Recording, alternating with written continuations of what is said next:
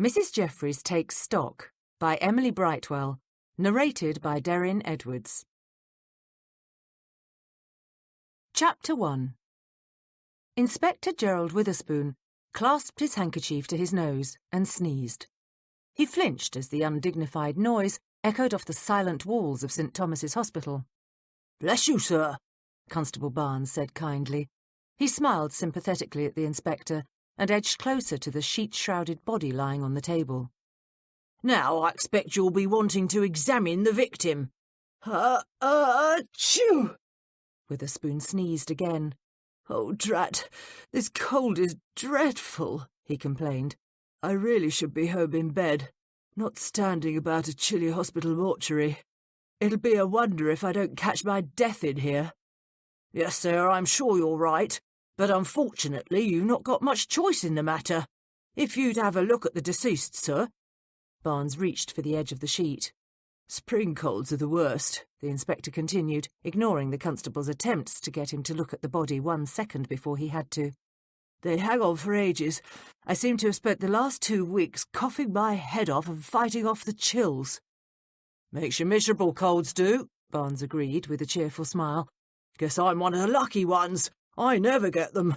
Now, sir, if you'd just have a quick look at the deceased, we could get you out of here back to the station and fix you up with a nice cup of tea." Witherspoon wiped his watery eyes and noticed Barnes was watching him expectantly. He sighed. "I suppose you're right. I'd best get this over with. One must do one's duty." He broke off as another sneeze racked him. "Oh, drat. Duty or not, I don't see why I had to be called from my sickbed on this one. Why isn't Inspector Nivens here? He was up for the next murder." "Well, sir, there's a bit of a problem with that." Barnes gave up trying to lift the sheet. "Problem?" Witherspoon looked puzzled. "I don't see why there's a problem. There's a murdered man lying here, and Inspector Nivens was promised the next murder. I heard the chief tell him so myself. It was right after Nivens recovered Lady Spangler's jewels.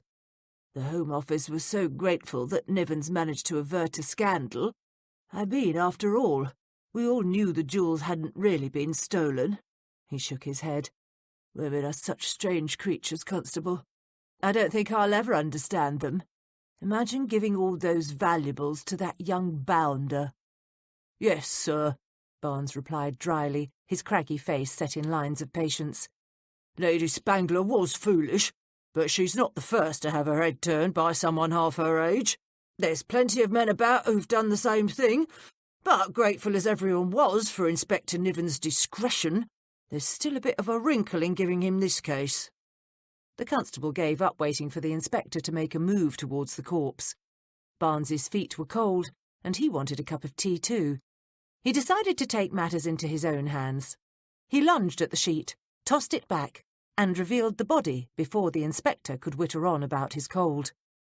Witherspoon moaned and quickly closed his eyes. He really didn't want to look.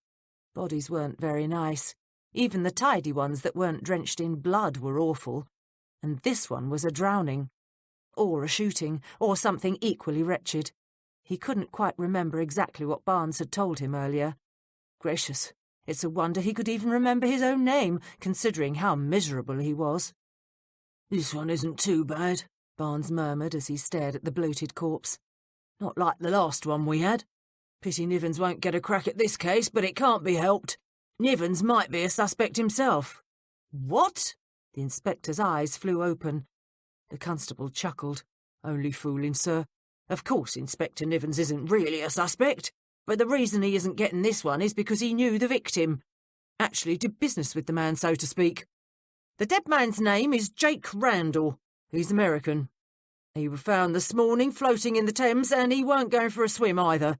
He's got a bullet in his chest." "And you say Inspector Nivens did business with the deceased?" Witherspoon asked curiously. He forced himself to look at the dead man, and then wished he hadn't. The body was puffed, the skin a pale grey, and the bullet hole in the man's chest a dark, gaping pit. Witherspoon quickly averted his eyes, and silently thanked his lucky stars that at least with this cold, his nose was so clogged up he couldn't smell anything. "Not directly. Inspector Nivens owns stock in Randall's mining company. He's not a major shareholder, mind you, but he owns enough to make it a bit awkward for him to take the case. Name of the company is Randall and Watson." "That's not exactly doing business with the man," Witherspoon exclaimed. "I own shares in government bonds. That hardly means I'm doing business with Her Majesty." "True." The constable took his helmet off, shook off the last remaining drops of rainwater, and then flicked a last few drops off his curly grey hair. "But then Her Majesty is hardly being accused of defrauding her investors." "Oh dear," Witherspoon sighed. Behind the lenses of his spectacles, his clear blue-grey eyes narrowed in concern. "I take it that means that Mr. Randall was suspected of defrauding his investors." Barnes shook his head slowly, his craggy face sombre. "That's about the size of it, sir." He popped his helmet back on and adjusted the strap. "I got a bit of background information out of Inspector Nivens. He was called to the scene when they fished this bloke out of the river this morning. Course, soon as the inspector saw who he was, he took himself off the case. That's when the chief sent me round to get you." Witherspoon blew his nose so hard his bowler hat slipped forward onto his forehead. He pushed the hat firmly back into place over his thinning brown hair and cleared his throat. "What else did Inspector Nivens tell you?" "Not all that much, sir," Barnes admitted. "But he did say the victim was supposed to have met with the other stockholders in his company a couple of days ago. They had a meeting scheduled for Monday, March 7th. Randall never showed." "Where did Mr. Randall live?" "He had a set of rooms near Hyde Park. I've already sent someone round to speak to the landlady," Barnes said. "She said that Jake Randall moved out on the 1st of this month. Supposedly he's been living at a hotel since then. The landlady didn't know which one it was, and Inspector Nivens didn't know either." Witherspoon muttered. He closed his eyes briefly and tried to think of something to ask. Perhaps we'd better send a few lads round the hotels and try and find which one the deceased was staying at." "Yes, sir." Barnes coughed slightly. "I've already done that. I thought it might help us establish the last time the man was seen alive." "Good work, Constable," Witherspoon replied. "I don't suppose Dr. Potter's made any estimate as to how long the victim's been dead?" Barnes raised one shaggy grey eyebrow. "Hardly, sir. You know Dr. Potter. The man won't even tell you it's daytime unless he looks outside first." He paused and glanced over his shoulder toward the door. Except for the body on the table, the small room was empty. "I hope you don't mind, sir," Barnes said, dropping his voice to a whisper. "But I saw that young chap Dr. Bosworth when they brought the body in, and I took the liberty of having a quick word with him." Witherspoon wondered why Constable Barnes was whispering, or maybe his cold was so bad he was starting to lose his hearing. "Really? About what?" "About having a look at the body, sir." Barnes raked the door with another furtive glance. "Remember on that case we had last year, sir? It were Dr. Bosworth that found out the victim was pregnant, and that information helped us find out who killed her." Witherspoon stared at him in admiration. "Very good, Constable." Barnes was referring to a case where Dr. Bosworth's medical knowledge had shed a whole new light on the investigation. "And what did the doctor say?" "He didn't have much time to look this morning," Barnes acknowledged. "The best he could come up with was an estimate on the time of death. Bosworth thinks Randall was probably shot on the evening of March the 7th. That'd make it 2 days ago." "Oh dear." The inspector's long nose wrinkled as he fought to hold back another sneeze. He struggled mightily for a few seconds, and actually smiled as he realised he'd won. "Too bad he didn't have time to give the victim a thorough examination." "He's going to have another go at it tomorrow afternoon," Barnes said quickly. "Dr. Potter won't be here then. He'll have to be testifying at the inquest. He's doing the autopsy in the morning. Dr. Bosworth wanted to wait until after the bloke was sliced open before he started snooping about. Claimed it would be easier that way.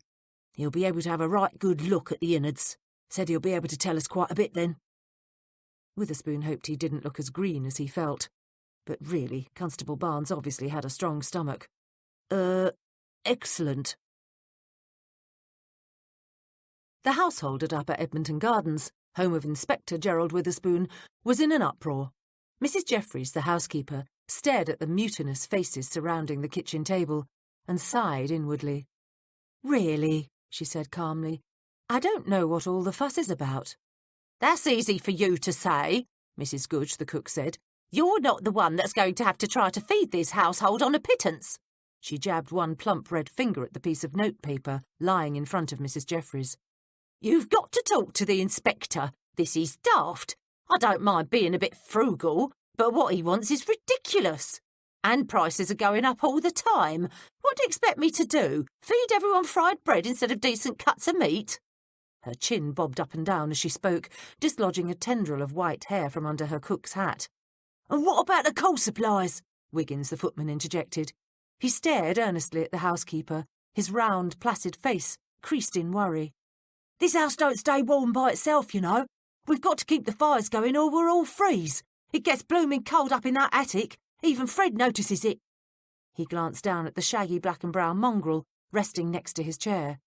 Fred, when he heard his name called, lifted his head and then settled back down to sleep. Does this mean we're going to get our wages cut?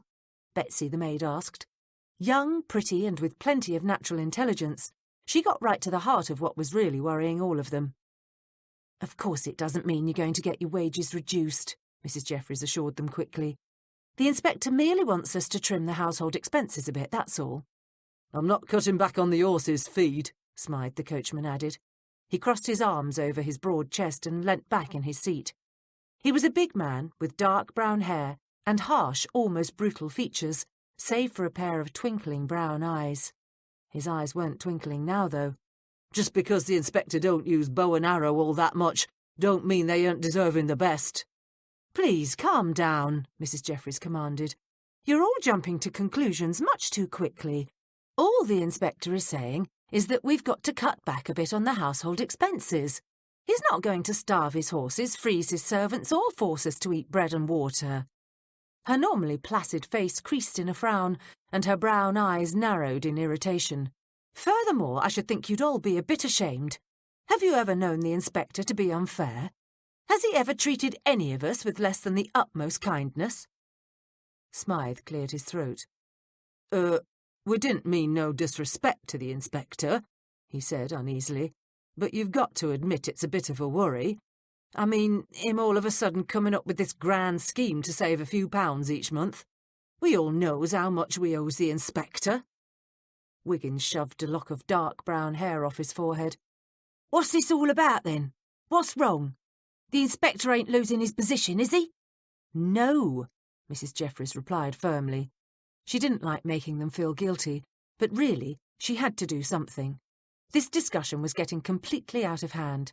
Besides, complaining about the inspector's new household management scheme wouldn't do them a bit of good.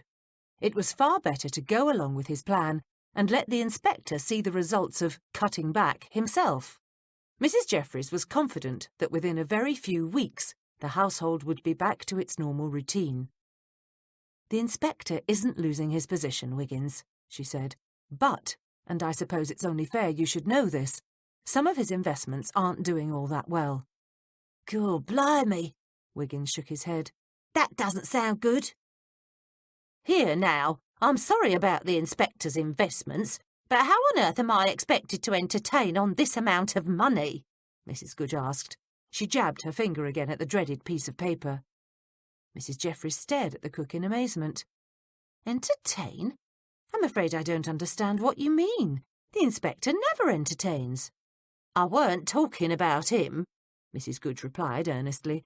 She waved her arm around the table. I was talking about us. We've got Looty Bell and Hatchet coming by for tea tomorrow. She broke off and snatched a plate of cherry tarts out from under Wiggins's fingers. We'd best save these, she continued, ignoring the footman's yelp of outrage. These'll do for tomorrow, and I can save the last of them currants for a batch of buns. Though goodness knows what I'll do if we have to start helping the inspector on one of his cases. I won't be able to get anyone to tell me a blooming thing if I don't have some decent food to put on their stomachs. Mrs. Jeffries sighed. She knew Mrs. Goodge was referring to the fact that all of the servants at Upper Edmonton Gardens helped Inspector Witherspoon solve his most difficult murder cases. Naturally, the inspector had no idea whatsoever that he was getting any help. She smiled at the others. Despite their complaints, they were a devoted lot. They dashed all over London questioning servants, following suspects, and chasing after clues. And they did it all because they loved and admired their dear Inspector Witherspoon. And, of course, because they were all natural-born snoops. As Betsy once said, following suspects and ferreting out clues was a lot more interesting than changing bedsheets or polishing floors. Even Mrs. Goodge, who rarely left the kitchen, did her fair share. The cook had a virtual army of delivery boys, chimney sweeps, gasmen, and fruit peddlers that she fed and watered. When they were on a case, Mrs. Goodge could ferret out the most minute bits and pieces of gossip and information. No wonder she was in a mood, Mrs. Jeffries thought. Without adequate supplies, she wouldn't be able to contribute anything. And the housekeeper knew how important it was for the elderly woman to contribute as much as the rest of them. Mrs. Jeffries gave her a reassuring smile. "Don't worry, Mrs. Goodge," she said confidently. "We're not investigating anything at the moment, and perhaps by the time we are, the household will be back to normal." Mrs. Goodge snorted. "Well, I certainly hope so." "So do I," Betsy said. She jerked her chin towards the piece of paper. "Maybe if we had a decent murder to investigate, we wouldn't mind putting up with this." She stopped speaking and tried to remember the words the housekeeper had used. "Household management scheme," Smythe said, giving the girl a cheeky grin. "Cool blimey, Betsy," Wiggins protested. "Haven't we had enough murders? A body could do with a bit of peace and quiet every now and again. Besides, it's not right, wanting someone dead just so we can have a bit of sport." "I wasn't saying that," Betsy said defensively, her lovely cheeks flaming red. She appealed to Mrs. Jeffries. "You know that's not what I meant at all." "Of course you didn't," Mrs. Jeffries said soothingly. Actually, she rather agreed with Betsy. Life was so much more interesting when they were digging about in one of the inspector's cases. "Wiggins is merely teasing you. After all, you do go after him rather mercilessly at times." "Only because the lad asks for it," Smythe put in. He reached over and cuffed the grinning footman on the head. "Always hanging about, mooning over some girl." Wiggins's various infatuations with the young females of London were legion. "Nonetheless," Mrs. Jeffries said briskly, "you can't blame him for wanting to get a bit of his own back." Mrs. Goodge snorted again. "We only tease the ones we like," she muttered. "If we didn't care for the boy, we wouldn't say a word about all that silly poetry he writes for them girls." "Me poems ain't silly," Wiggins yelped. "Elsie Tanner told me that one I wrote her was the prettiest thing she'd ever heard." "Heard?" Smythe said. "Don't you mean read?" Wiggins shrugged. "Well, I had to read it to her myself." "That's myself," Mrs. Jeffries corrected him quickly. She didn't correct the other servants because their speech offended her. She corrected them so they could improve their lot in life.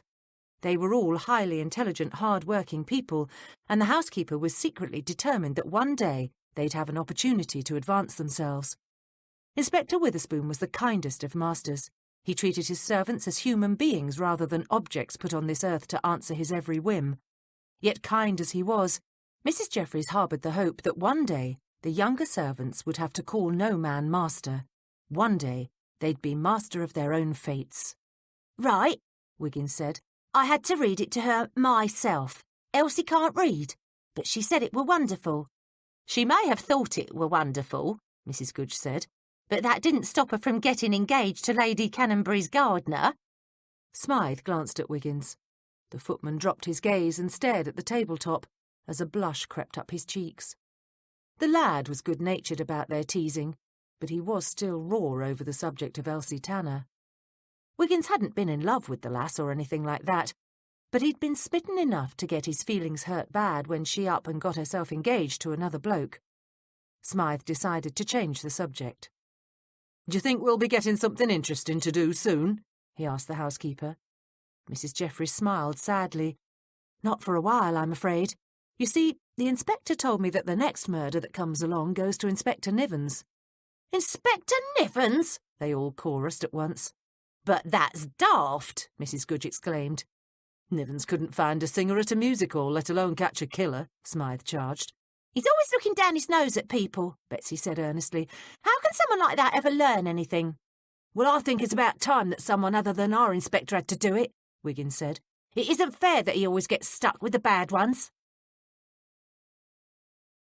"Oh, dear, sir," Mrs. Jeffries said to Inspector Witherspoon as she ushered him into the drawing-room. "You really shouldn't have gone out, not with that terrible cold." "I didn't have much choice, Mrs. Jeffries," he replied as he settled himself in his favourite wing chair by the fireplace. He glanced around the normally cosy drawing-room. "When one is summoned, one must go. I say, it's a bit chilly in here. Why isn't the fire going?" "I didn't think you wanted one, sir," she replied calmly. "After you left this afternoon, I assumed that you wouldn't be in here very long. Wiggins has laid a fire in your room, sir.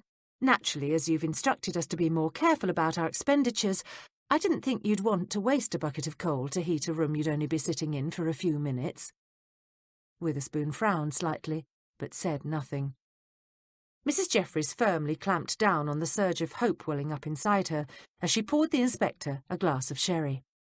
She'd known when the inspector was summoned by the chief inspector earlier that afternoon that something important was happening.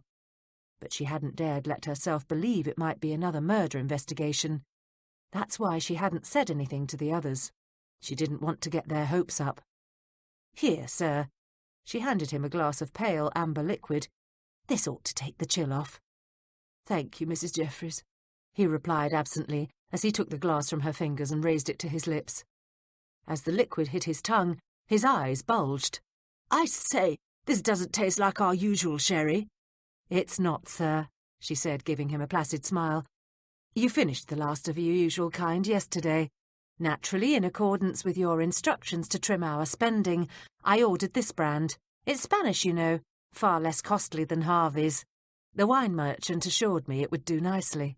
Now, sir, why don't you tell me why you were summoned out of your sickbed today?" Witherspoon tentatively took another sip. He grimaced. The wine merchant might say it would do nicely, he thought, but he wasn't the one having to drink the ruddy stuff. Still, he couldn't complain to Mrs. Jeffries. She was only following his instructions. "Inspector?" Mrs. Jeffries prompted gently. Oh, yes. Why was I summoned to the yard?" He laid his glass to one side. "Because of a murder, of course." Mrs. Jeffries sat up straighter. "A murder?" He nodded weakly and plucked his handkerchief out of his pocket. "I'm afraid so.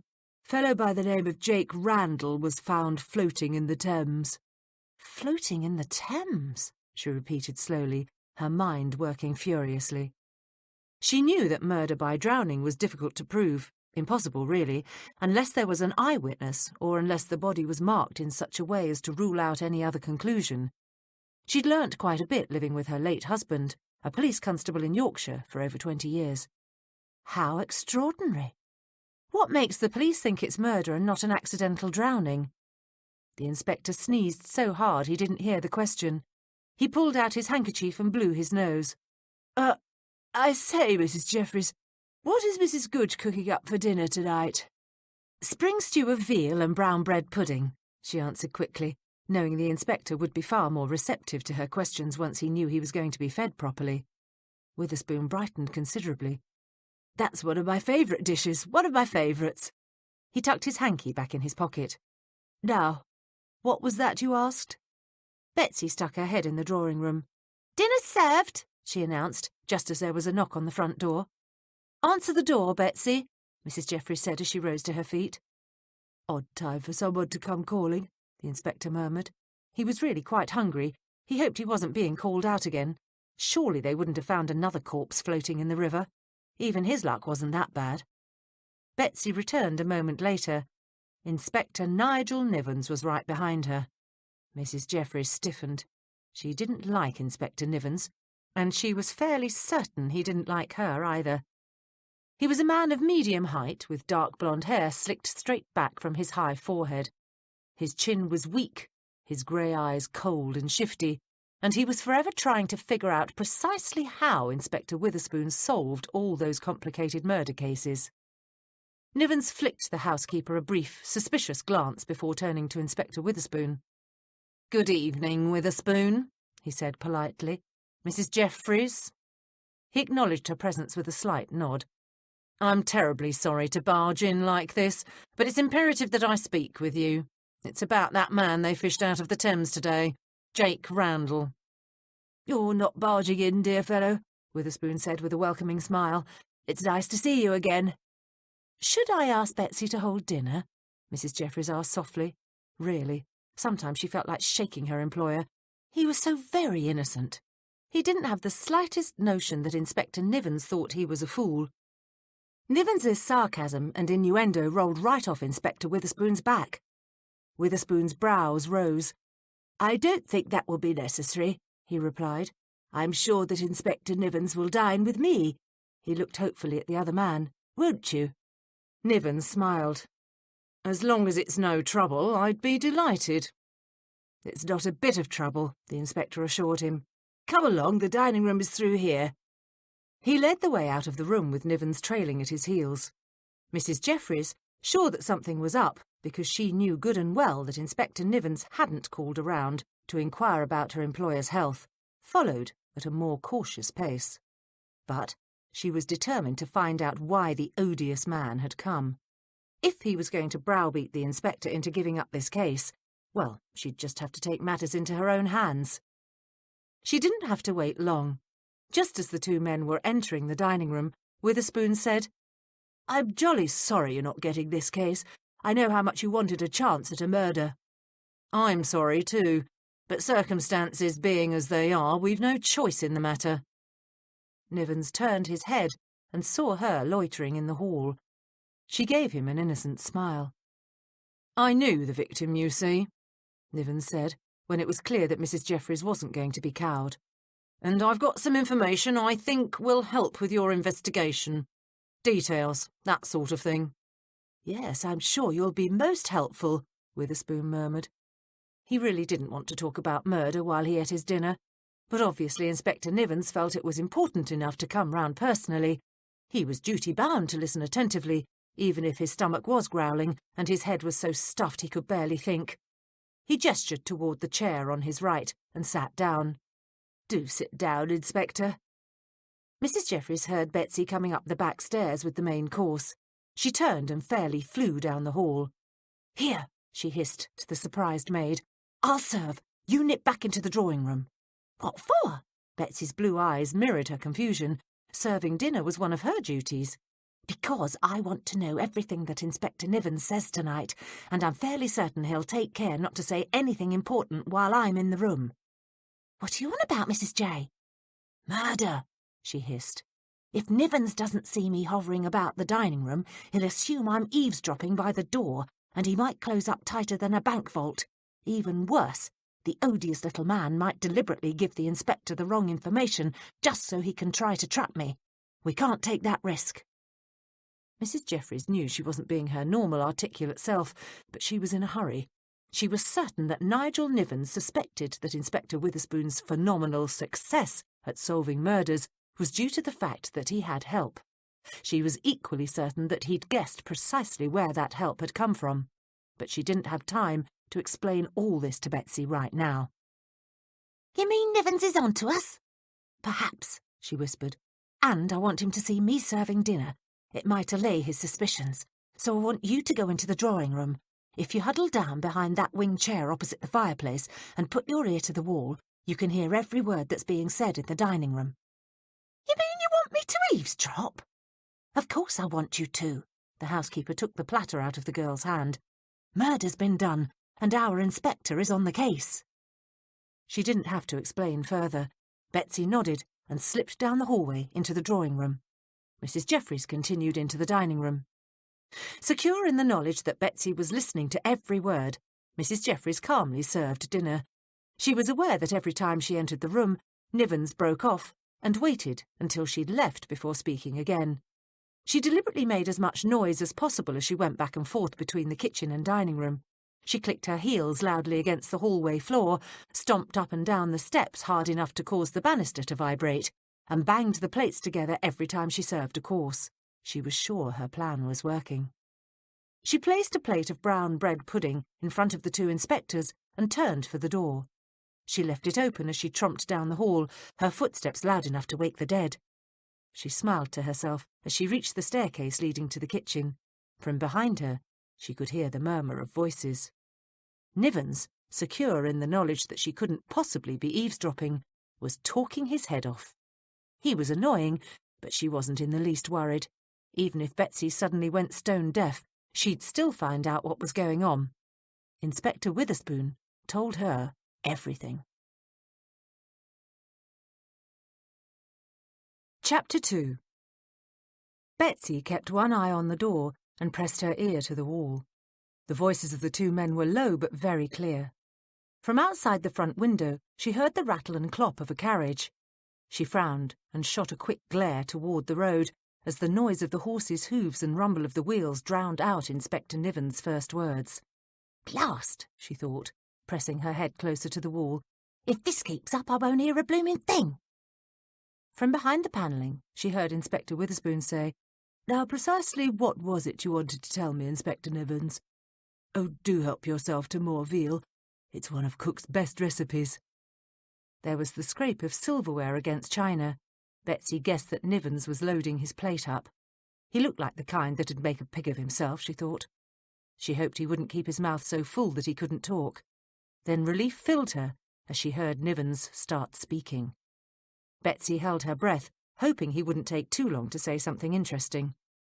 "As I'm sure you know, Jake Randall was pulled from the Thames this morning," Nivens said. "We know it was murder because he had a bullet in his chest."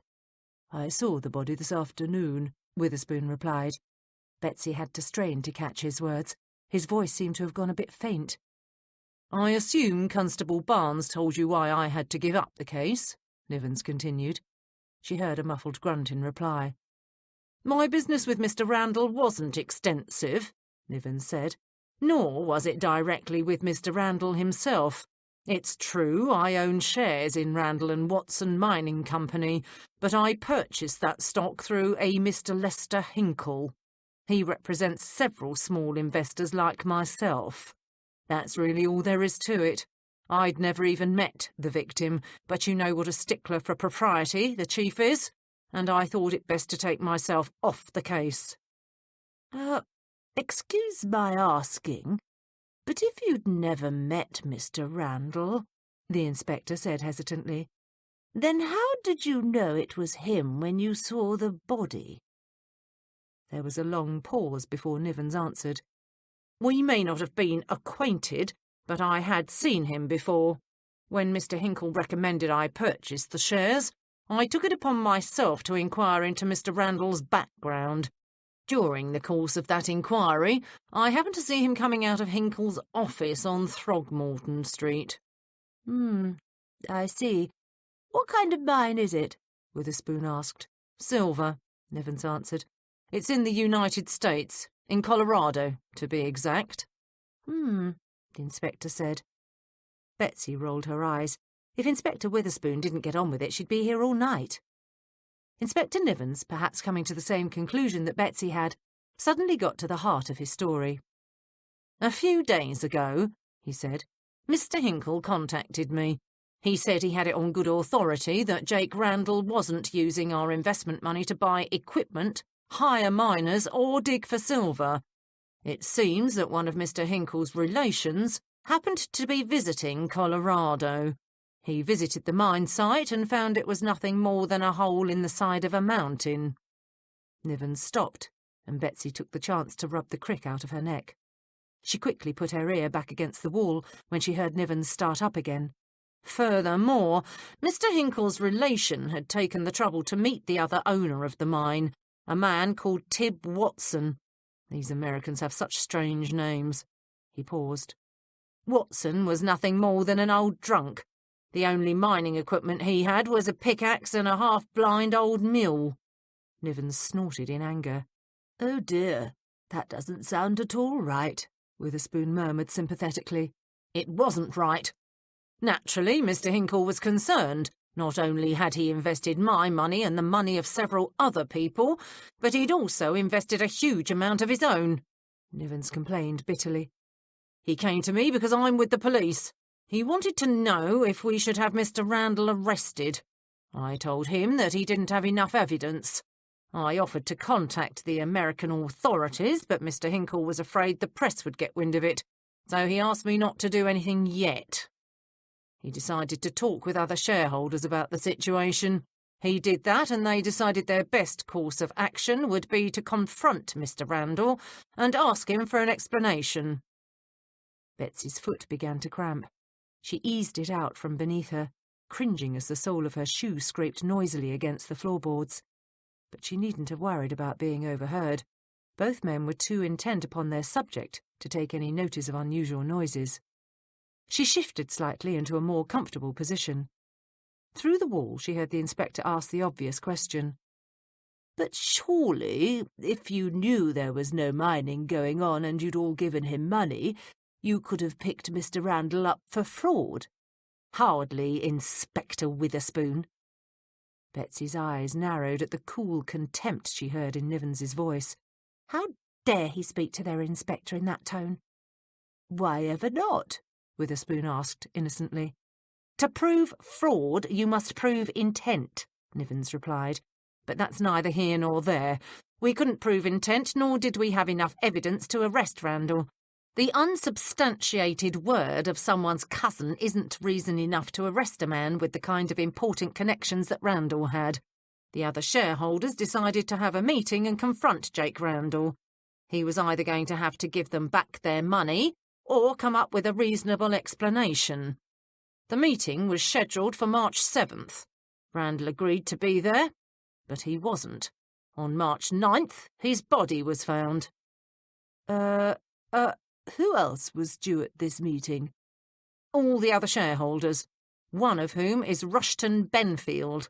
He's the son of Sir Thaddeus Benfield. Mr. Benfield is the main reason Lester Hinkle bought into the company. As you know, the Benfields are one of the most prominent families in England." Betsy heard the sound of a chair scraping across the floor and decided that Nivens had stuffed himself so full he needed more room. Nivens continued. "The other stockholders are John Cubberley, a businessman. He lives on Davies Street, just off Chester Square. The meeting was going to take place at his home. The other major shareholder is a gentleman named Edward Dillingham. Hinkle, Benfield, Cubberley and Dillingham essentially represented all the stockholders in Randall and Watson. Between them, they'd put in over £50,000. "Oh, dear, dear," Witherspoon clucked his tongue. "That's a frightful amount of money." "Yes, it is. I'm sure you can appreciate how all the stockholders felt when they were confronted with the rumour that Jake Randall wasn't to be trusted." If Mr. Randall had only recently sold stock in his company," Witherspoon said, "perhaps he hadn't had time to buy any equipment or hire any workers." That's a good point, Betsy thought. She thought it was most clever of the inspector to ask. She heard Nivens laugh harshly. "He'd had plenty of time," Nivens cried. 6 months, in fact. You see, this was the second time he'd issued stock. 6 months ago, these same investors put up the initial development money for the mine. This second issue was merely to raise more capital. Betsy jumped as she heard a loud crack. It sounded like someone had smacked the top of the table with their fist. Betsy grinned. Oh, Nivens had worked himself up to a real fit. Served him right, too, she thought. The air in the kitchen crackled with excitement. Mrs. Jeffries had taken a few minutes between serving the dinner courses to tip Mrs. Goodge off to the fact that they now had a murder to investigate. The cook hadn't wasted a moment. By the time Inspector Witherspoon had said goodbye to his guest and retired for the night, she'd managed to get the rest of the servants into the kitchen and around the table. Mrs. Jeffries sat down and waited until Mrs. Goodge had filled 5 mugs with hot steaming tea. "Is the inspector abed yet?" Betsy asked, glancing uneasily to the door that led to steps. "He retired half an hour ago," Mrs. Jeffries replied. "And don't worry, he didn't have any idea that you were listening to his discussion with Inspector Nivens." "Betsy were listening," Wiggins exclaimed. "Whatever for?" He turned and frowned at the maid. "Here, that's not very nice, listening in on the inspector." "It's all right, Wiggins," Mrs. Jeffries interjected. "I told her to do it. We've no time to waste on this case. If I'd had to wait until breakfast tomorrow to pry the details out of the inspector, we'd have lost a whole morning. None of us can investigate anything without knowing the facts of the case." "All right," Mrs. Goodge planted her elbows on the table. "Let's have it then. Who got done in?" "The victim was an American named Jake Randall," Mrs. Jeffries began. She didn't stop until she'd told them everything she'd learnt. "So you see, we're not precisely sure even where the man lived." "I think I can help a bit there," Betsy said. "Did Nivens know, then?" Smythe asked. "Not Not exactly, but I did hear Nivens tell the inspector they think they may have found the hotel Randall was staying at. Why don't you start at the beginning and tell us everything? Mrs. Jeffries suggested. She was quite relieved that Smythe wasn't in a state over Betsy having gotten a start on the investigation. The two of them had been quite competitive on their last couple of cases, and Mrs. Jeffries was glad to see that this particular nonsense had run its course. All right, then, Betsy said. Blessed with both good hearing and a remarkable memory for details, she repeated the information Inspector Nivens had given Inspector Witherspoon. Everyone listened carefully. When Betsy had finished, Mrs. Goodge shook her head. Let's see now. I want to make sure I've got it right. This Jake Randall had sold off shares in a mining company that weren't no good. All the people that had bought these stocks and given him their money got wind of what he was up to and demanded a meeting. That's right, Betsy said. And then, instead of Randall showing up for that meeting, he's found a couple of days later floating in the river with a bullet through his heart. Mrs. Goodge pursed her lips. Sounds to me like one of them that lost their money done him in. But we don't know that for sure, Smythe said cautiously. He looked at Mrs. Jeffries, his expression puzzled. There's something I don't understand here. What is it? Where's the money? Did he have it on him, or was it in the bank? I mean, why would one of the stockholders shoot Randall unless it meant they was going to get their money back? Mrs. Jeffries looked thoughtful. You know, you're absolutely right. And I think that's one of the first things we've got to find out. What happened to the money? I wish Inspector Witherspoon had thought to ask that, Betsy said. It'd save us a bit of time. If that money is sitting in a bank somewhere, then it's a sure bet that none of the shareholders did the man in. Wiggins frowned. How'd you figure that? Could be one of them was angry about what he'd tried to do and decided to teach him a lesson. They wouldn't teach him a lesson till after they got their money back now, would they?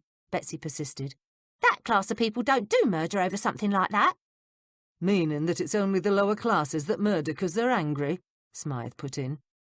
He raised one eyebrow and stared at the maid. Come on, girl. You know better than that. You've snooped about in enough of the inspector's cases to know that the rich ain't any different from the poor when it comes to hating and madness. But they are better at hiding it than the rest of us. I'm not saying they're different. I'm just saying that unless one of those investors could have gotten his money back by killing Randall, they wouldn't have bothered. Betsy shrugged.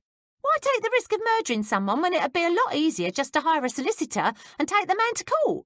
That's the way the rich take care of their problems. They go to the law. I don't understand if he was drowned or if he was shot, Wiggins interrupted. What difference does it make? Mrs. Goodge asked impatiently. Drowned or shot, he's still dead. Mrs. Jeffries did think the cause of death was important, but she didn't wish to embarrass the cook by arguing the point. We don't know the exact cause of death, she replied, but that matter should be cleared up by tomorrow. That's when they're having the inquest. Dr. Potter's doing the autopsy. There was a collective groan. I know, Mrs. Jeffries said soothingly, but it can't be helped.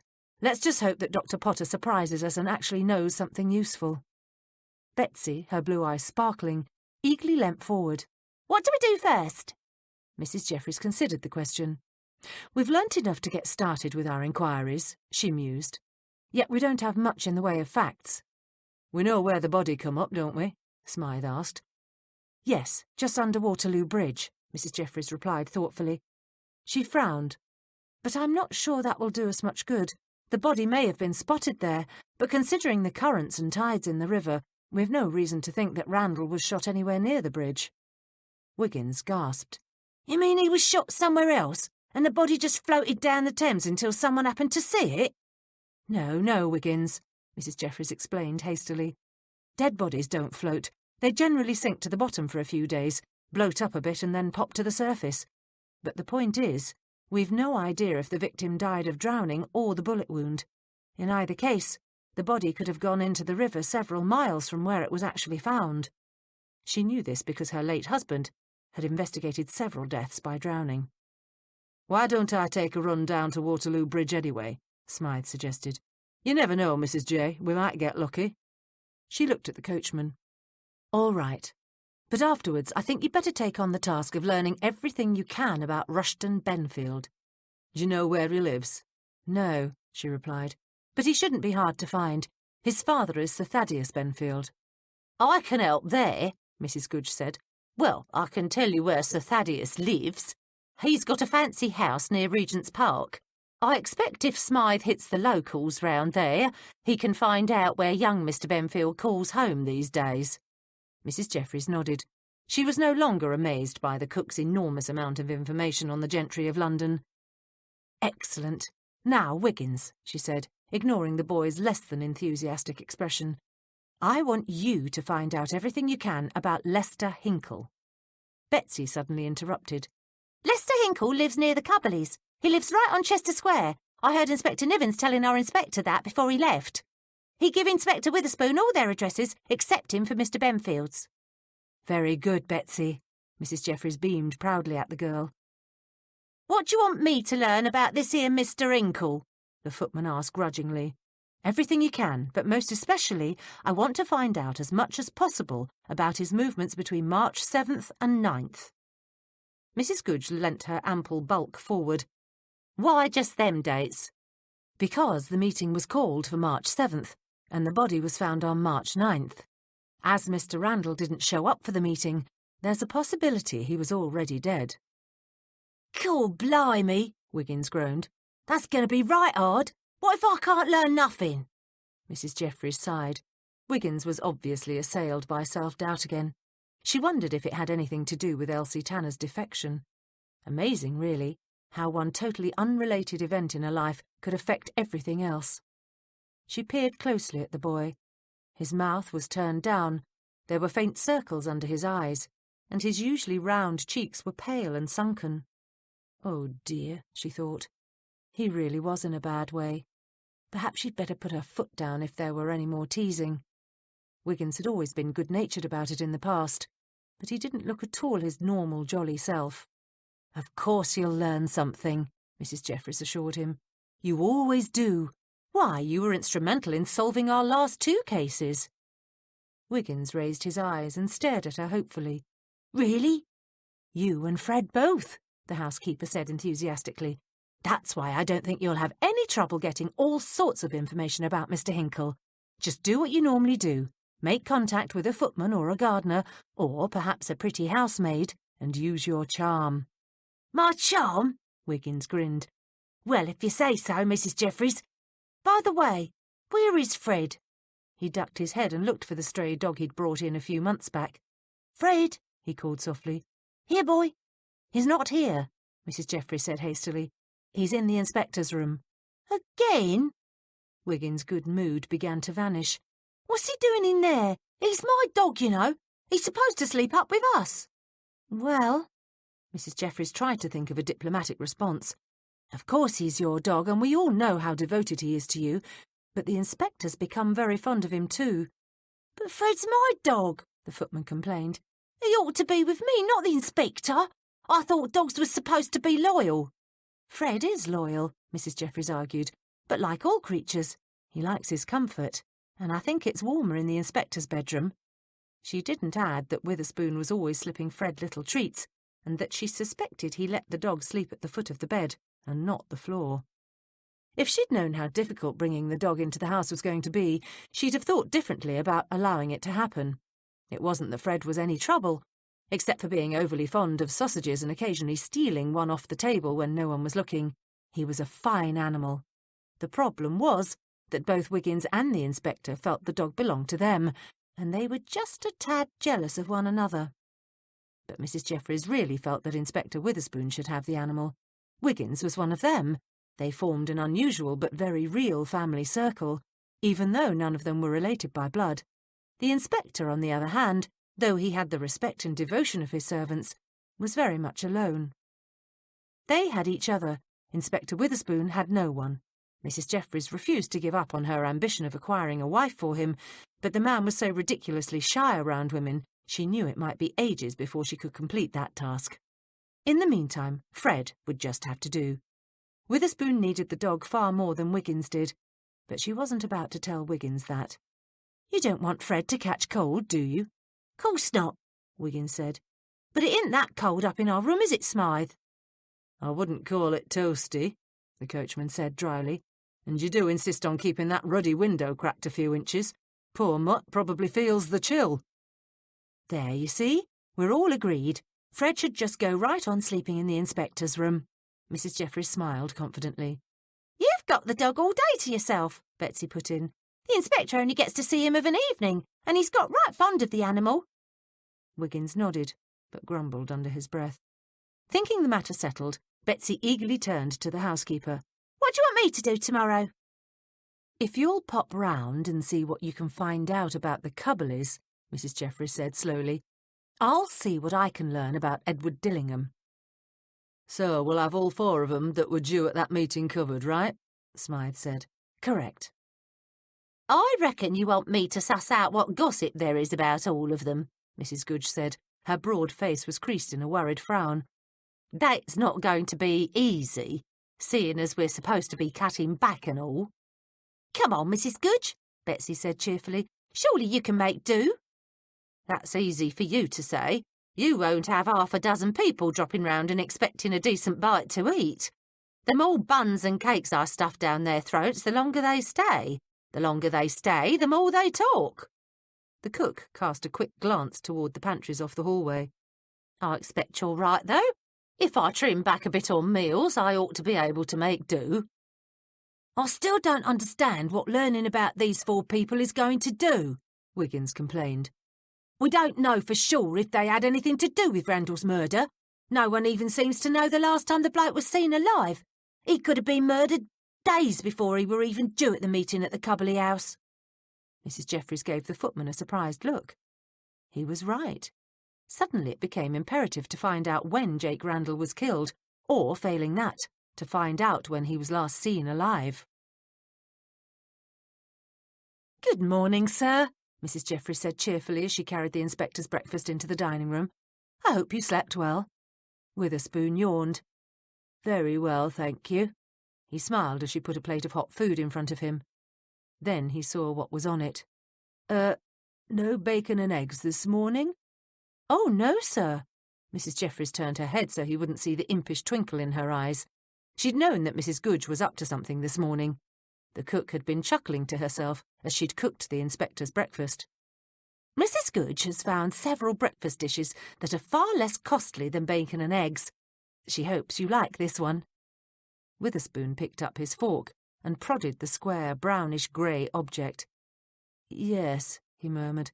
I'm sure I will. What is it exactly? Marrow toast. She poured herself a cup of tea and took the chair next to the inspector. When she looked up, he'd blanched. Oh dear, sir. Are you feeling ill this morning? Witherspoon pushed his plate away. Just a touch off colour, he replied. I expect it's just this wretched cold. I think I'll just have tea this morning. Are you sure, sir? She asked. I could ask Mrs. Goodge to fix some porridge for you. No, it's quite all right. Witherspoon held up a hand and gave her a weak smile. Tea will do nicely. I mustn't complain because everyone's following my instructions so very enthusiastically. I appreciate all Mrs. Goodge's efforts to trim back the food budget. I'm sure her marrow toast is wonderful, but I do have a poor stomach this morning. All right, sir. Mrs. Jeffries took a sip of tea. She stifled a pang of conscience. They were laying it on a bit thick. Mrs. Goodge had spent half the morning poring over cookery books. She'd come up with the most appallingly cheap and nasty recipe she could for breakfast. It would be interesting to see what she came up with for dinner, but the inspector had to understand that if one cut back, one had far less comfort and pleasure in life. She knew perfectly well that Inspector Witherspoon wasn't in any real financial difficulty. He'd merely panicked when the price of some of his shares had dropped. Do you have a full day planned? Indeed I do, Mrs. Jeffries, Witherspoon replied. Today I've got Jake Randall's inquest. Then I thought I'd pop round to Davies Street and begin questioning some of the victim's business associates. Do you think your men will have any luck in finding out where Mr. Randall has been staying? She asked casually. He did mention that he'd left his lodgings on the 1st of the month. Oh, I'm sure we'll find out soon. Niven said he was seen going into a hotel near the Strand last week. Witherspoon gave her his worldly smile. From what I know of the victim, he enjoyed the finer things of life. He was probably staying at one of the larger hotels. You know my methods, Mrs. Jeffries. It's vitally important that we trace the man's movements prior to his death." Mrs. Jeffries desperately wanted to ask him about the £50,000, but she wasn't certain this was the right time. "Do you think Dr. Potter will be able to give you an estimate on the time of death?" Witherspoon shrugged. "I suppose he'll try, but you know Potter. He's very cautious. Actually, though, we've had a spot of luck there." "How so, sir?" "Dr. Bosworth is also going to have a look at the victim," the inspector explained. "He's quite a bright chap, and I'm hoping to get a bit more information out of him." "Isn't this a bit unusual, sir?" Mrs. Jeffries asked. She was delighted that the inspector had realised that young Bosworth had more brains in his little finger than Dr. Potter had in his entire head. "A tad," he replied cautiously. "Actually, it's quite unofficial, and there's no disrespect intended towards Dr. Potter. He's a fine physician, but Dr. Bosworth is so much more up-to-date on, well, medicine. Did you know he spent several years studying in the United States? The chap really likes looking at corpses, and from what I gather, the Americans have plenty of them." "As usual, sir, you've got everything well in hand."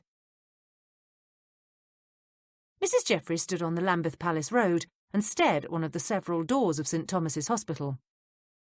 The huge building had far too many entrances for her liking. It was only by a tedious process of elimination that she had determined this one was the most likely choice for her to catch her prey.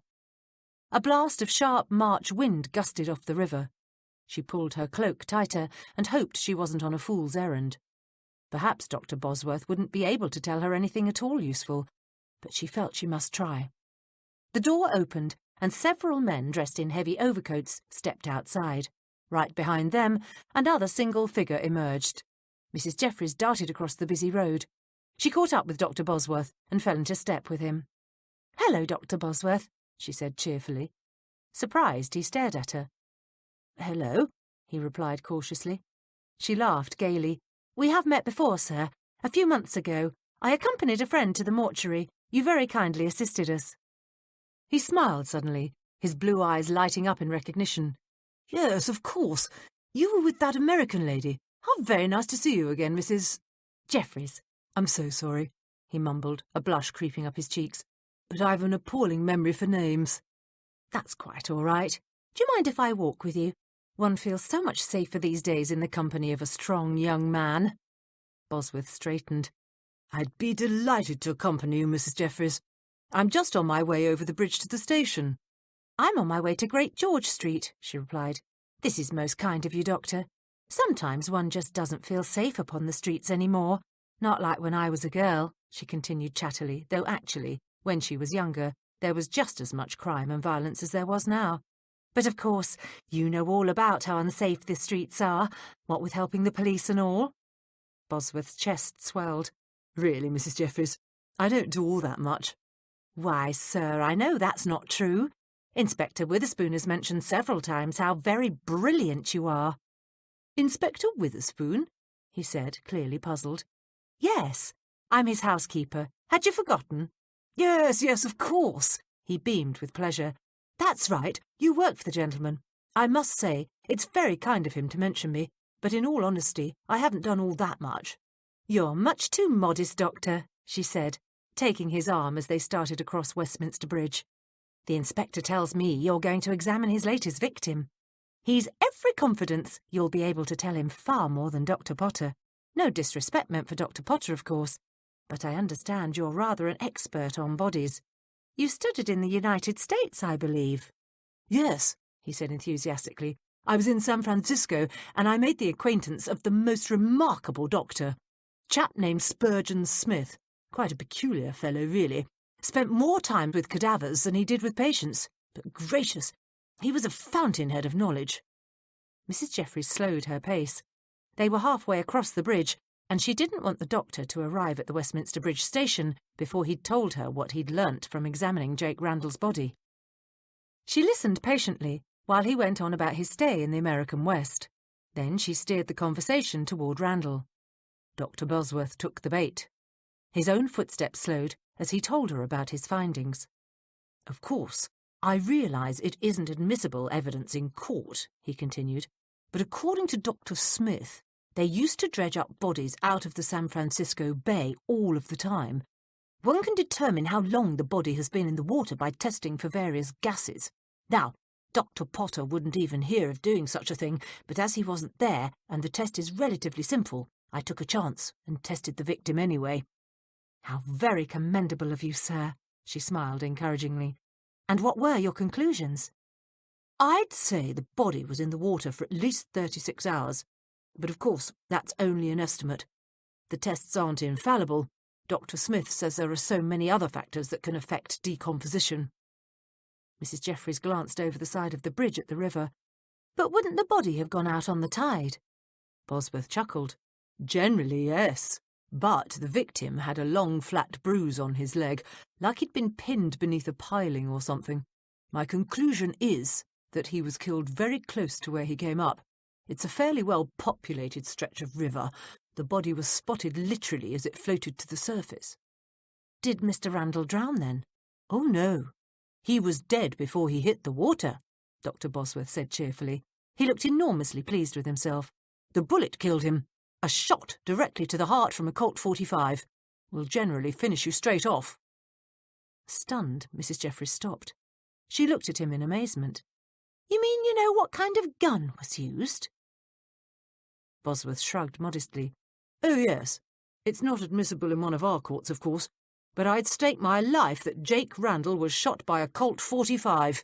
They call it the Peacemaker over in America. You know, Mrs. Jeffries, we don't see all that many bullet wounds here, but they do in America, he said wistfully. There certainly isn't any shortage of murders over there.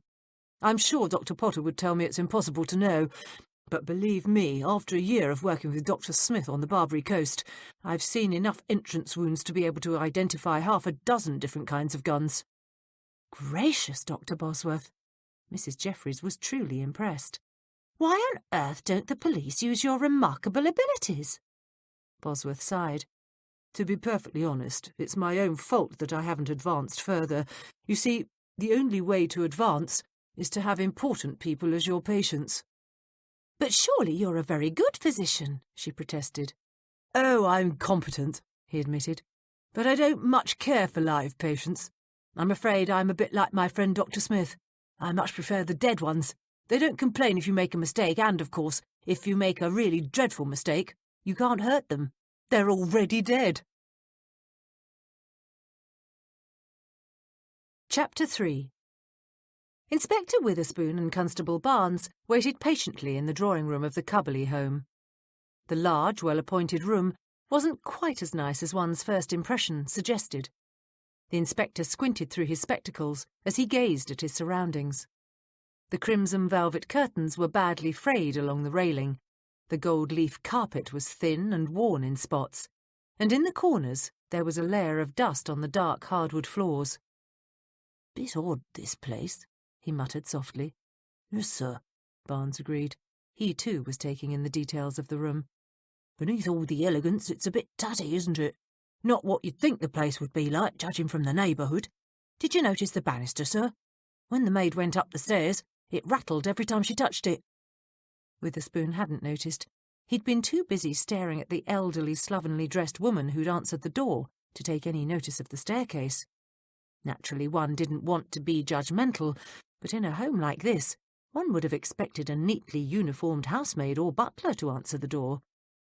From behind them they heard footsteps approaching. Witherspoon and Barnes both turned as a dark-haired man with mutton-chop whiskers entered the room. He stopped by the door and stared at them coldly out of the smallest blue eyes the inspector had ever seen. "I take it you're the police," he said. "I'm Inspector Gerald Witherspoon, and this is Constable Barnes." He held out his hand.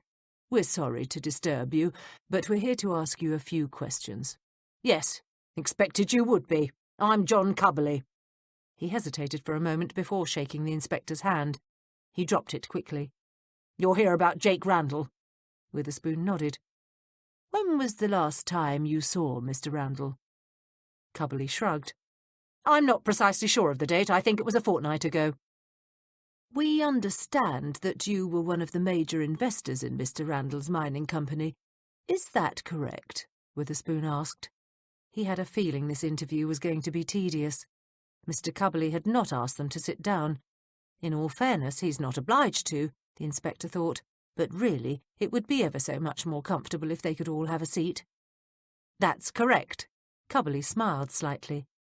Drat, the inspector thought. This is going to be tedious.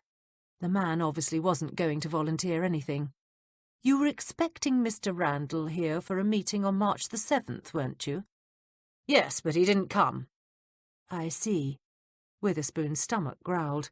Embarrassed, he began talking quickly. What was the purpose of this meeting, Mr. Cubberley? The purpose? Cubberley repeated hesitantly. Well, I suppose you could say by that I mean myself and the other stockholders, called the meeting because we'd heard some very alarming rumours concerning Mr. Randall. What kind of rumours? Witherspoon desperately wanted a cup of tea. His throat was absolutely parched. We'd heard that Randall hadn't invested any of the money he'd raised in the mine. Cubberley turned and began to pace slowly back and forth between the two policemen and the marble fireplace. Naturally, considering the amount of money we'd all put in, we became concerned. We asked Mr. Randall here to explain his actions, but as I've said, he didn't show up. And who are the other gentlemen who were scheduled to come that day? Witherspoon already knew that information, but he'd just remembered something his housekeeper had once said. Oh, yes, sir, she'd said. My late husband always made it a point never to tell people anything. He waited for them to tell him what he already knew. He claimed that was one of the ways he could tell if someone was lying. There were 4 of us. Myself, Rushton Benfield, Edward Dillingham, and Lester Hinkle. Together we constitute the major investors in the company. Witherspoon nodded. I see. Could you tell me, sir, what did you and the others decide to do when Mr. Randall failed to keep his appointment? Do? Cubberley stopped pacing. We didn't do anything. When he didn't show up, the others left as well. There wasn't much point in having a meeting unless Randall was here. I'm sorry, sir, the inspector said, but I really don't understand that.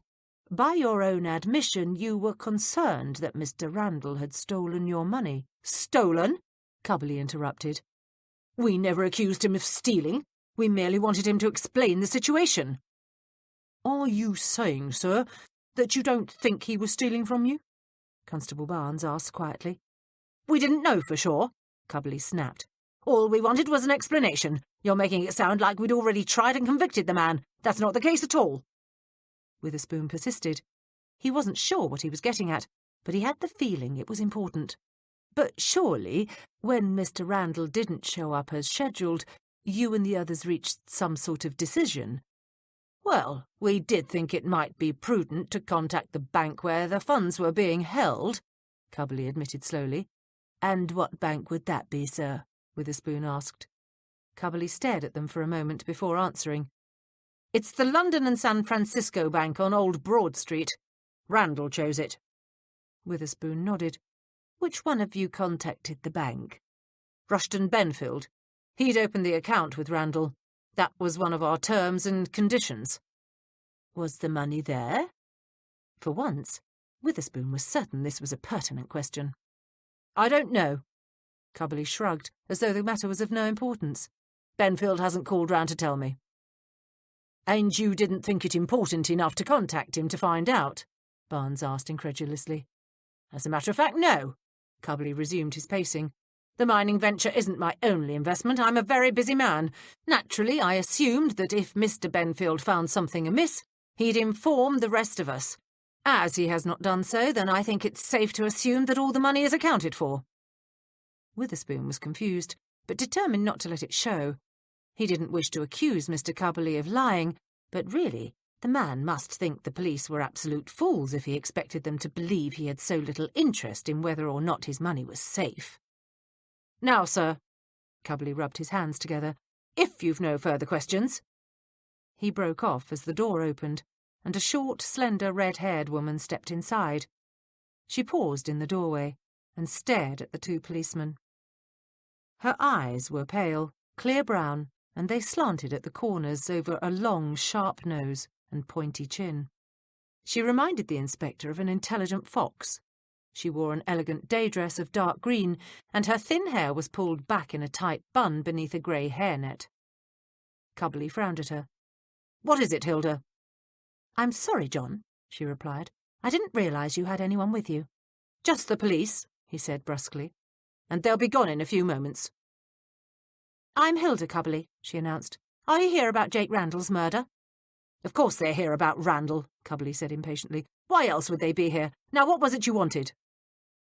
Hilda Cubbly didn't seem offended by her husband's manner. "The new girl is here for the housemaid's position. You said you wanted to interview her." "Tell her to wait," he ordered. "As I said, the police are almost ready to leave." "I'm afraid we've a few more questions, sir," the inspector said. "Well, then get on with them, man," Cubbly snapped. "I've already explained I'm very busy. Besides, I don't know what else I could possibly tell you. I haven't seen Jake Randall in 2 weeks. "Really, John," Mrs. Cubbly interrupted irritably. "Have you forgotten? You saw him going into St. George's Baths on Buckingham Palace Road just last week. You told me about it when you got home." She turned to the inspector. "Honestly," she complained, "he's getting so absent-minded." Cubbly hesitated and then smiled weakly. "Why, yes. Now that you mention it, I did see Randall. I'd forgotten." Gracious, Witherspoon thought. Mrs. Cubbly has a rather sharp tongue. Mrs. Cubbly gave a delicate ladylike snort, as though she expected no better from a male. "If you gentlemen will excuse me, I must get back to the housekeeper's rooms. I'll bring the girl down in 10 minutes, she called over her shoulder to her husband as she left the room. "Did you speak with Mr. Randall when you saw him last week?" the inspector asked. "No, I was in a hurry." Witherspoon wondered what else he might have forgotten, but he couldn't see that Cubbly's forgetting to mention a small detail could have any bearing on the murder. "How did you and the others contact Mr. Randall? To get him to the meeting, I mean. Did someone go round personally and tell him he must be here?" "We sent a note to his rooms." "When?" Cubbly stared at him suspiciously.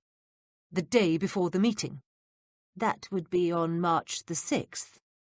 "Yes," he replied slowly. "I suppose that's right. Wait a moment, I've made a mistake. Benfield didn't take the note to his rooms. He took it to Randall's club. Yes, that's right. Randall had moved into a hotel by then, but we know he got the note. The porter at the club assured us he'd given it to him." Witherspoon paused on the bottom step, took out his handkerchief and blew his nose. Barnes clucked his tongue sympathetically. "Still got me cold, I see, sir." "Yes, I'm afraid I'm going to have it forever. I say, Constable, what did you think of Mr. Cubbly?" Barnes, who had the highest respect for Inspector Witherspoon, even if he was occasionally confused by his methods, answered honestly. "I think he was hiding something, sir." "I had that impression too, Constable," the inspector replied as they started up Davies Street towards Chester Square. "And I must say I didn't like the way he sidestepped that question about the note." "You mean the way he suddenly remembered that the note couldn't have gone to Randall's rooms?" Barnes chuckled. "He's a sly one. Almost stepped right into your trap." Witherspoon wasn't aware he'd been setting a trap, but he didn't want his constable to know that. Yes, well, clever is as clever does. Still, I suppose he couldn't have done it, not if he were home like he said he was." Barnes stopped and glanced back at the house. "Do you think I ought to nip back and have a word with the servants? It's no good asking Mrs. Cubbly to confirm he were home the rest of the day. A wife will say anything her husband wants." "I think we ought to do that tomorrow," Witherspoon said. "We'll interview the other shareholders before we begin verifying alibis. Have the uniformed lads come up with the name of Randall's hotel yet?" "Not yet, sir. He wasn't staying at the one on the Strand, but we're still working on it. What did you think of Dr. Potter's evidence this morning?" "I'm sure Dr. Potter did his best," Witherspoon replied, forcing himself to be fair. "But frankly, I do wish the man would be more precise in his opinions. The only thing he was certain about was that the man was dead. According to him, Randall could have been shot on the 7th, 8th, or even the 9th of March. That's hardly helpful. I do hope young Dr. Bosworth will have more useful information for us." "He will, sir. I told him we'd pop round to St. Thomas's late this afternoon. Is that all right with you, sir?" "That'll be fine." "Are we going to the bank now, sir?" Witherspoon sighed. He had a long day ahead of him. Between spending the morning at the inquest and then dashing all the way over here to begin the interviews, he was exhausted. But he knew his duty. It was imperative that they confirm that the investment money was still in the bank. Then he had to interview the other 3 investors in the company. After that, there was Dr. Bosworth to see. His stomach growled again, reminding him of how hungry he was. A vision of roast beef and new potatoes popped into his head. Witherspoon licked his lips. Then he remembered Mrs. Goodge's marrow toast, and he shuddered. Surely the cook didn't mean to turn every meal into a pauper's feast. They came out onto Eccleston Street. The inspector spotted a tea shop on the corner next to the bank. His mouth watered and he quickened his steps. Perhaps they could pop into that tea shop for some sticky buns.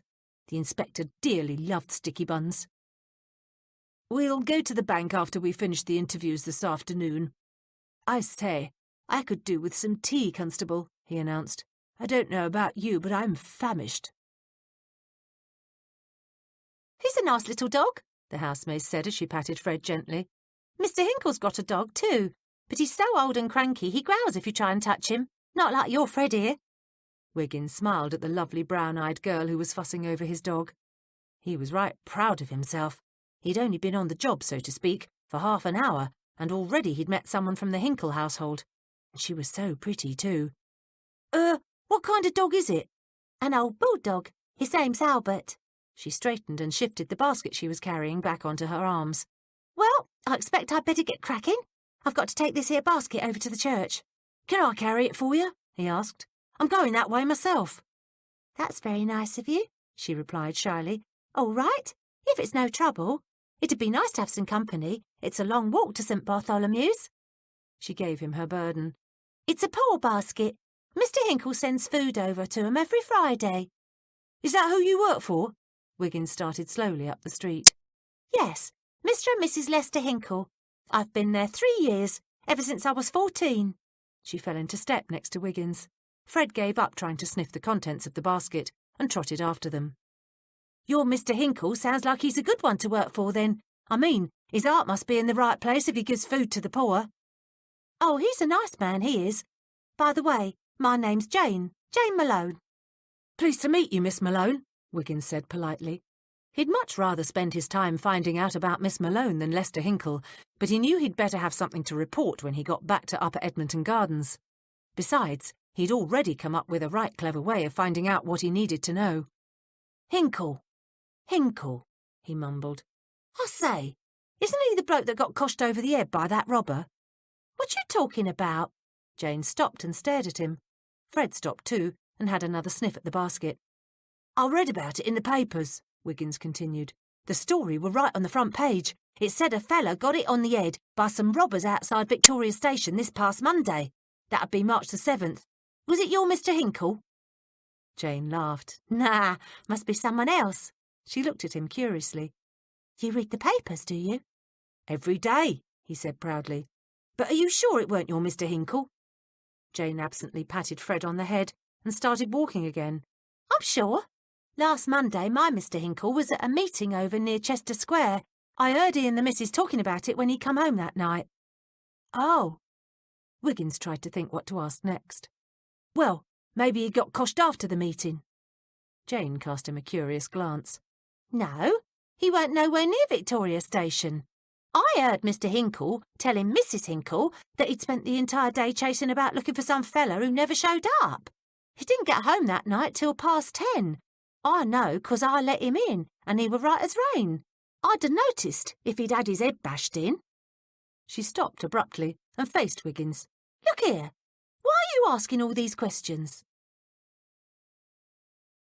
Lucy Bell Crookshank cocked her snow-white head to one side and regarded Mrs. Jeffries thoughtfully out of her bright black eyes. "You know, Hepzibah, you've been watching that door like you're expecting the Queen herself to come sashaying through it any minute." "Have I really?" Mrs. Jeffries said innocently. She forced herself to smile calmly. She'd only made it back to the house herself moments before Luty Bell and Hatchet arrived for tea.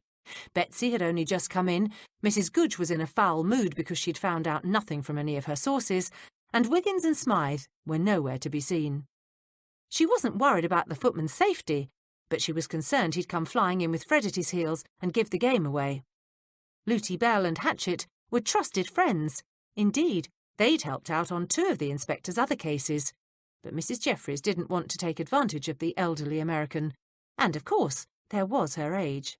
Yes, Looty said bluntly. You have. What's wrong? Nothing's really wrong, Mrs. Jeffries said. She helped herself to another tart. I suppose I'm a bit concerned about Wiggins. He's so very fond of you. I'm surprised he isn't back yet. Not like the lad to be late for tea, Mrs. Goodge said darkly. He'll be here any minute, Betsy said cheerfully. Where is he? Looty asked. Unfortunately, they all spoke at once. He's gone to the butcher's, Mrs. Jeffries replied. He's walking the dog, Mrs. Goodge said. He's helping Smart to wash down the carriage, Betsy said. I knew it. Looty banged her teacup down and glared at the three women. You're up to something. She turned to her butler. They's up to something, ain't they, Hatchet? Hatchet, a tall, dignified, white-haired man, tilted his chin and studied each of them carefully. Yes, madam, I believe you're correct. Mrs. Jeffries has indeed given the back door an unwarranted amount of attention.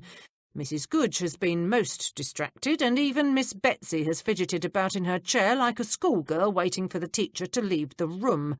My guess, madam, he continued as he turned and stared at his employer, is that they've embarked upon another murder investigation. Mrs. Goodge gasped. Betsy flushed guiltily, and even Mrs. Jeffries was embarrassed. Now, Looty, the housekeeper began. The back door burst open, and Wiggins and Fred flew inside. You'll never guess what I found out. On the day of the murder, Lester Hinkle told his missus he spent the whole day chasing after... He broke off and blushed crimson as he caught sight of Looty Bell and Hatchet. Aha! Looty jumped to her feet and placed her hands on her hips. I told you, she shouted. True, madam, Hatchet said. You did, and I think it's most unsporting of them not to let us in on it. Now, Looty, Mrs. Jeffries began again. Don't you now, Looty, me, the elderly American snapped. You know good and well that Hatchet and I like to help you investigate.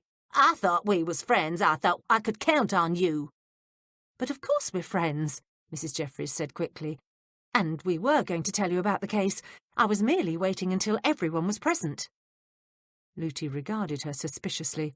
Then she glanced at Hatchet. One of his white patrician eyebrows was raised in disbelief. What do you think, Hatchet? Was they going to tell us? The butler considered the matter.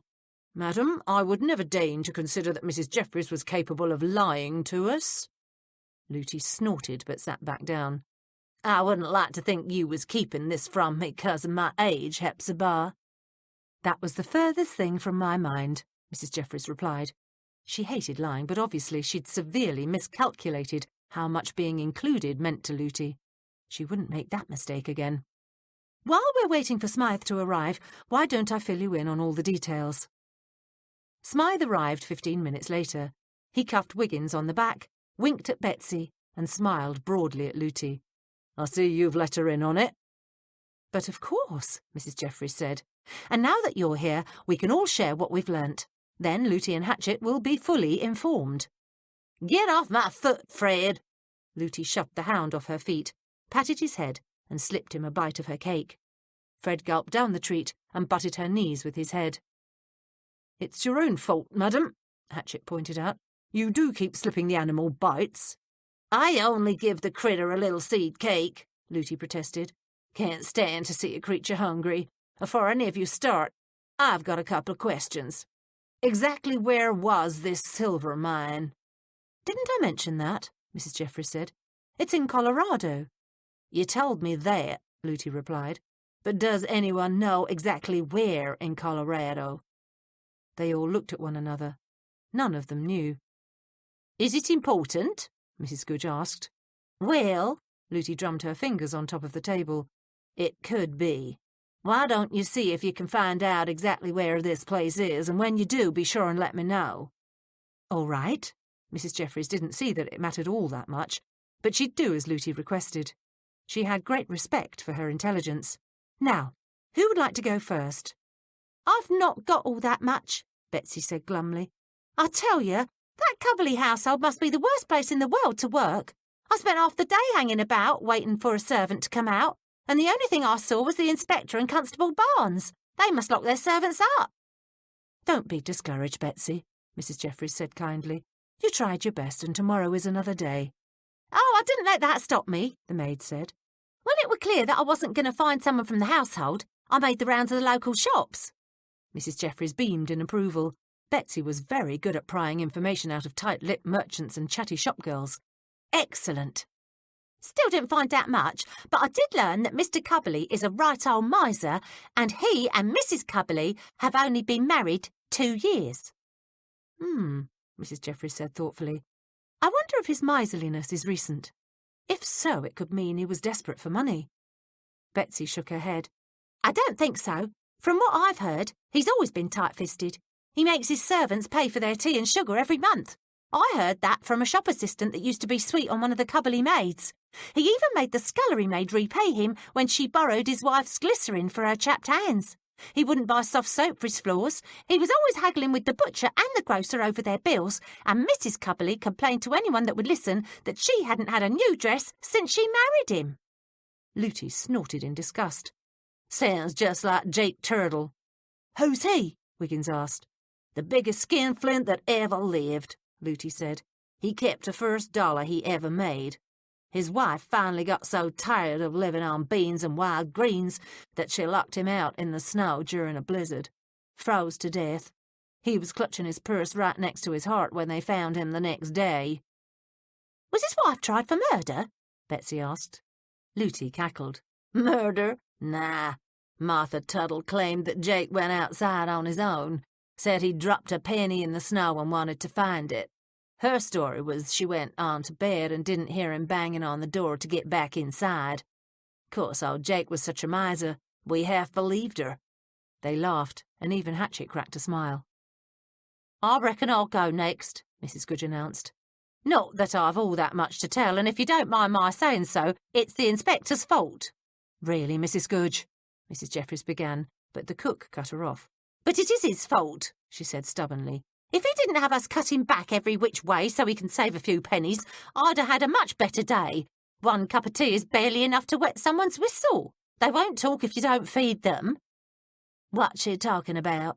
Looty asked curiously. The inspector has asked all of us to decrease our household expenditure a bit, that's all, Mrs. Jeffries said soothingly. Mrs. Goodge has merely had a less than successful day. I didn't find out anything, the cook wailed. She looked like she was going to burst into tears. Mrs. Jeffries knew that Mrs. Goodge was more upset over her failure to learn anything useful than she was with the inspector's newest household management scheme. Don't distress yourself, Mrs. Goodge, she said sympathetically. You know perfectly well you're absolutely brilliant at prying information out of your network of sources. But even the most brilliant of people occasionally have a bad day. She reached over and patted her friend's work-worn hands. Tomorrow will be better. I'm sure that by this time tomorrow evening you'll have learnt more than the rest of us put together. Sure you will, Mrs. G, the coachman put in. Don't feel bad. I didn't learn much today either, Betsy added. You're better at finding out things than you are at cooking, Wiggins said. And we all know what a great cook you are. Just give it another day or two. That's all you need to do. Mrs. Goodge sighed and hastily brushed at her eyes. Got a piece of grit in my eye, she muttered. All right, I'll try again tomorrow. Mrs. Jeffries was deeply touched by the others. All of them had realised what was bothering Mrs. Goodge, and all of them had done their best to make her feel included, important, and, most of all, needed. I haven't had all that much success with my inquiries today either, she said. However, I did have a chat with that nice Dr. Bosworth. You remember him, don't you, Looty? He works at St. Thomas's. Looty nodded. Mrs. Jeffries went on to tell them about Dr. Bosworth's contention that the victim had been killed on the evening of the 7th. But the most interesting thing I learnt was that Dr. Bosworth is almost certain that Jake Randall was shot with a Colt 45. How could he possibly be sure of such a thing? Hatchet asked. That's what I asked him, Mrs. Jeffries said. But as it turns out, Dr. Bosworth spent a lot of time in San Francisco working with a doctor there named Spurgeon Smith. As he put it, they have an awful lot more bodies with bullets in them than the English do. He's seen dozens of bullet wounds. Bosworth claims he can now identify 6 weapons just by the kind of wound they make entering the body. I don't know if what he's saying is correct or not, but it sounded quite possible to me. I reckon it's true, Looty muttered. Stands to reason, don't it? Nails, bells, even I can tell the difference between a shotgun hole in someone's gut and one of them fancy little derringers. So, That means that Jake Randall was shot with an American gun, Hatchett said. Betsy, who didn't know all that much about firearms, asked, Can you only get that gun in America? I expect you can get it in England, Looty replied, but it's far more common over there than it is over here. Mrs. Goodge muttered. Sounds to me like you found out a lot of useful information. Yes, but not about Edward Dillingham, Mrs. Jeffries sighed. I drew a complete blank there. The only person who came out of the Dillingham house was an elderly gentleman, quite well dressed. He was carrying a Bible. The butcher's boy told me he was Phineas Dillingham, Edward's father. As he hasn't anything to do with Jake Randall, I didn't bother following him. She glanced at Wiggins. As you seem to have actually learnt something useful, why don't you go next? Wiggins shrugged. All I heard was that Lester Hinkle didn't come home from the meeting on the 7th until around 10 o'clock that evening, and when he come in, he told his missus that he'd spent the day on a wild goose chase. Said he'd been looking for someone. Jake Randall, probably. Mrs. Jeffries straightened. I wonder if he found him. Jane didn't know that. All she overheard was him complaining to Mrs. Hinkle that he'd been all over London and he was blooming tired. If he used the expression wild goose chase, then we can surmise that he was unsuccessful, Mrs. Jeffries mused. If he was looking for Randall, Looty pointed out. Really, madam, Hatchett interrupted. Who else would Hinkle be looking for? Rushton Benfield, Smythe said softly. They all stared at him. Wait a minute, Wiggins protested. I'm not through yet. Sorry, the coachman said. He sat back in his chair. I'll wait my turn. Now, what else did you learn, Wiggins? Mrs. Jeffries asked patiently. The footman squirmed in his seat. Well, not much really, but Jane did tell me that Mr. Hinkle's been worried lately, and she thinks it's because he's got some money problems. She heard Mr. Hinkle telling Mrs. Hinkle that if they didn't get their hands on some money soon, they'd be ruined. Mr. Hinkle must have been frantic when Jake Randall didn't show up at the meeting, Mrs. Jeffries murmured. Anything else? No. Wiggins sighed, remembering Jane Malone. He'd done some fast talking when she'd demanded to know why he was asking so many questions, and he feared his answers hadn't been clever enough for her. She'd looked at him like she thought he was lying. She probably wouldn't want to see him again. All of them turned and stared at Smythe. He cleared his throat. Right then. I've learnt a few things. First of all, let's not decide that Lester Hinkle were out looking for Jake Randall. He could have been looking for Rushton Benfield. According to one of his housemaids... Housemaid? Betsy interrupted. You talked to a housemaid today? They all stared at her in surprise. Mrs. Jeffries sighed inwardly, wondering what was the matter now. She'd so hoped that Betsy and Smythe wouldn't be so very competitive on this murder. The maid blushed. I mean, that's a bit odd. Smythe usually talks to hansom drivers or butlers or street Arabs to get his information. The housekeeper fully expected the coachman to come back with some clever comment, but instead, Smythe looked oddly pleased. This time I talked with a housemaid, he said. Nice girl she was. Very pretty. Her name's Lydia Stivey. We don't need to know her blooming name, Betsy muttered. Just get on with it. Smythe grinned widely. According to Lydia, Rushton Benfield left on the afternoon of March 7th for his meeting with the other shareholders, but he never come back. No one's seen hide nor hair of the man. Chapter 4. I say, my name's not going to be mentioned in the newspapers, is it? Edward Dillingham asked anxiously. I'm not really sure, Inspector Witherspoon replied. He could hardly assure the gentleman his name wouldn't be in the press. It simply wasn't a guarantee the police could give, not with so many enterprising and aggressive reporters snooping about. This is a free country, Mr. Dillingham, and as such we do have a free press. Well, it's rather important that I be kept out of it, you see. The tall blonde-haired man drummed his fingers on top of the inspector's desk. I mean, I've done my duty. I've come along here of my own free will because I was sure you'd want to speak with me. Not that I was all that familiar with Mr. Randall, of course. He was merely a business acquaintance. Yes, sir, we do appreciate your coming round, the inspector said. Actually, I didn't have to come here at all. We're aware of that, sir, Witherspoon said patiently. Now, if you'll just answer a few simple questions, you can be on your way. His mind went utterly blank.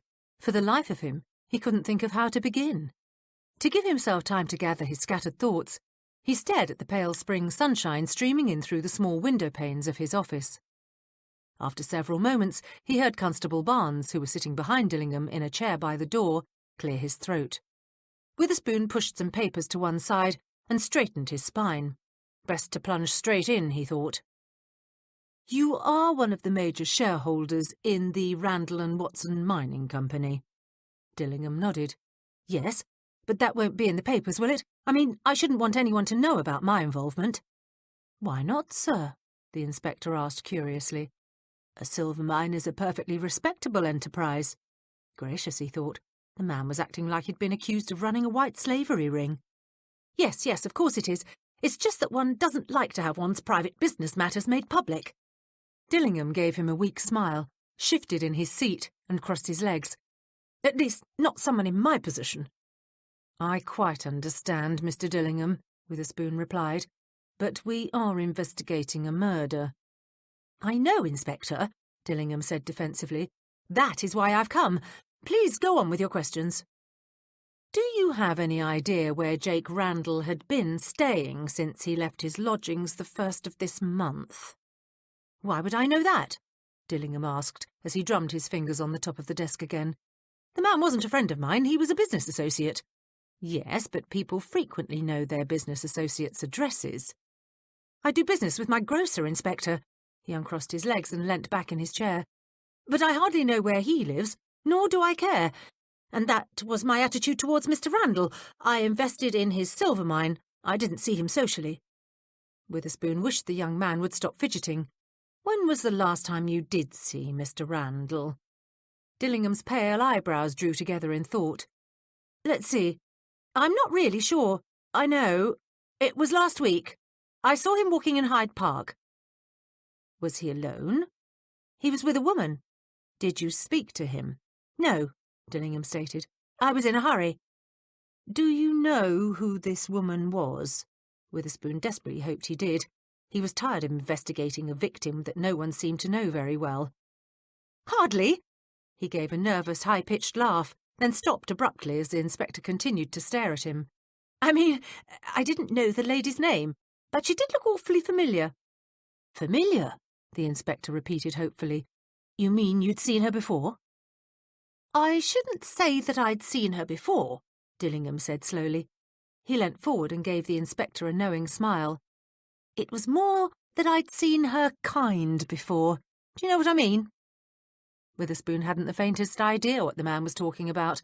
A person was either familiar because you'd seen them before, or they were not. "No," he said honestly. "I'm afraid I don't." Dillingham blinked and drew back. "Well, Jake was a bit of a ladies' man, if you get my drift. In the 6 months I've known him, I've seen him with several young women. They're always the same type, small, blonde and—" he coughed delicately, "a tad flashy." Witherspoon was disappointed. Drat! Why couldn't people just say what they meant? "So you're saying that in your judgment, this woman wasn't well known to the victim?" "I'm not sure," he said hesitantly. "I mean, how could one possibly know such a thing?" "I wouldn't expect you to be certain," the inspector replied. "But one does occasionally hear rumours or gossip, that sort of thing." He had no idea where this line of inquiry would lead, but perhaps it would lead somewhere. "Actually, now that you mention it," Dillingham said brightly, "I have heard gossip. Not that I ever really listen, of course, but still, one can't help what one hears." "Of course. Now, what was it that you'd heard about Mr. Randall?" Witherspoon's hopes soared. Finally, someone was going to tell him something useful about Jake Randall. "Rumour has it that he's quite smitten with someone." "Where did you hear this rumour, sir?" Barnes asked softly. Dillingham jerked at the constable's words. He swivelled in his chair and stared at the man sitting by the door. "Oh, I'd forgotten you were back there. I don't quite remember where I heard about the girl." "Do you know the woman's name?" the inspector asked. "I'm afraid not," Dillingham shrugged. Barnes looked up from his notebook. "Who would have been likely to know about Mr. Randall's personal life?" "The only person who would really be in a position to know would be Rushton Benfield, but it's no good your asking him. He's gone." Maybe Benfield's been murdered too, Mrs. Goodge said. Nah, Smythe shook his head. According to Lydia, this isn't the first time he's taken off. Rushton Benfield may be Sir Thaddeus Benfield's son, but he's not known for his good character. Seems like this isn't the first time he's played fast and loose with someone else's money. Not that anyone ever proved anything against him, but Lydia claims there's people who cross the road when they see him coming. But I thought it was Randall that was the crook, Looty said. He's the one with the bullet in his heart. Smythe shrugged his massive shoulders. I told you it didn't make much sense. You'd think if a man had a reputation as bad as Benfield's, he couldn't raise enough money to buy a drink, let alone help swindle people out of £50,000. But that's exactly what he did. Benfield is the one that got everyone else to invest in the mine. He gave those big fancy parties and introduced Jake Randall to the others.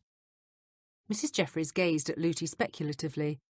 I think, she said slowly, we've just found the perfect task for you and Hatchet. Looty smiled brightly.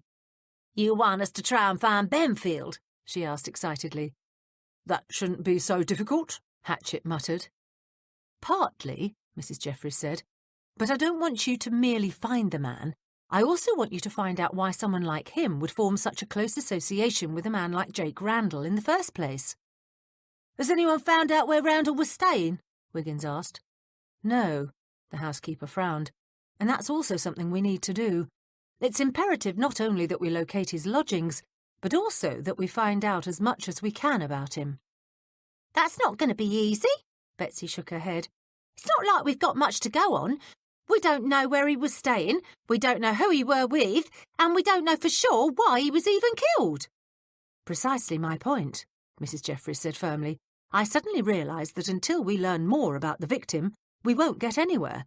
So let's not worry about what we don't know and concentrate on what we do know. Jake Randall was a close associate of Rushton Benfield. Who's now missing, Mrs. Goodge pointed out. True, but even if he's missing, that shouldn't stop us learning what we can about him. Mrs. Jeffries looked directly at the cook. Benfield is a member of a very prominent family. It should be easy for you to pick up quite a bit of information about him. Find out what his habits are, which club he belongs to, who his other friends might be. Wiggins scratched his chin. But I thought you said we should concentrate on learning about this Randall fella. We will, the housekeeper smiled. I think we'll find out all about Mr. Randall by finding out about Mr. Benfield. Birds of a feather flock together, Looty muttered. She gave Mrs. Jeffries an admiring glance. I've got to hand it to you, Hepzibah. That's right good thinking. Randall and Benfield had to meet somewhere, and they had to get to know each other well enough for Benfield to agree to front for Randall in this here mining swindle. What do you want the rest of us to do? Betsy asked. We need to find out who among the shareholders at that meeting might own a Colt 45, she said carefully. And we also want to independently confirm that the meeting broke up early in the afternoon and that all the shareholders have alibis. You don't want much, do you? Smythe grinned. So, we've got to find out all we can about Randall and Benfield, locate Randall's hotel, and see which stockholder owned a gun. Is that it? I know it sounds difficult, Mrs. Jeffries said firmly, but I've complete faith in you. By the way, did you have any luck when you went to the river? Had anyone seen or heard anything? Smythe shook his head.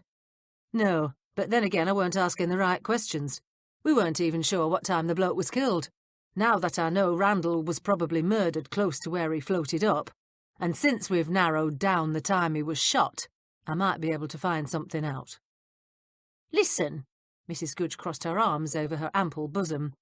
Now, we all don't want to be running about getting in each other's way, so I'll do as Mrs. Jeffries suggested and find out all I can about Benfield. I think Smythe and Wiggins ought to take on finding Randall's lodgings, and Betsy would be best for checking up on the shareholders on the evening of March 7th. But it seems to me that Looty and Hatchet are the best ones for trying to find out who owned the gun. Looty's an American, and it's an American gun. They all stared at her blankly. The cook sighed loudly. Don't you get it? Looty can pretend it's an old family heirloom or something, that she's trying to track down?" "That'd be kind of difficult," Looty said dryly. "The peacemaker ain't been around long enough to qualify as anyone's heirloom. But I agree with you about me trying to find the gun. I think that'll suit Hatchet and me just fine. Course, while we're at it, we'll try and find Benfield too." Mrs. Jeffries wasn't certain this was a particularly good idea. Looty had an inordinate fondness for firearms. She glanced at the bright peacock blue muff the elderly American had in her lap.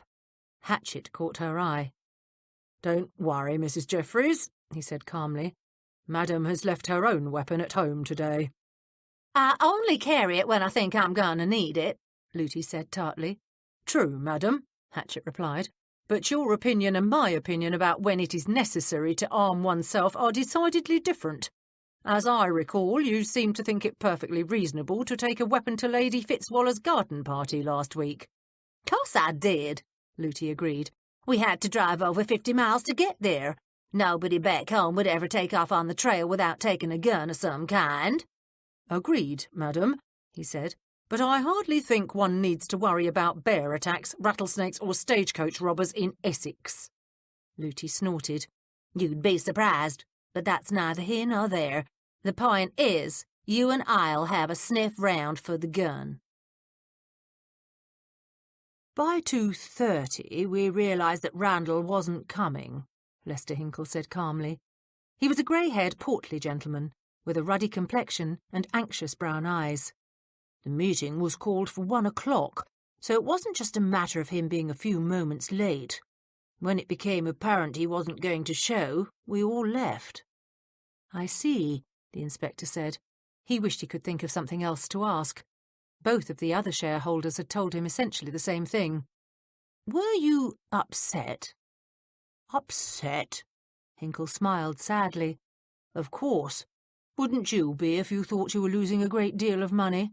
And not just your money, but other people's as well." "Naturally. How did you meet Mr. Randall?" the inspector asked. "Through Rushton Benfield." Hinkle sighed and turned to stare at the fire burning in the grate. "He introduced us last year." "Were you one of the original investors in the mining operation?" Witherspoon thought that sounded quite good. "I understand this was the second time investment money was raised." "That's correct," Hinkle said. He gazed around his study. "We were first approached 6 months ago. I invested over £10,000 of my money in the venture at that time. Then, a few weeks ago, Benfield contacted me and claimed they needed more capital. Said the original estimates of the cost of equipment were underpriced. I wasn't happy about it, but I didn't want to lose my original investment, you see. So I came up with another £10,000. I also bought more shares for a group of smaller investors that I represented." He smiled bitterly. "That is what bothers me the most. I'm not a wealthy man, gentlemen," he said to Witherspoon and Barnes, "but I can weather a loss.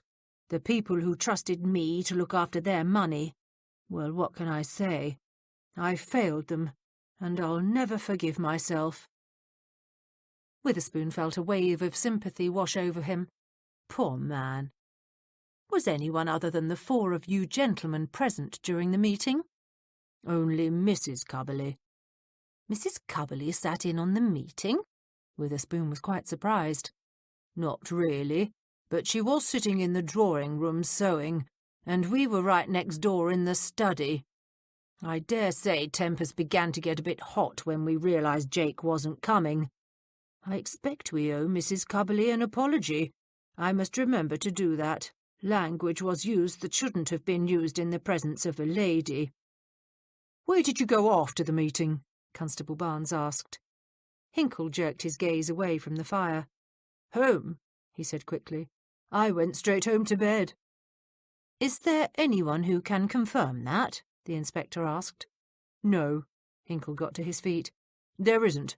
My wife wasn't home that day. She was in the country visiting relatives." "What about your servants, sir?" Barnes asked. Hinkle looked confused. "Well, I suppose one of them heard me come in," he mumbled, "but I was so distressed I went right up to my bedroom and lay down. I fell asleep and didn't wake up till late in the evening." "So, no one saw you come home?"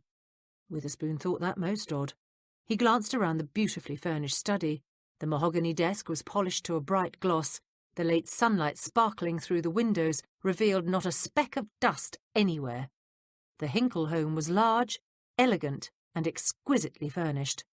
When he and Barnes had arrived, a butler had let them inside.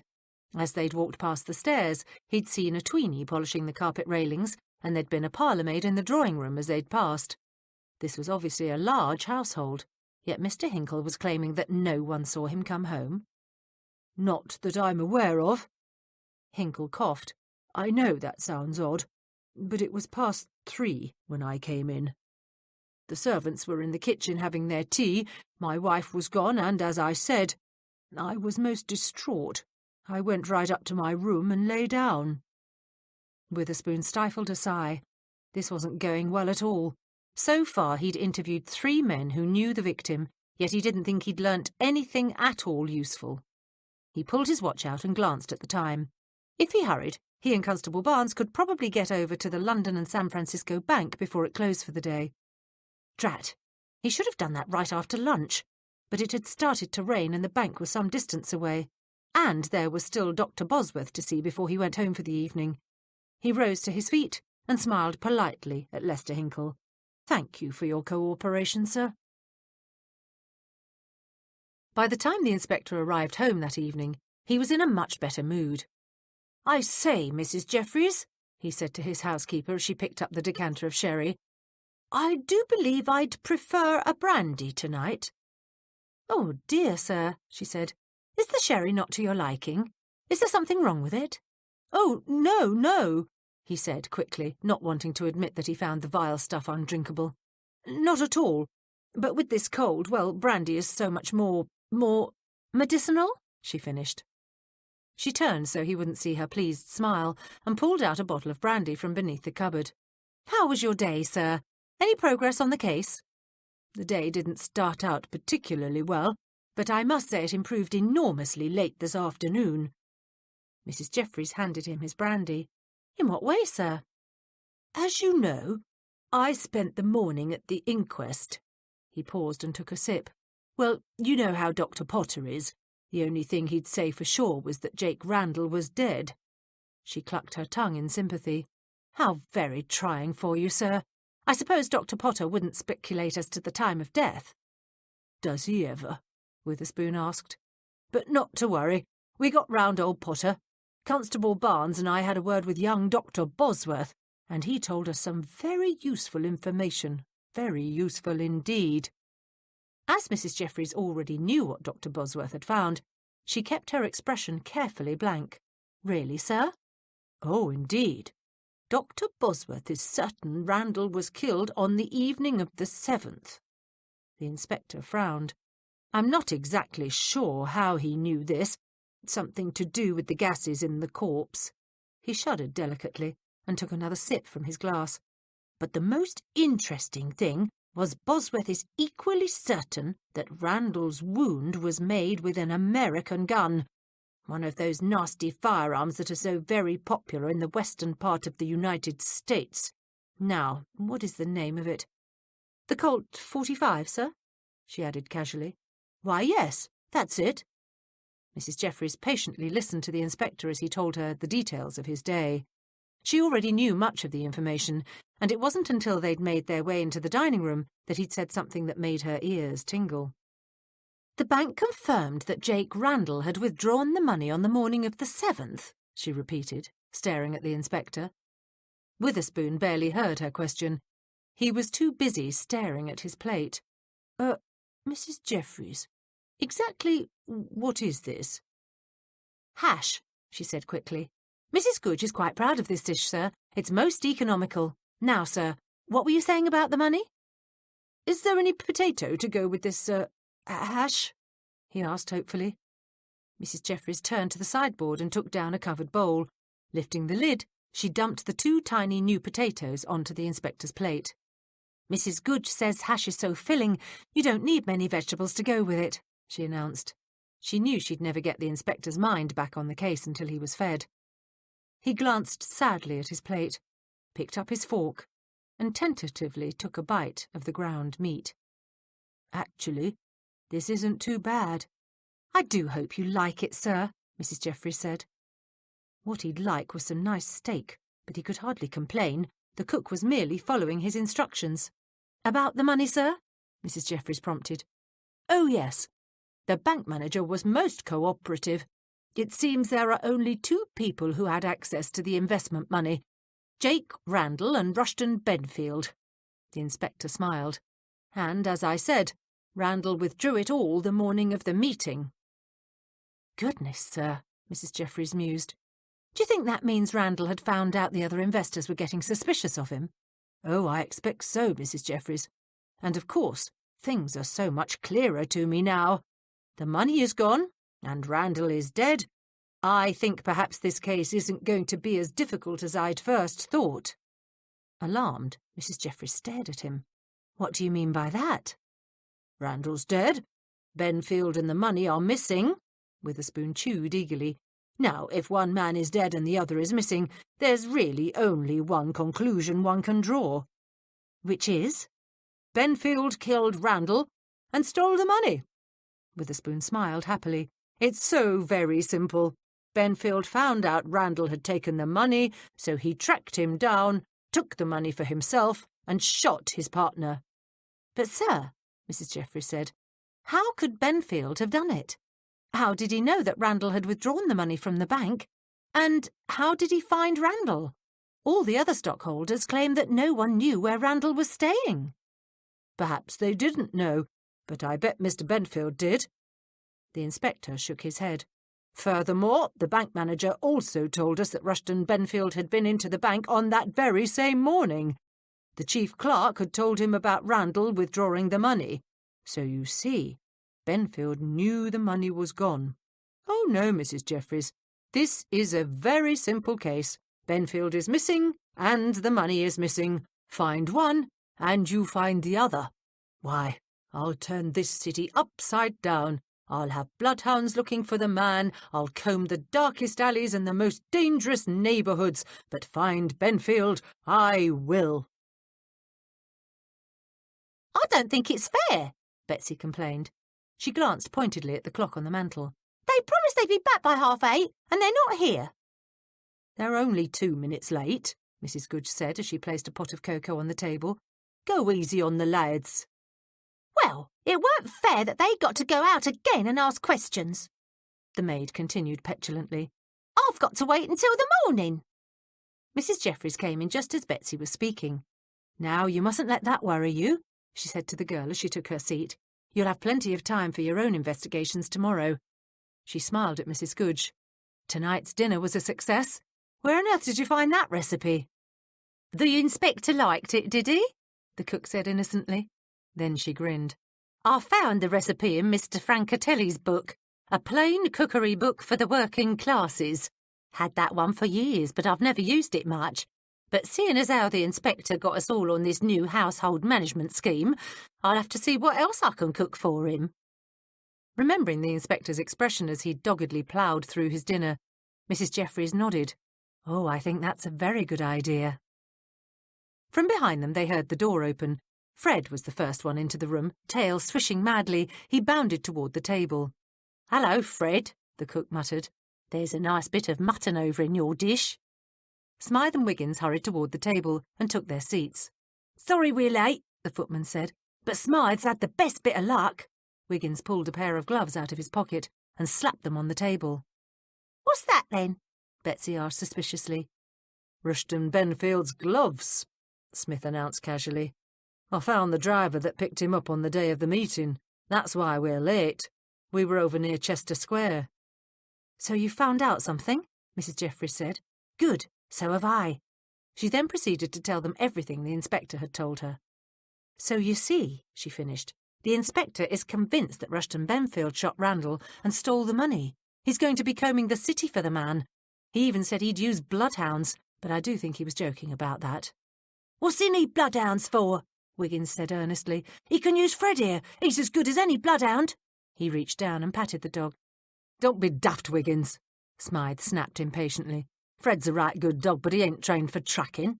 Besides, Mrs. Jeffries has already told us that the inspector was only joking. Now, I've got a lot to say." "Just a minute here," Wiggins interrupted. "I don't see that the inspector is so far off the mark. Why couldn't you use dogs to track someone? And just because Fred's no bloodhound, don't mean he couldn't do it." Mrs. Jeffries was tired of wasting time. "Yes, Wiggins, I'm sure you're right. But why don't we discuss it later?" "Right," Smythe agreed. "Let's get on with it. We went over to Chester Square, and I started asking some of the hansom drivers a few questions. Didn't think I was going to learn anything, because no one could remember picking up a fare on the afternoon of the 7th. "Maybe all the shareholders come in their own carriages," Betsy suggested. "Nah. Before I started on the drivers, I asked one of the street Arabs that hangs about that area if he'd seen any private carriages going to the Cubley House last Monday. The boy said he'd seen hansoms going down Davies Street." "There's a lad with a good memory," Mrs. Goodge muttered. "Did you part with any money for that bit of information?" "Don't be so suspicious, Mrs. Goodge," Smythe explained. He grinned. "The lad remembers, 'cause he was running an errand for someone on Davies Street himself." "Go on, please," Mrs. Jeffries prompted. Really, she thought, all this competitiveness between them must stop. "Anyhow, like I said, I decided to start looking for the drivers." He paused and poured himself a cup of cocoa. "Well, I didn't have no luck finding the cabs that brought any of the 3 there before the meeting, but I did find 2 drivers that brought 2 of them back late that evening." "What do you mean, brought them back?" Betsy asked. "No one said anything about them going back to the Cubley House that night." "They may not have said it," Smythe continued, "but that's what they did. All 3 of them. Everyone but Rushton Benfield returned to Davies Street around 9:30 that night." "And I talked to the cabby that picked Benfield up that afternoon," Wiggins interjected proudly. "That's where I got these gloves. Benfield was in such a rush, he left them in the cab. Cost me a bit too, I can tell you." Suddenly his eyes widened. "You know, I bet Fred here could find that Benfield fellow." He grabbed the gloves and knelt down beside the table. "Come on, boy, take a good sniff now." Fred trotted over and dutifully sniffed the gloves. "Don't be such a fool, boy," Mrs. Goodge admonished. "That dog's no bloodhound. It takes years to train a dog to track someone. He can do it, I tell you." Wiggins insisted. "That's right, boy, get the scent." Fred jerked his head away from the gloves and looked at the footman. "Leave off, Wiggins," Smythe commanded. "We've got a lot to talk about. Put them ruddy gloves down and pay attention." "You all go on with your talking. I'm not giving up." He kept stuffing the gloves under the dog's nose. Poor Fred looked really confused by now. He'd sniff the gloves and then stare at Wiggins as though asking him what in the world he was supposed to do. "Wiggins," Mrs. Jeffries said gently, "Smythe is right. We really must get on with this." "I'm listening," Wiggins promised. "Just let me have a few more minutes." Betsy opened her mouth to protest as well, but Mrs. Jeffries raised her hand for silence. "Leave the boy be," she ordered quietly. Suddenly, they heard the knocker on the front door. Before any of them could move, Fred suddenly leapt for the stairs. "Here, where are you going?" Wiggins yelped, but the dog ignored him and kept on going. He barked noisily as he went. Smythe and Mrs. Jeffries joined in the chase. They hurried up the stairs and down the hallway to the front door. The knocking was louder now. Fred arrived there first. He began scratching on the door and whining. Mrs. Jeffries quickened her steps. She reached for the doorknob, but Smythe stopped her. "Let me answer it," he said. "It's almost 9 o'clock and we don't know who is out there." Fred howled. "Quiet, boy," Wiggins hissed as he grabbed the dog by the collar and pulled him back. But Fred broke off and rammed into the door again. "Cool," Smythe whispered. "The animal's going mad." He shoved the dog out of his way, and Wiggins grabbed him. He yanked the door open. Constable Barnes and another gentleman were standing there. "Good evening, Constable," Mrs. Jeffries said loudly. She had to shout. Fred had started barking again. The man with Barnes took a step back. Even the constable regarded the barking animal uncertainly. "Sorry to be disturbing you, Mrs. Jeffries," he said, never taking his gaze off Fred. "But I'd like to see the inspector. It's important." Mrs. Jeffries had no doubt about that. "Certainly, Constable. Do please come in." She smiled at the thin, sandy-haired man standing next to him. "This gentleman is Mr. Rushton Benfield," Barnes began. From behind her, she heard a gasp. "And he'd like to make a statement to the inspector." "I say, is something wrong?" Witherspoon's voice came from the top of the staircase. "Nothing's wrong, sir," Mrs. Jeffries called back. "But Constable Barnes is here. He's got Mr. Benfield with him. I believe they'd like to speak with you." Chapter 5. "I told you he could do it," Wiggins hissed at Smythe. He patted the dog approvingly. Fred bounced up and down a time or two, basking in his master's praise. "He didn't do nothing," Smythe whispered back. Inspector Witherspoon came slowly down the stairs and into the hallway. He wore an old wool dressing gown over his clothes. His hair was mussed, and his feet were clad in slippers. Fred broke away from Wiggins and dashed over to greet him. Hello, boy," the inspector murmured, reaching down to scratch the animal behind his ears. He straightened and stared in confusion at the group of people standing by the front door. I say, did I hear correctly?" "Goodness, indeed I did. Constable Barnes is here, and the gentleman with him is Rushton Benfield, I take it." "Yes, sir." Mrs. Jeffries stepped forward. She decided she'd better take charge of the situation. "I see," he replied. He glanced at Smythe and Wiggins. There does seem to be more than just Constable Barnes and Mr. Benfield, though. Is something wrong?" "Smythe and Wiggins escorted me to the front door," Mrs. Jeffries explained. "We were downstairs having a cup of tea when we heard them knocking." "We didn't think Mrs. Jeffries ought to be answering the door on her own," the coachman said quickly. "Not with it being after dark, sir, so Wiggins and I come up too." "Ah," the inspector smiled in approval. "Jolly decent of you. And you even had the presence of mind to bring Fred up as well. Good boy." He patted the dog again. "That's right. Guard the household." Constable Barnes cleared his throat. "Excuse me, sir. I didn't mean to intrude on your evening, but Mr. Benfield here would like to talk to you. He come by the station right before I was leaving. Knowing how anxious you was to have a word with him, I took the liberty of bringing him round." Witherspoon blinked. Yes, of course, Constable." He glanced at the man standing behind Barnes. "How do you do, Mr. Benfield?" Benfield nodded and looked nervously behind him at the open door. "Would you like some tea brought up, sir?" Mrs. Jeffries inquired softly. "That would be nice," he replied. "And some buns, perhaps," he added, "if that wouldn't inconvenience anyone." The inspector realised he was quite hungry. Mrs. Jeffries, Smythe and Wiggins went down the hall towards the kitchen stairs. Fred stayed with the inspector.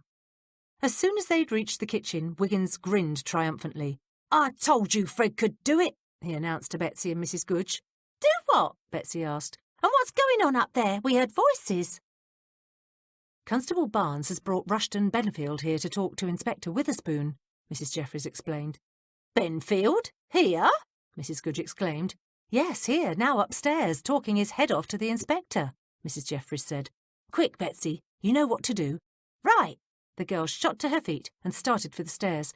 "Should I try the study?" "No, they'll be in there. Use the dining room. I'll pick up what I can as I serve the tea, but mostly we'll be relying on you." She turned to the cook. "We'll need a pot of tea and some buns." "What's she up to?" Wiggins asked, his gaze following Betsy as she disappeared up the stairs. He was depressed that no one else was as delighted with Fred's tracking ability as he was. "She isn't going up to dust the chairs," Smythe snapped. "She's going to be eavesdropping again." Mrs. Goodge muttered mutinously as she gathered the tea things on the tray. She stalked to the cupboard and pulled out a cloth-covered plate. "How did he know I had these baked? I was saving them for tomorrow. Got lots of people dropping by, and now I'll have to get up extra early and bake another batch." She glanced up as she poured the boiling water into the pot. "What was you on about, Wiggins?" "I was talking about Fred." The footman grinned from ear to ear. "He tracked that Benfield fella just like I told you he would." The coachman rolled his eyes heavenward. "Don't be daft. Fred did no such thing. He ran up the ruddy stairs because he heard someone at the front door." "Fred's never done it before," Wiggins insisted. "I tell you, he had the scent. He were tracking." "Why don't we discuss this later?" Mrs. Jeffries said as she placed the sugar bowl on the tray. She gazed at Smythe. His brows were drawn together in a worried frown, and his eyes were glued to the stairs. "Don't worry about Betsy," she said. "She's smart enough not to get caught." "Are you sure, Mrs. J?" Smythe gave her a long, hard stare. "The inspector's a kind man, but if he catches the girl, even he wouldn't put up with her spying when he was talking official police business. I don't want to see her lose her position." "She won't lose her position," Mrs. Jeffries promised softly. "I give you my word." He continued to stare at her for a long moment. Then he grinned. "All right. Now, do you want me to hang about here or go out and try and see if I can learn anything from the pubs near Waterloo Bridge?" Mrs. Jeffries picked up the loaded tea tray. "Stay here. We don't know what Benfield is going to tell the inspector. Let's see what he has to say before we do anything. His information may lead us up a completely different avenue of inquiry." "Maybe I should get up to the dining room too," he said. "I might hear something that needs action right quick." Mrs. Jeffries thought about it. She shook her head. "No, it's too dangerous to have both of you hovering in there. At least if someone spots Betsy, she can always claim she's laying the table for breakfast." Inspector Witherspoon couldn't help but notice Rushton Benfield's hand shaking as he lifted the teacup to his mouth. The man was slender, below average height, and had a weak chin and long nose. His attire, though of excellent cut and quality, was a mess. His black silk cravat was askew, 2 buttons were missing from his waistcoat, his shirt was wrinkled, and there was a long dark stain on the lapel of his coat. Inspector Witherspoon regarded him with a mixture of curiosity and despair. The man hardly looked the part of a murderer. Perhaps this case wasn't going to be as simple as he'd hoped. Drat! Rushton Benfield had seemed such a likely candidate as the killer. But unless he'd come here tonight to confess, and the inspector suspected that wasn't going to happen, then this case was just as muddled as it had been from the start. "Mr. Benfield," he began hesitantly. He wasn't sure exactly what to ask the man. "Inspector," Benfield put his cup down and reached for a bun.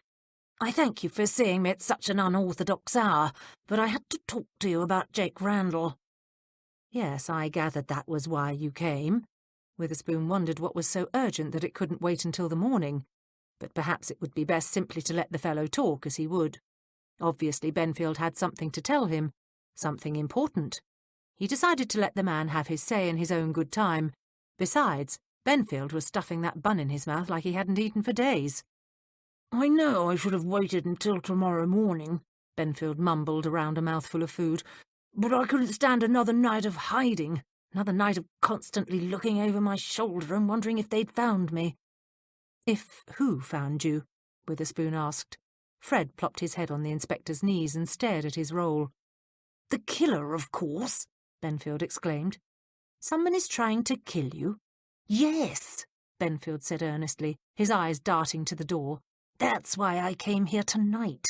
Whoever killed Jake Randall is going to kill me, too." "Why should anyone want to kill you?" "Why?" Benfield cried shrilly. He threw his hands out and gestured wildly. "Because they think I stole their bloody money, that's why. And I didn't. I didn't have a thing to do with that. That was all Randall's doing. But you can't expect a madman to be reasonable. You've got to give me protection, Inspector. You've got to." Alarmed, Witherspoon stared at the agitated man. "We'll give you all the protection you need," he promised. And he meant it, too. The inspector knew his duty, though sometimes, like tonight, he was a bit confused as to how to perform that duty. "Now, please, calm yourself and sit down. Why don't you start at the beginning and tell us where you've been and why you're afraid?" Benfield closed his eyes and took a deep breath. "I'm sorry," he murmured. "I'm not myself." "We understand, sir," Barnes said kindly. "Now, why don't you take a few minutes to pull yourself together? We already know about the meeting last week, and we've heard the rumours about Mr. Randall defrauding the investors out of their money, so why don't you tell us why you're so frightened? Take your time." "All right. I'll start at the beginning. Last week, Lester Hinkle contacted me and told me that he'd heard from a source in America that none of our investment money had actually been put into the mine operations." He shook his head. "I was shocked, utterly shocked. I couldn't believe it was true." "Why couldn't you believe it, sir?" Witherspoon asked. He broke his bun in two and gave half of it to the dog. "Because I trusted Jake Randall. He may be a lot of things," Benfield said earnestly. "He certainly isn't a gentleman, but I didn't think he was an out-and-out thief." He paused and smiled bitterly. "I was wrong, but I didn't know it at the time. I assured the other investors that Randall would have a perfectly reasonable excuse for why the mine wasn't being operated, why there weren't miners being hired and equipment being purchased. Until Monday morning, I believed it myself." Barnes glanced at the inspector and then asked, "What caused you to change your mind?" "I went to the bank that morning for another matter entirely. The chief clerk called me over. He was in a state. He kept asking me if there was something wrong with their service or if we were displeased. I told him no. They handled our business very well, and I asked him why he was so concerned." Benfield stopped and took another deep breath. "He told me that Mr. Randall had been in that very morning and withdrawn every penny from our account. Naturally, I told the clerk he'd made a mistake. Surely Mr. Randall had merely transferred, via a letter of credit, the funds into the American branch of the bank. That's the way we'd done it before. The clerk assured me that wasn't the case. Randall had made a flat-out cash withdrawal, £50,000. They'd had to open the vaults to pay him off." "Excuse me," Witherspoon said, "but are you saying you weren't really concerned until you found out the money was gone? Surely you must have been upset when you heard the rumours about the mine." "But they were only rumours," Benfield insisted, "and there could have been dozens of reasons why Jake hadn't started the mining operation." "Really?" Witherspoon said. "Such as?" "It could have been the weather. The mine's in Colorado, in the Rocky Mountains. There's been one blizzard after another in that part of the world since last October. So naturally I didn't panic until after I'd talked to the bank clerk." "So you knew the money was gone when you arrived at Mr. Cubberley's house for the meeting with the other investors?" Witherspoon said. He found himself believing Benfield. They already knew that Benfield had been to the bank that day and learnt the truth about the money being gone. Benfield nodded. "Yes.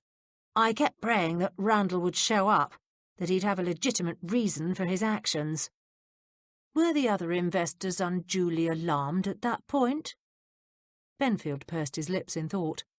"Not exactly alarmed," he said, "but they were concerned."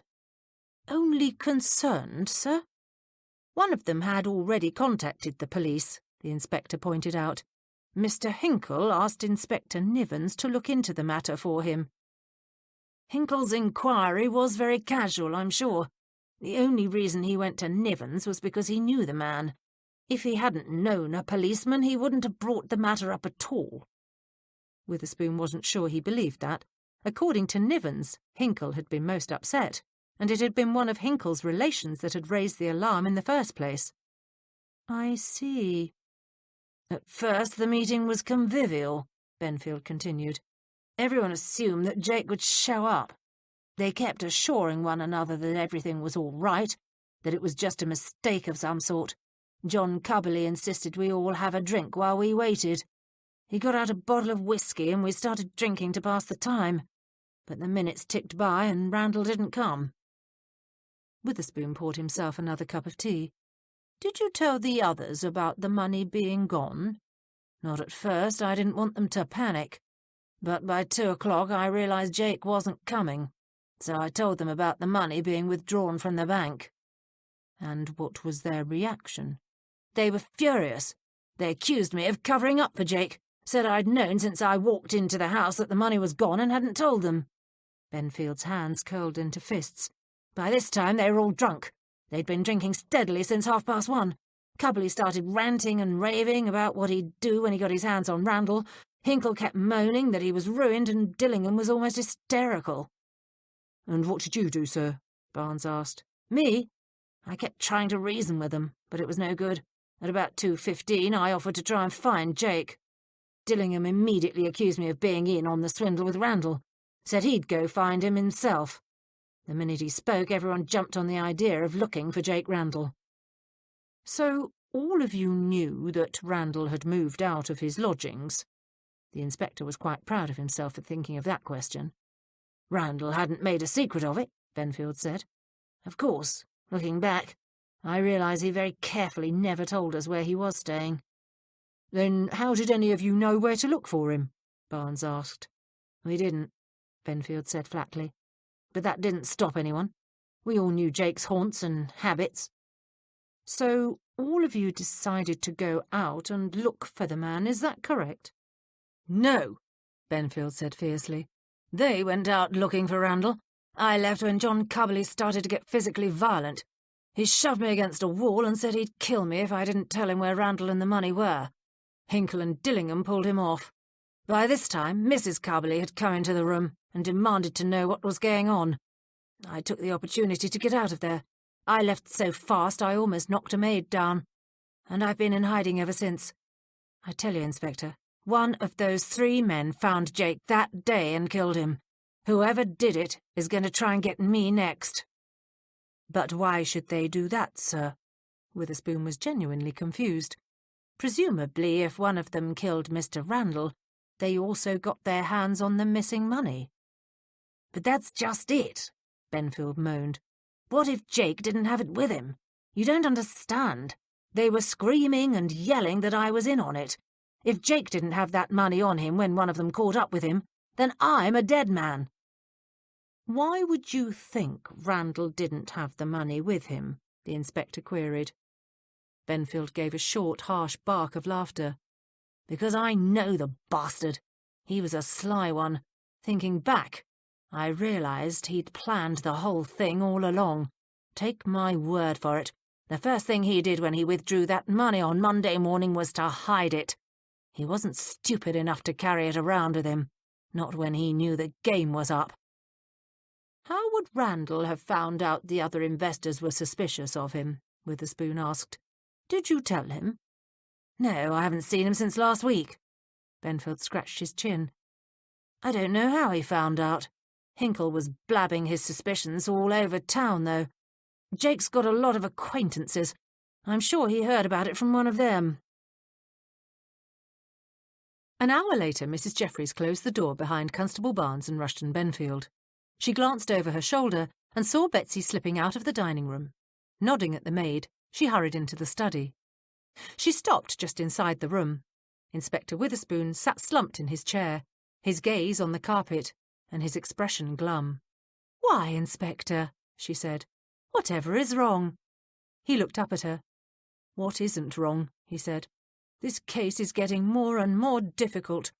I don't think I'm any closer to solving it. I was sure that Rushton Benfield had murdered Randall and stolen the money." He sighed. "But I don't think that's what happened after all. According to Benfield, he's been in hiding since last Monday." Mrs. Jeffries immediately grasped the implication of the inspector's words. "But, sir," she said, "that doesn't sound right. According to Dr. Bosworth, Jake Randall wasn't killed until Monday evening at the earliest. It wasn't reported in the press until Thursday. So why would Mr. Benfield be in hiding? He couldn't have known Randall was dead until Thursday morning." Witherspoon shook his head. "At that point, he wasn't hiding from the killer. He was hiding from the other investors. It seems they got most upset when he told them about Randall withdrawing their investment money from the bank. Benfield told me he decided to lay low for a day or two to give their tempers time to cool off. But when he saw the newspapers on Thursday morning, he got genuinely frightened. He thinks one of the 3 of them did it. He's convinced that one of them found Randall and shot him." Witherspoon moaned. "I tell you, Mrs. Jeffries, it's all a terrible muddle. Now I've got 3 suspects and no clues. If Benfield's story is correct, any one of them could have murdered Randall. According to him, the other shareholders were so furious about the money, they decided to go and look for Jake Randall when he didn't show up for the meeting. If Benfield's telling the truth, that means all 3 of them were lying in their statements to me." Now, sir," she clucked her tongue sympathetically, "you mustn't get discouraged. It's late and you're tired, but come the morning, you'll be refreshed and ready to take on the hunt." Witherspoon absently patted Fred on the head. "I hope you're right. Actually, I'm not precisely sure what to do next."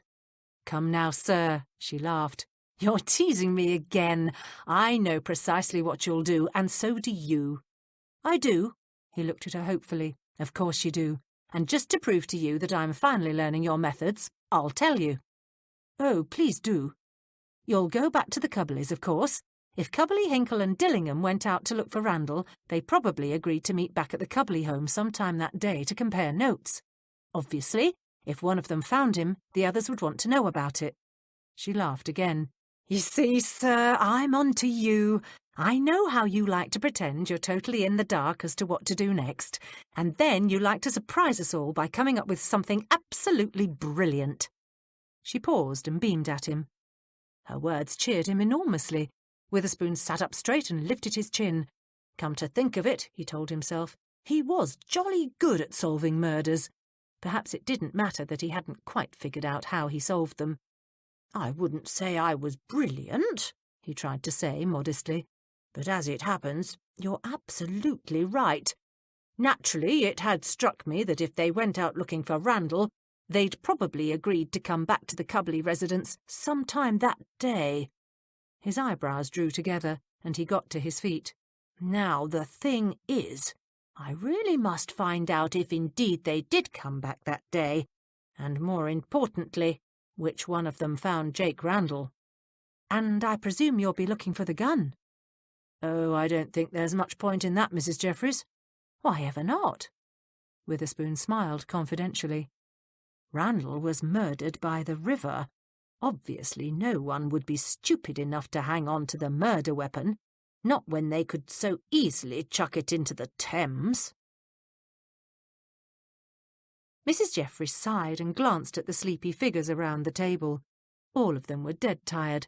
Betsy's eyes were half closed against the bright spring sunshine coming in through the window. Mrs. Goodge's chin was propped on her hand. Wiggins was rubbing the sleep out of his eyes, and Smythe was hunched over a cup of tea. They'd been up very late. They'd spent a good hour listening to Betsy and Mrs. Jeffries tell what they'd learnt. Then they'd spent another hour arguing over what it all meant. "What do we do next?" Betsy asked, half-heartedly. "Seems to me the inspector's doing all right on this case on his own. We certainly haven't been much help." "That's not precisely true," Mrs. Jeffries said. "Oh, yes, it is," Mrs. Goodge declared. "So far, the only thing we've found out before the inspector was that they all come back to the house late that night." Mrs. Jeffries thought she really ought to argue the point, but she couldn't. It was true. So far they hadn't learnt anything useful. Still, she wasn't going to let them give up. "Nevertheless," she declared stoutly, "you must all buck up. We've a lot to do today." She turned her gaze to the coachman. "Smythe, you must continue talking to the hansom drivers near Chester Square." "What good will that do? Already I found 2 of the drivers that brung 'em back that night, and I didn't find out anything. Finding the 3rd one won't help any. We still won't be any closer to figuring out who shot the bloke." "We won't know that until you try," Mrs. Jeffries said stoutly. Really, it wasn't like them to be so very down in the mouth. "You can find out where all the men were picked up that evening, see if any of them came from the vicinity of Waterloo Bridge, and after that, try going back to the bridge again. As you said yesterday, now that we've established the place and time of the murder, you may have better luck." "All right," Smythe said tiredly, "but I don't think it'll do much good."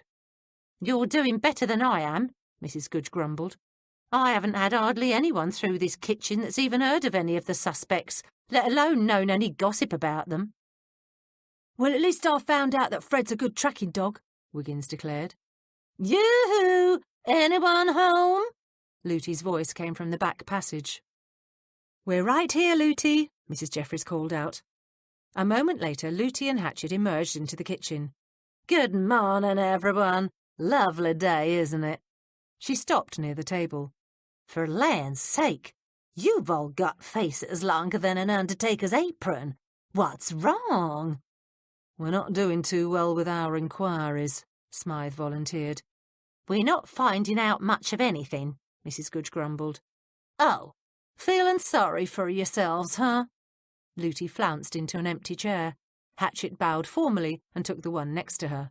"Well, Nels Bells, that's okay," she continued. "We all got a right to feel sorry for ourselves once in a while." "It's not really a case of self-pity," Mrs. Jeffries explained. "We're all a bit tired, too. Rushton Benfield was here last night." She went on to bring Lutie and Hatchet up to date on everything they knew. So the point is, we're not really certain what to do next. I know what you should do next, Looty declared. They all stared at her. You can figure out a way to get your inspector to have a word with Zeta Brown. Who's that? Wiggins asked. Looty grinned. John Cubbly's housekeeper. Me and Hatchet had quite a nice chat with her last evening, didn't we, Hatchet? Yes, madam, we did. He shuddered. Looty laughed. Hatchet's got his nose out of joint 'cause we spent the evening at a tavern. Zeta Brown talks more when you wet her whistle. Hatchet snorted in derision.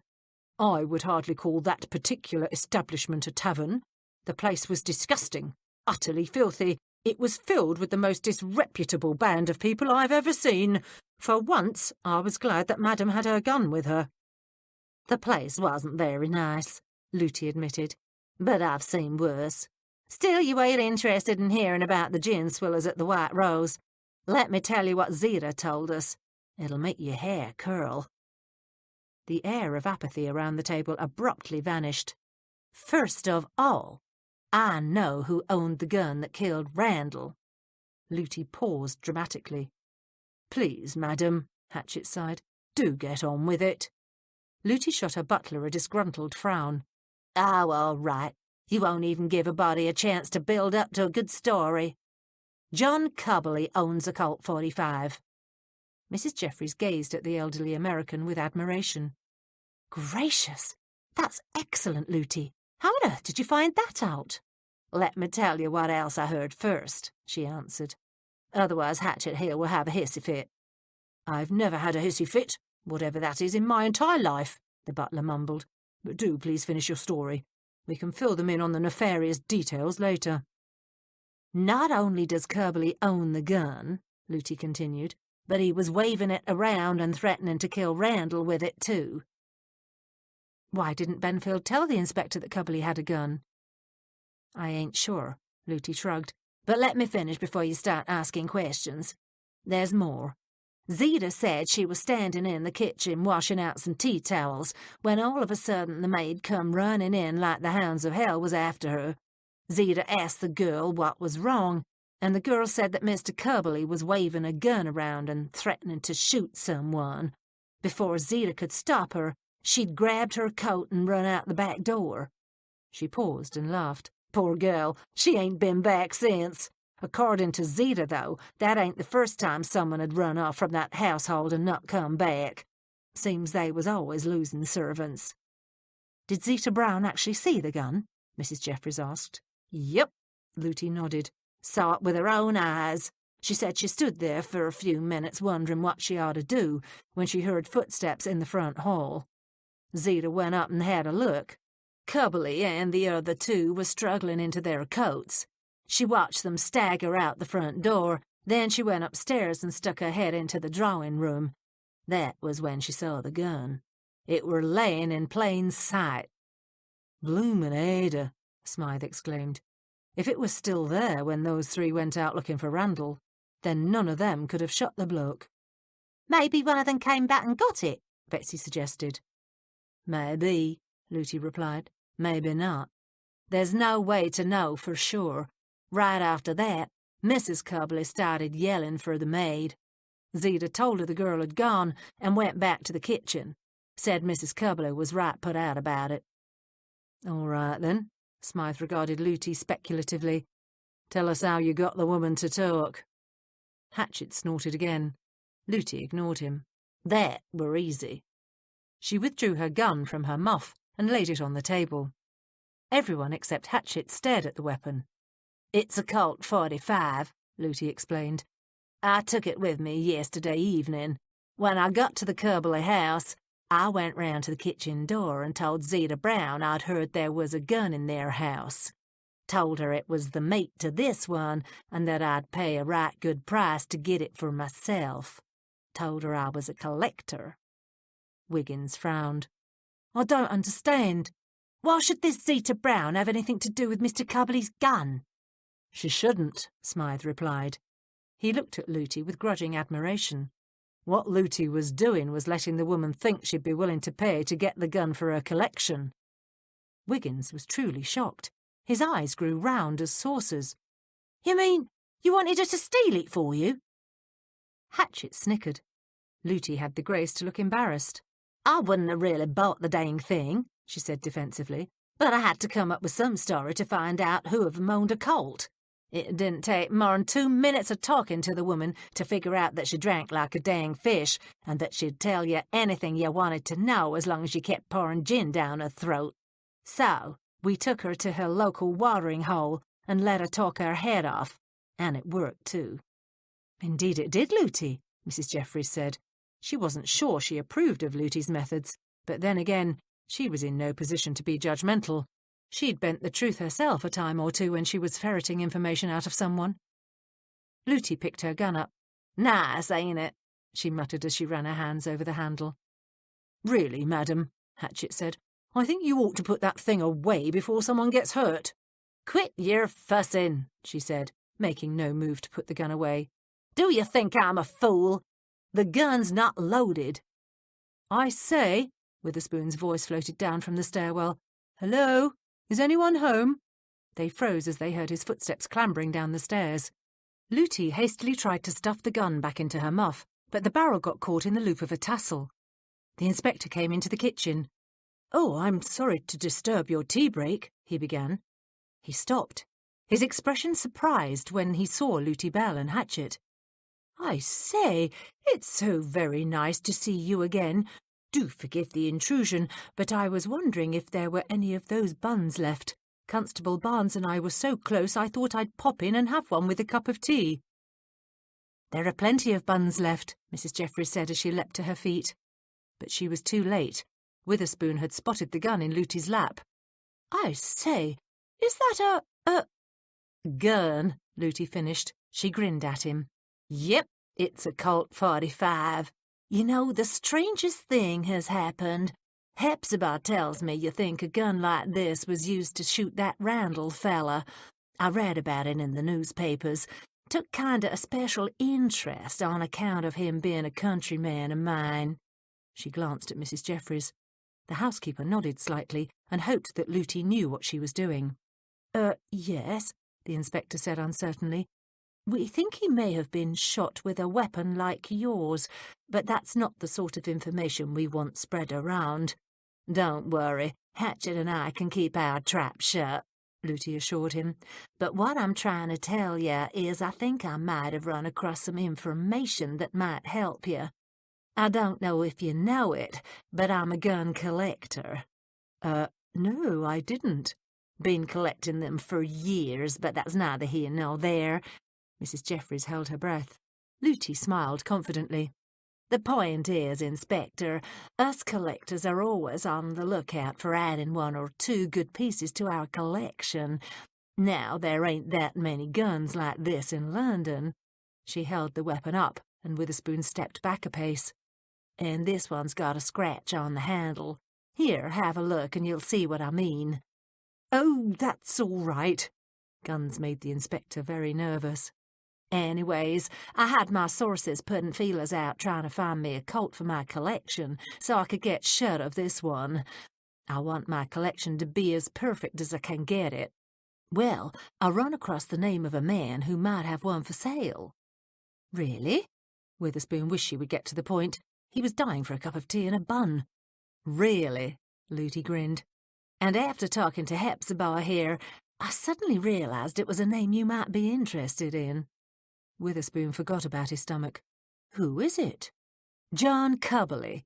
I believe he's one of the people involved with that murder you're investigating. Chapter 6. Constable Barnes hurried to keep up with the inspector. You say you heard that Mr. Cubbly had a gun from this American friend of yours? She's really more of a friend of Mrs. Jeffries, my housekeeper, Witherspoon replied as they turned the corner onto Davies Street. Rather eccentric woman, but I like her. I'm not so sure I like her pastime, though. Whoever heard of collecting guns? He clucked his tongue in disapproval. These Americans do the oddest things. But as I said, she'd heard through one of her sources that John Cubbly bought a Colt 45 from a dealer last spring. Goodness knows why, but he did. Mrs. Crookshank, who of course knew nothing of our investigation, happened to mention Mr. Cubberley's name to my housekeeper, who immediately informed her that she ought to have a word with me." "Bit of a coincidence," Barnes muttered.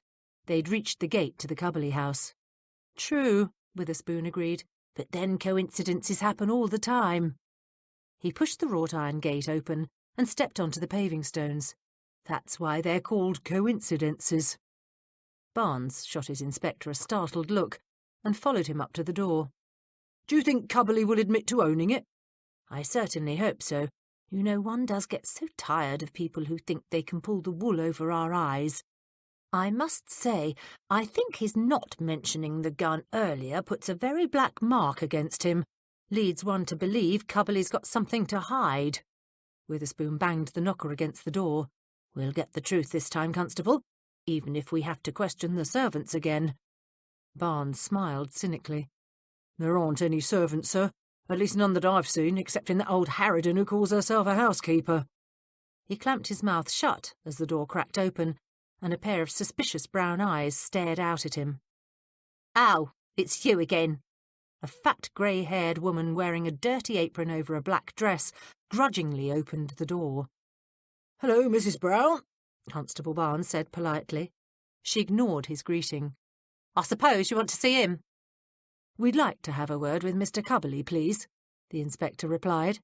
"He's in the study." She jerked her head down the hall and stepped back to let them pass.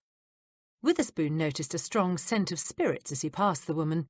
He wondered why on earth a respectable businessman like John Cubberley would have such slovenly household staff. Mrs. Cubberley stepped out of the drawing-room as they walked down the hall. She stared at them coolly, her chin tilted to one side. She didn't appear to be surprised to see them. "Good day, Mrs. Cubberley," Witherspoon said. "We're sorry to disturb you, but we'd like a word with your husband." "What about?" Her voice was as cool as her expression. Startled by the blunt question, Witherspoon blinked. "Why, our investigation, of course." She continued to stare at him as though she were deciding whether or not to comply with his request. Then she raised her hand and waved at the drawing-room. "Go in and sit down," she ordered brusquely. "My husband is in the study. I'll get him." "There's no need for that," a voice said from behind them. "I'm right here." John Cubberley, a frown on his face, came down the hallway and stopped in the door. He glanced uneasily at the police and then turned to his wife.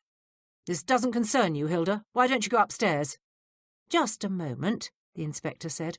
"I would like to have a word with Mrs. Cubberley, if you don't mind." He hadn't a clue what he'd ask the woman, but her behaviour was so peculiar he decided he really should ask her something. "I do mind," Cubberley replied. "Presumably you're here about Randall's murder. My wife has nothing to do with my business affairs. She barely knew the man." "It's all right, John," Mrs. Cubberley said. "I'll answer their questions." Ignoring her husband's frown of displeasure, she turned and walked back into the drawing-room. The three men followed her. Barnes, who apparently didn't think he was going to be invited to sit down, took the initiative and headed for one of the matching armchairs next to the fireplace. As soon as he was seated, he whipped out his notebook and then looked inquiringly at his boss. Witherspoon followed his example and sat down next to him, the leather creaking as he settled himself. The Cubberleys sat rigidly on the faded velvet settee. The inspector decided to get right to the point. "Mr. Cubberley, we have it on good authority that you own a gun." Cubberley gaped at them, his small eyes widening in shock. "Rubbish," he replied, recovering quickly. "I've no idea where you heard such nonsense, but I assure you—" Mrs. Cubberley interrupted. "Many people own guns, Inspector." "For God's sake, Hilda," Cubberley snapped, glaring at his wife. "Do be quiet and let me handle this." "I was merely pointing out a fact," she replied tartly. "Thank you, Mrs. Cubberley," the inspector replied. "We're aware of the fact that many people in London possess firearms. The question is, does your husband?" "There's no need to be impertinent," Mrs. Cubberley reprimanded. Cubberley said quickly, "I'll admit that I do own a weapon." "You don't have to tell them anything, John," she said. "They've no right to come here asking their silly questions. You've told them everything you know." "Hilda, please," he pleaded. "Let me take care of this." "Let you take care of this," she snorted. Cubbly clamped his lips together in a flat, grim line. Witherspoon cringed inwardly. He was dreadfully embarrassed. Arresting people for murder was one thing, but watching a domestic disagreement was quite another kettle of fish. He didn't like it at all, but he knew his duty. "Where is your gun now, sir?" Cubbly closed his eyes briefly and took a long, deep breath of air. "It's locked in the drawer of my desk." "What kind of weapon is it, sir?" Barnes asked. "Colt 45. Cubbly's voice was barely audible. "You realise, sir," Witherspoon said seriously, "that is the same kind of weapon we believe Jake Randall was murdered with." "How on earth could you possibly know what kind of gun the man was killed with?" Mrs. Cubbly charged. "How we know is completely irrelevant," the inspector replied.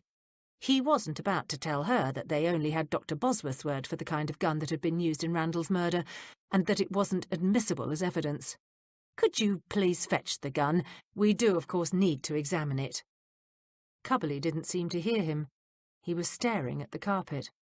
"This is absurd," Hilda Cubbly snapped. "We don't have to show you anything unless you've a warrant."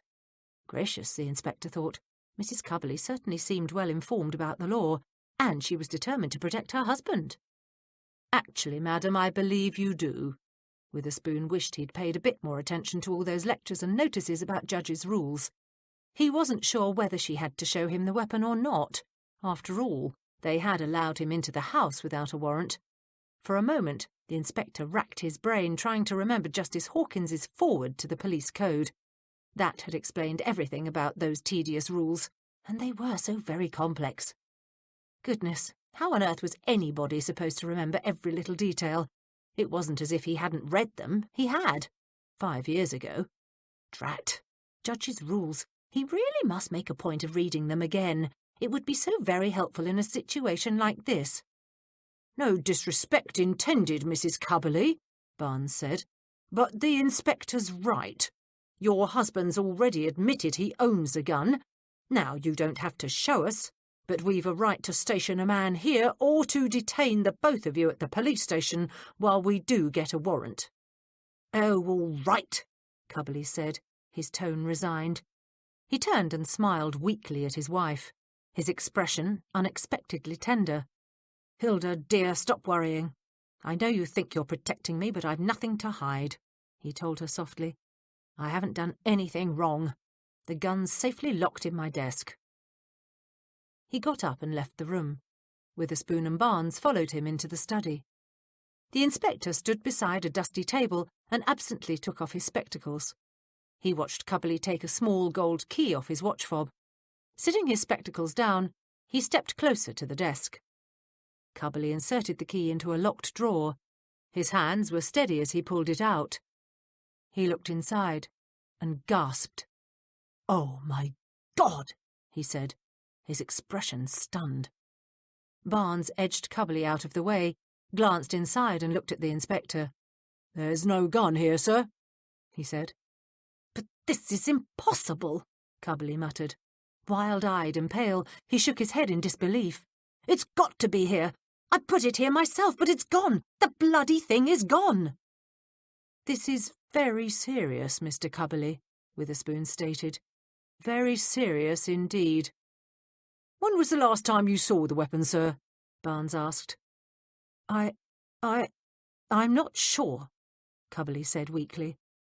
"But you just admitted you locked it in there yourself," the constable continued, his voice hardening in suspicion. "That's because I had to have put it away," Cubbly cried. "The drawer is always locked and I'm the only one with a key." "Was it Monday, the day of the meeting?" Witherspoon asked. "Was that when you locked the gun away?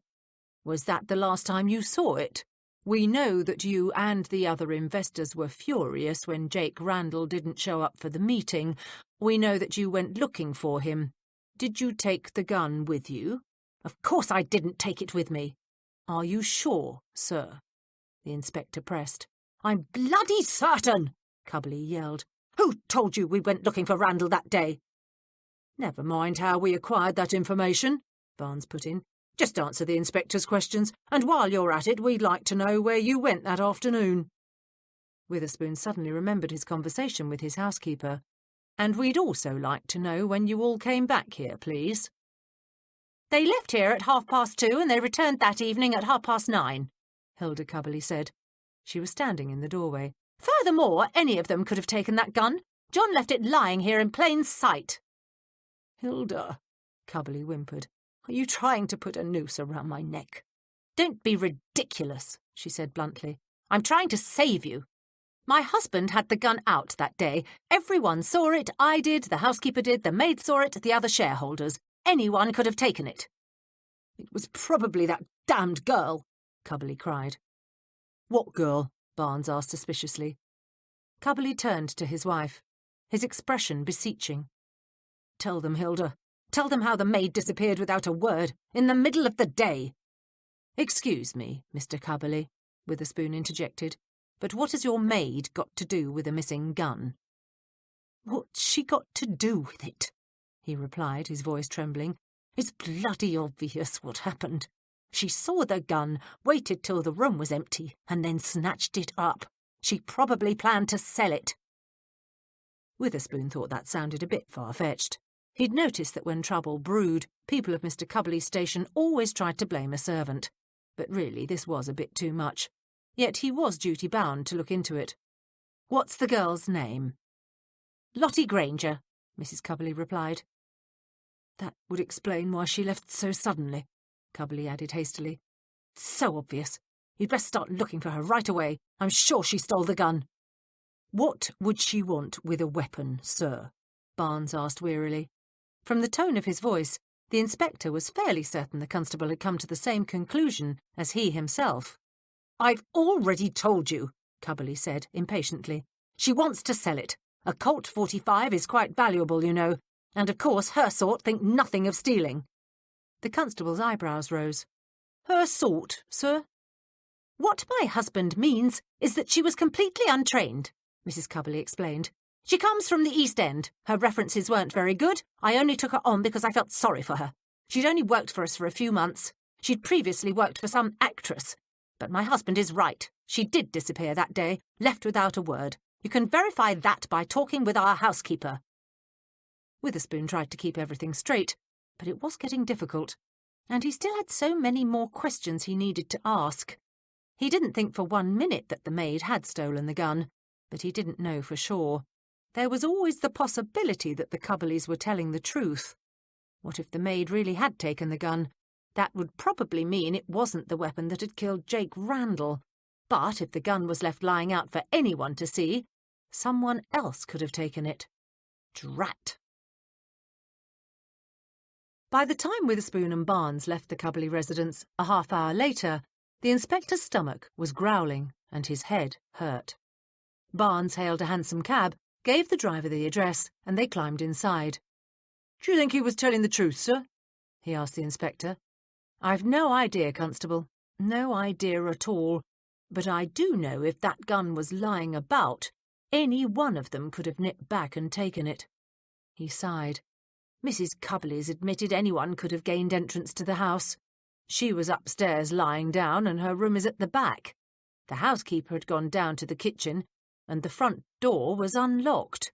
Really, you'd think people would have more sense than that, leaving a loaded weapon out where any fool could get his hands on it. "They were drunk." "True," Witherspoon mused. "But Mrs. Cubberley wasn't. She should have made sure the gun was put away." "But she didn't. Silly woman took to her bed with a headache." "That's understandable, Constable," the inspector said. "She told us she was dreadfully upset. First her husband acting like a madman, and then finding out the maid had run off. We'd better send some lads over to the East End to see if they can find this young woman. What was her name again?" "Lottie Granger." Barnes sighed deeply. "We can send 'em over there, but the chances of us finding this girl are pretty slim, especially if she don't want to be found." "But why wouldn't she want to be found?" "It's been my experience, sir," Barnes explained, "that there's lots of people that don't think of the police as friends, especially them from that part of London. But that doesn't mean she's a thief. When she saw Cubberley waving that gun around, she probably got scared and ran." "Yes, I think I know what you mean, but we've got to try." That's not to say that I believe Cubley's accusation. From the sound of it, 3 drunken men and a loaded gun. I've no doubt you're right, and she ran because she was frightened. Witherspoon pursed his lips and frowned. We've no evidence she even knew Jake Randall, so why would she want to shoot him? Well, we do have Mrs. Cubley's statement that she caught the girl making eyes at Randall once when he was round there, Barnes said thoughtfully. But I don't put much store by that. Jake Randall sounds like the kind of man who'd flirt with any pretty lass who'd crossed his path, and the girl being a thief is just a tad too convenient, if you get my meaning, sir. I'm afraid I do. Witherspoon's stomach roared. Embarrassed, he shuffled his feet on the bottom of the cab to try to cover the noise. Course, we don't know it was Cubley's gun that was used to kill Randall, Barnes continued. I've a feeling it was, Witherspoon said. He firmly quashed his earlier doubts. How many weapons of that sort are there in London? There can't be all that many. He rubbed the bridge of his nose and tried to think. It all fits, Constable, he announced. What does, sir? Whoever took the gun must be the killer. The inspector was suddenly sure of it. They had independent confirmation that the weapon hadn't been in John Cubley's possession when he left the house that day. Therefore, Witherspoon reasoned, someone else could have taken it, or Cubley could have come back and gotten the Colt himself. If we believe their story, sir, Barnes pointed out, we've only got the Cubley's word that the gun was left lying in the drawing-room. The housekeeper confirmed it, said she'd poked her nose into the room after the maid had gone running out of the kitchen. Yes, but I'm wondering about that. Seems to me Zeta Brown is the type to say anything the Cubleys want her to. She don't want to lose her position. Witherspoon thought Barnes had a point. The Cubleys were hardly the most benevolent of employers. But then again, from the looks of the housekeeper, she wasn't the most competent of servants either. Grrr, he grimaced as another embarrassing sound erupted into the confines of the quiet cab. Unfortunately, they were stopped in traffic, and the horrid noises from his stomach were perfectly audible. Sounds like you're hungry, Inspector, Barnes said cheerfully. He glanced out the window. We're right close to your house, sir. Why don't I drop you off for a bite of lunch? I'll nip on down to the station and get the lads off to the East End. I'll also get them started on checking Cubley's whereabouts on the afternoon of the murder. Not that I think we'll have much luck there, but you never know.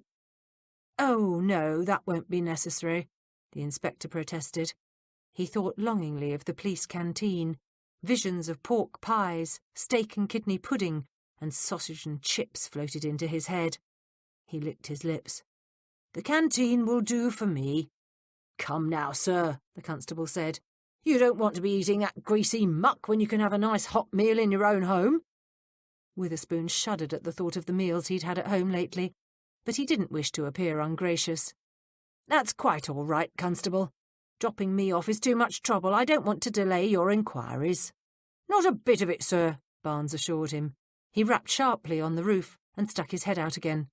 Turn up the next street, he ordered the driver, and cut on over to Upper Edmonton Gardens. Mrs. Goodge grinned from ear to ear when Mrs. Jeffries hurried into the kitchen after lunch. Did the inspector enjoy his meal, then?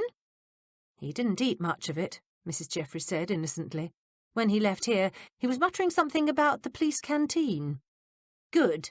A few more days of this, and maybe we can get back to our usual way of doing things. Her smile faded, and she flushed guiltily.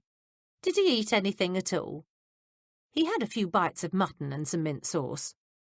I don't like feeding the poor man such wretched meals, Mrs. Jeffries. My conscience is starting to bother me over it. Don't worry, Mrs. Goodge, the housekeeper assured her. The inspector isn't really suffering. Besides, I do believe this is the only way we can make our point. The inspector isn't in any real financial danger. Some of his investments aren't doing as well as they used to, but that's no reason to stop enjoying life entirely. She glanced around the empty kitchen. When are the others coming? I've so much to tell them. Smythe and Wiggins are upstairs washing up, and Betsy's not back yet. Should we wait for her? No, we don't have time. Mrs. Jeffries was aware of a vague sense of unease with this case. Despite everything she'd learnt from the inspector at lunch, they were still no closer to a solution. She hoped that the others had something to report, something that made sense, something that would give her the one piece of the puzzle that would make the rest of it fall into place. She turned at the sound of heavy footsteps coming down the kitchen stairs. Smythe appeared first, with Wiggins right on his heels. The coachman took his customary place at the table. "Isn't Betsy back yet?" "Not yet," Mrs. Goode replied, "and Mrs. Jeffries said we can't wait. If she comes back this afternoon, I'll catch her up on everything." "What do you mean, if? Of course she'll be back," Smythe interjected. "Don't snap my head off, man." The cook shot him an impatient frown. "I didn't say she wouldn't. I'm only saying I'll tell her everything, so there's no reason we can't get on with it now. I found out a few things," the cook said proudly, "and seeing as we're behind on this case, we best get cracking." Smythe looked like he was going to protest, so Mrs. Jeffries intervened. "Mrs. Goode is right," she said firmly. She smiled confidently at the coachman. "We had best get on with it. Wiggins, would you like to sit down?" The footman had wandered over to the sideboard. "What's happened to Fred's bone?" he asked as he moved to the table. "I gave it to the inspector," Mrs. Goode said, her voice defensive. "And it weren't a bone, it was a decent piece of mutton." "But you were saving that for Fred," Wiggins protested. "You told me so this morning." Fred, who'd followed him over to the table, raised his head at the mention of his name. "I know what I told you, but I changed my mind. I've got some nice stew bones for Fred," the cook snapped. "Now, please let's stop dithering about and let me have my say." Everyone stared at her. Mrs. Goode took a deep breath. "Well, I don't know if it has anything to do with Randall's murder, but I've found out that Mr. and Mrs. Cubberley weren't exactly a match made in heaven, and both Hinkle and Dillingham had money trouble." "Goodness, you have been busy." "We've got to catch up," the cook said seriously. "I got up at 4:30 this morning to do my baking. I've had half of London through this kitchen today and fed 'em good too. Like I told you, if you feed people, they talk." Smythe sighed impatiently, but kept his mouth shut. "Tell me about Cubberley first," Mrs. Jeffries commanded. So far, he was the most likely suspect.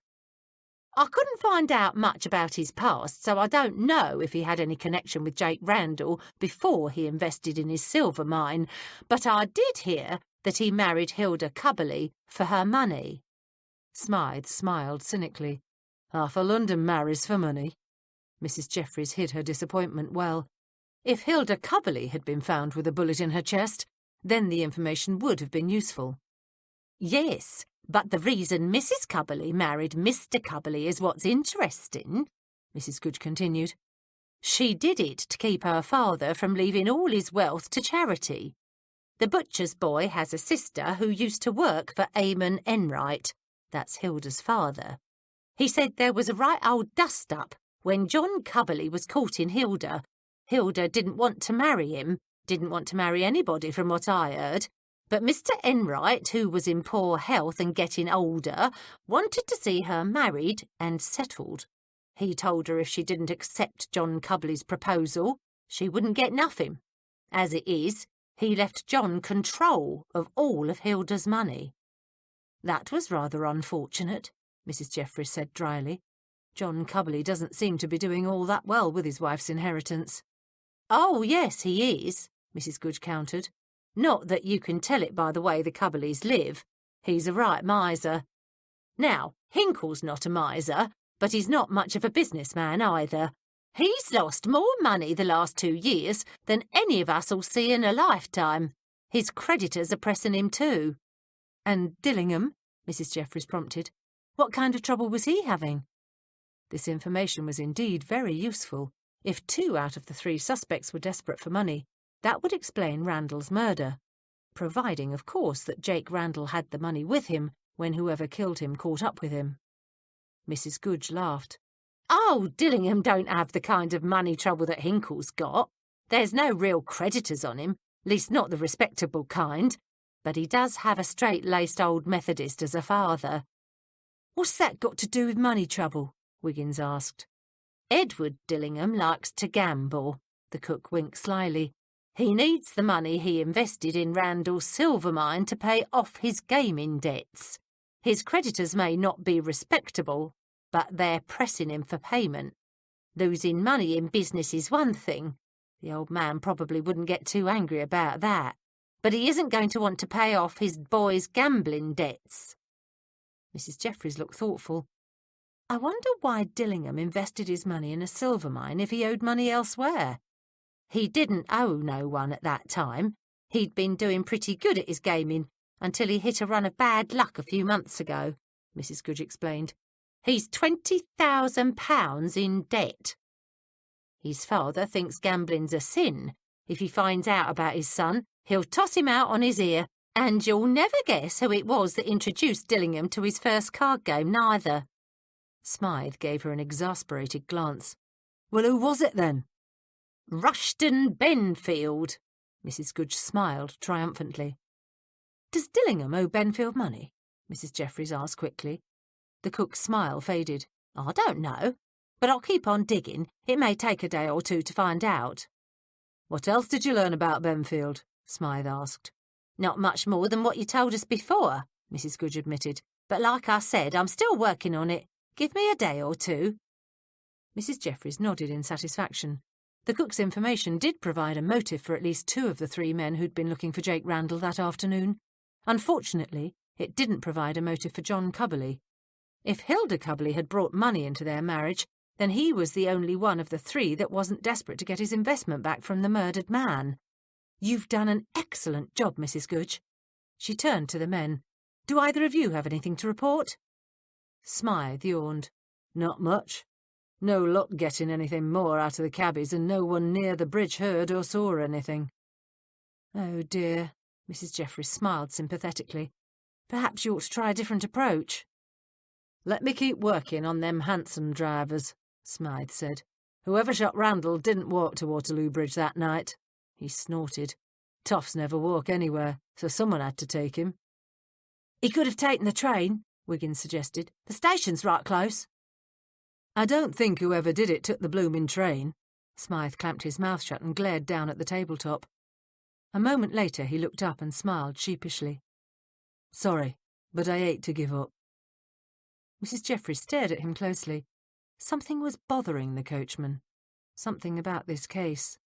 "Well," she said cheerfully, "I don't blame you. I too hate giving up. Furthermore, I may have some information that can help you." She went on to tell them everything she'd learnt from the inspector over lunch.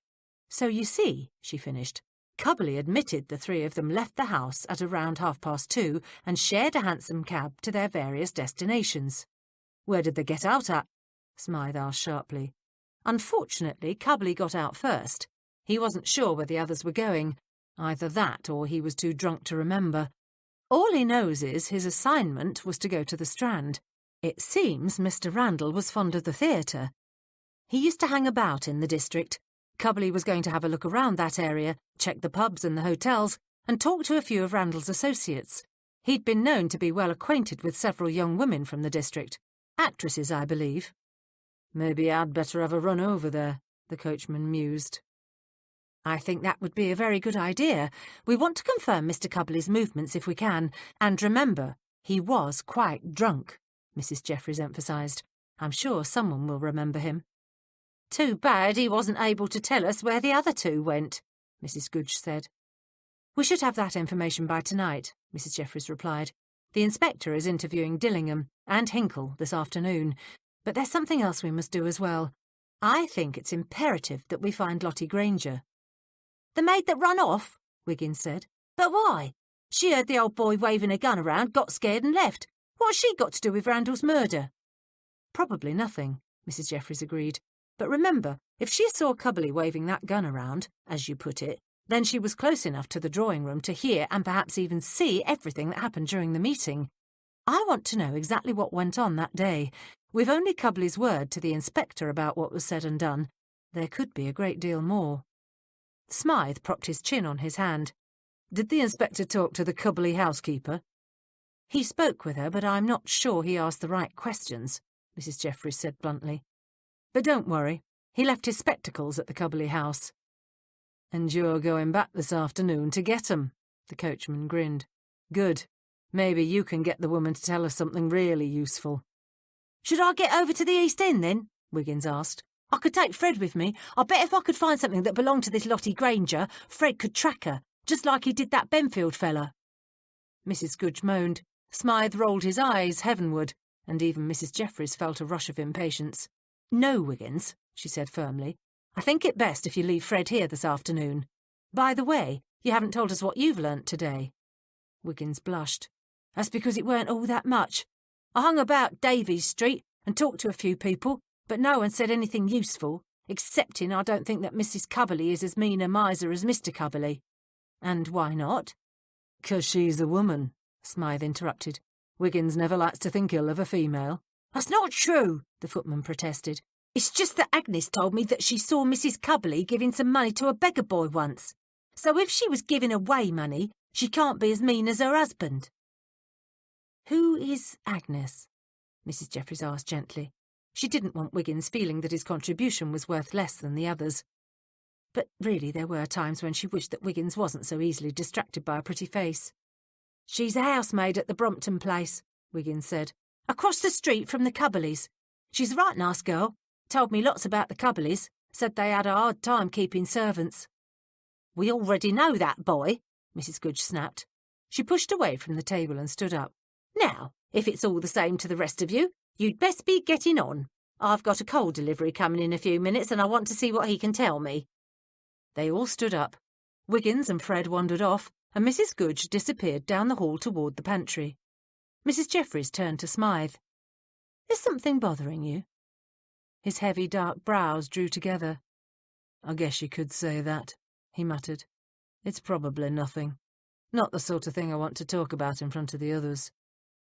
"Will you tell me?" "Course I will." He gave her a smile that didn't reach his eyes.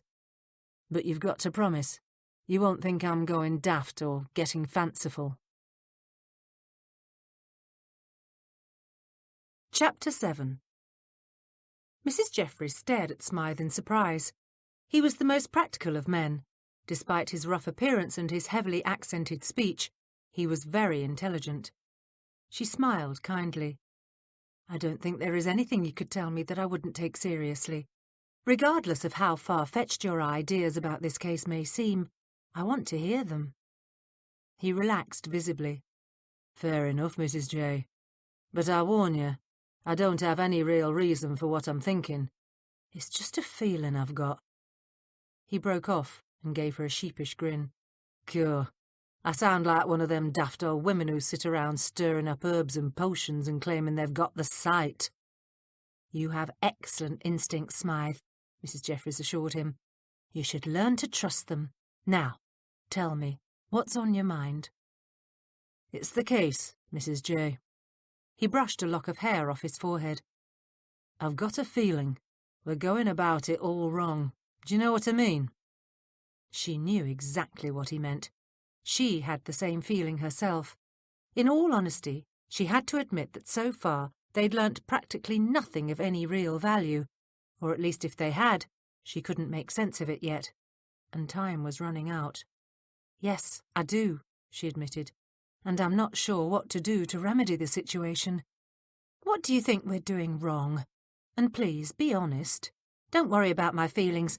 I realise I'm the one that tends to send everyone off in certain directions, but that doesn't mean I'm infallible." She gave him that speech because she knew perfectly well that he'd tiptoe around the truth for hours if he thought she'd be hurt by his words. Smythe stared at her for a long moment before speaking. Finally, he said, "I don't think it's anything we've done. More like it's what we haven't done." "But what haven't we done that we should be doing?" she asked earnestly. "That's what I want to know. Why aren't any of our usual methods working in this case?"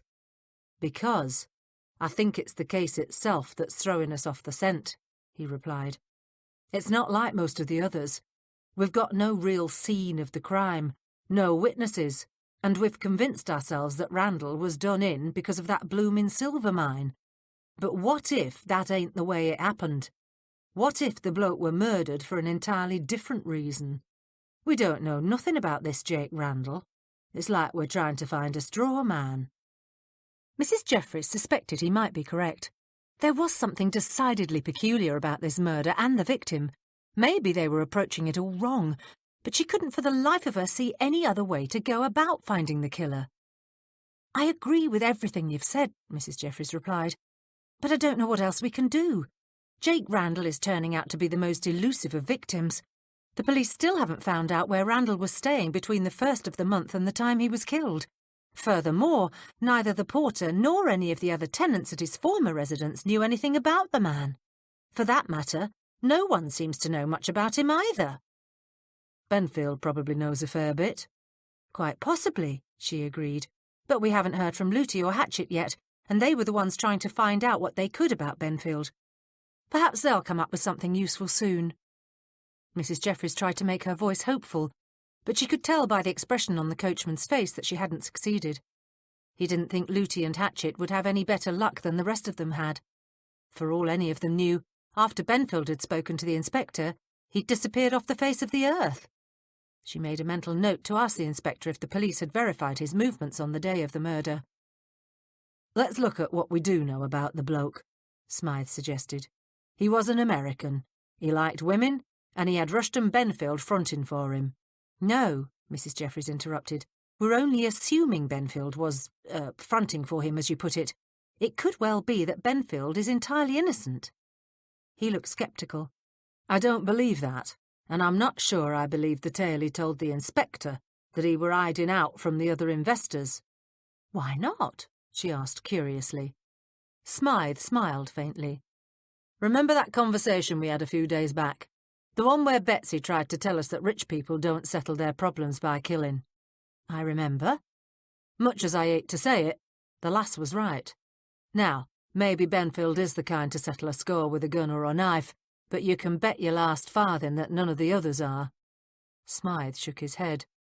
Can you really imagine Cubbly or Hinkle or that twit Dillingham beating Benfield to a pulp? But Benfield claimed that Cubbly did get violent, Mrs. Jeffries pointed out. He said he was pushed against the wall. But Cubbly was soaked, Smythe exclaimed. They'd been drinking whiskey. Bloomin' Ada, Benfield knew that the other three weren't going to stay snozzled forever. He knew that once they sobered up, the first thing they'd all do was get their solicitors. They weren't going to come after him, yet he'd stayed in hiding for days. Why? Stunned, Mrs. Jeffries stared at the coachman. He was absolutely right.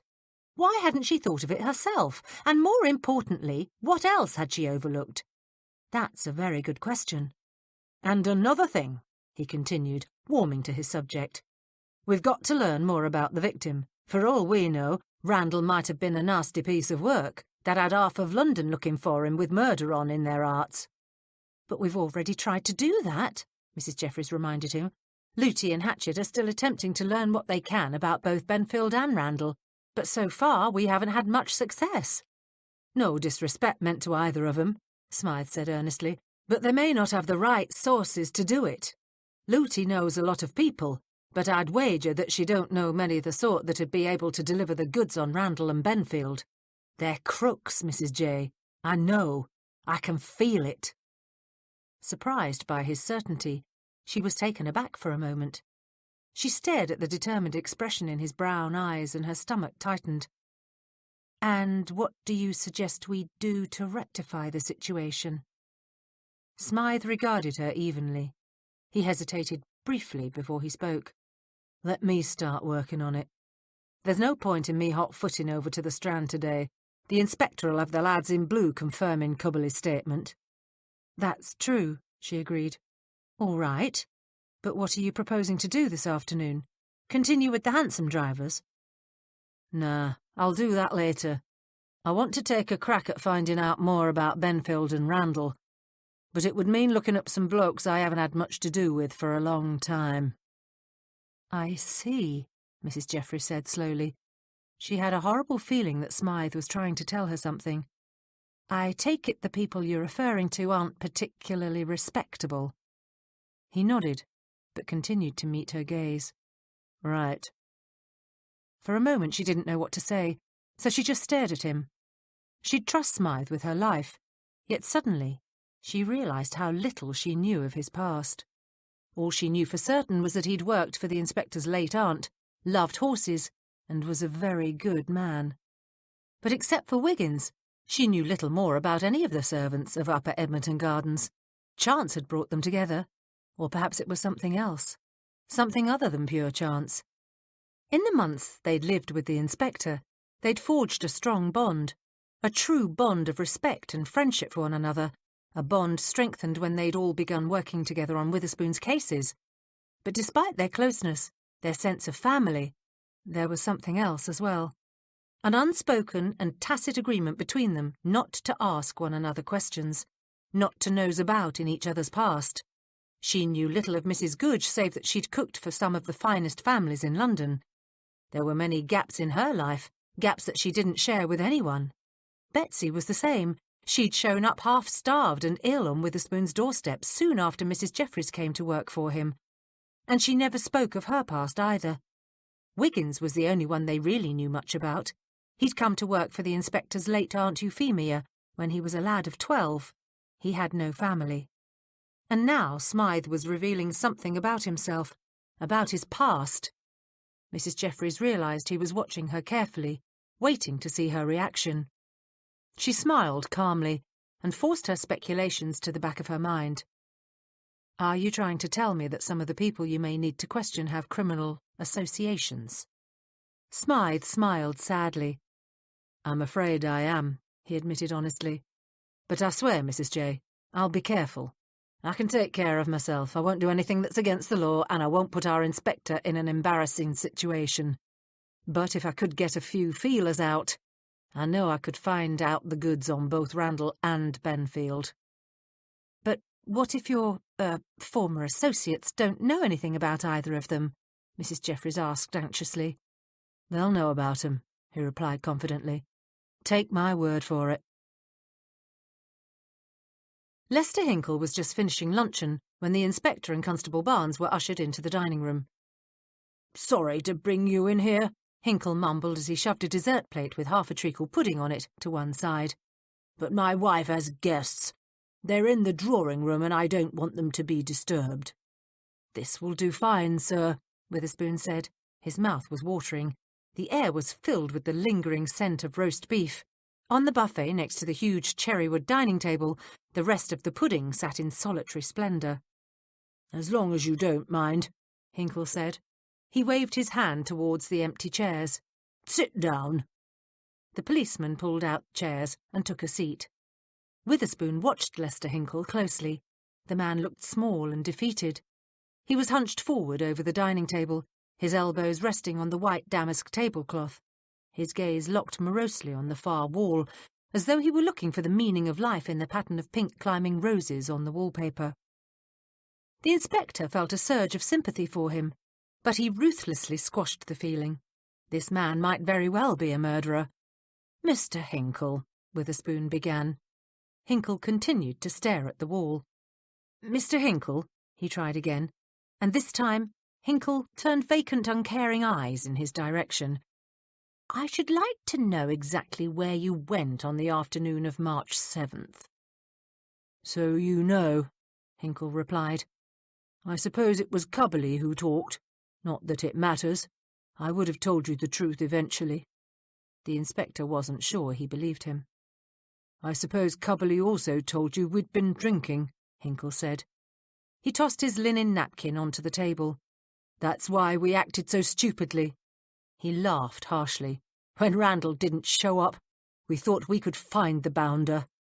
Did you locate Mr. Randall? The inspector asked softly. Hinkle slowly shook his head. No, I was so drunk I couldn't have found my way home, let alone Jake Randall. You're not trying to tell us, sir, that you were so drunk you don't remember what you did or where you went? Witherspoon asked in alarm. It's a bit hazy, Hinkle replied, but not so much that I don't recall my movements. He paused and took a deep breath. The three of us left Cubberley's house sometime after 2. I don't know when exactly. I didn't look at my watch. We sent a beggar boy who was hanging about the front of the house to get us a hansom. Cubberley got off at the Strand. I can't exactly remember why, but I suppose he had a reason. He was looking for Randall in the theatre district, the inspector said, hoping the information would help the man remember. Hinkle nodded. That's right. It's starting to come back to me. The inspector silently congratulated himself.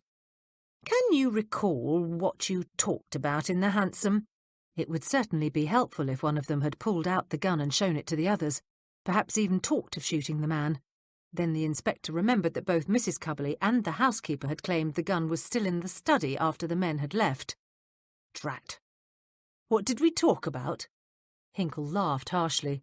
Why, we talked about what a scoundrel Randall was, how we couldn't wait to get our hands on him and make him give us our money back.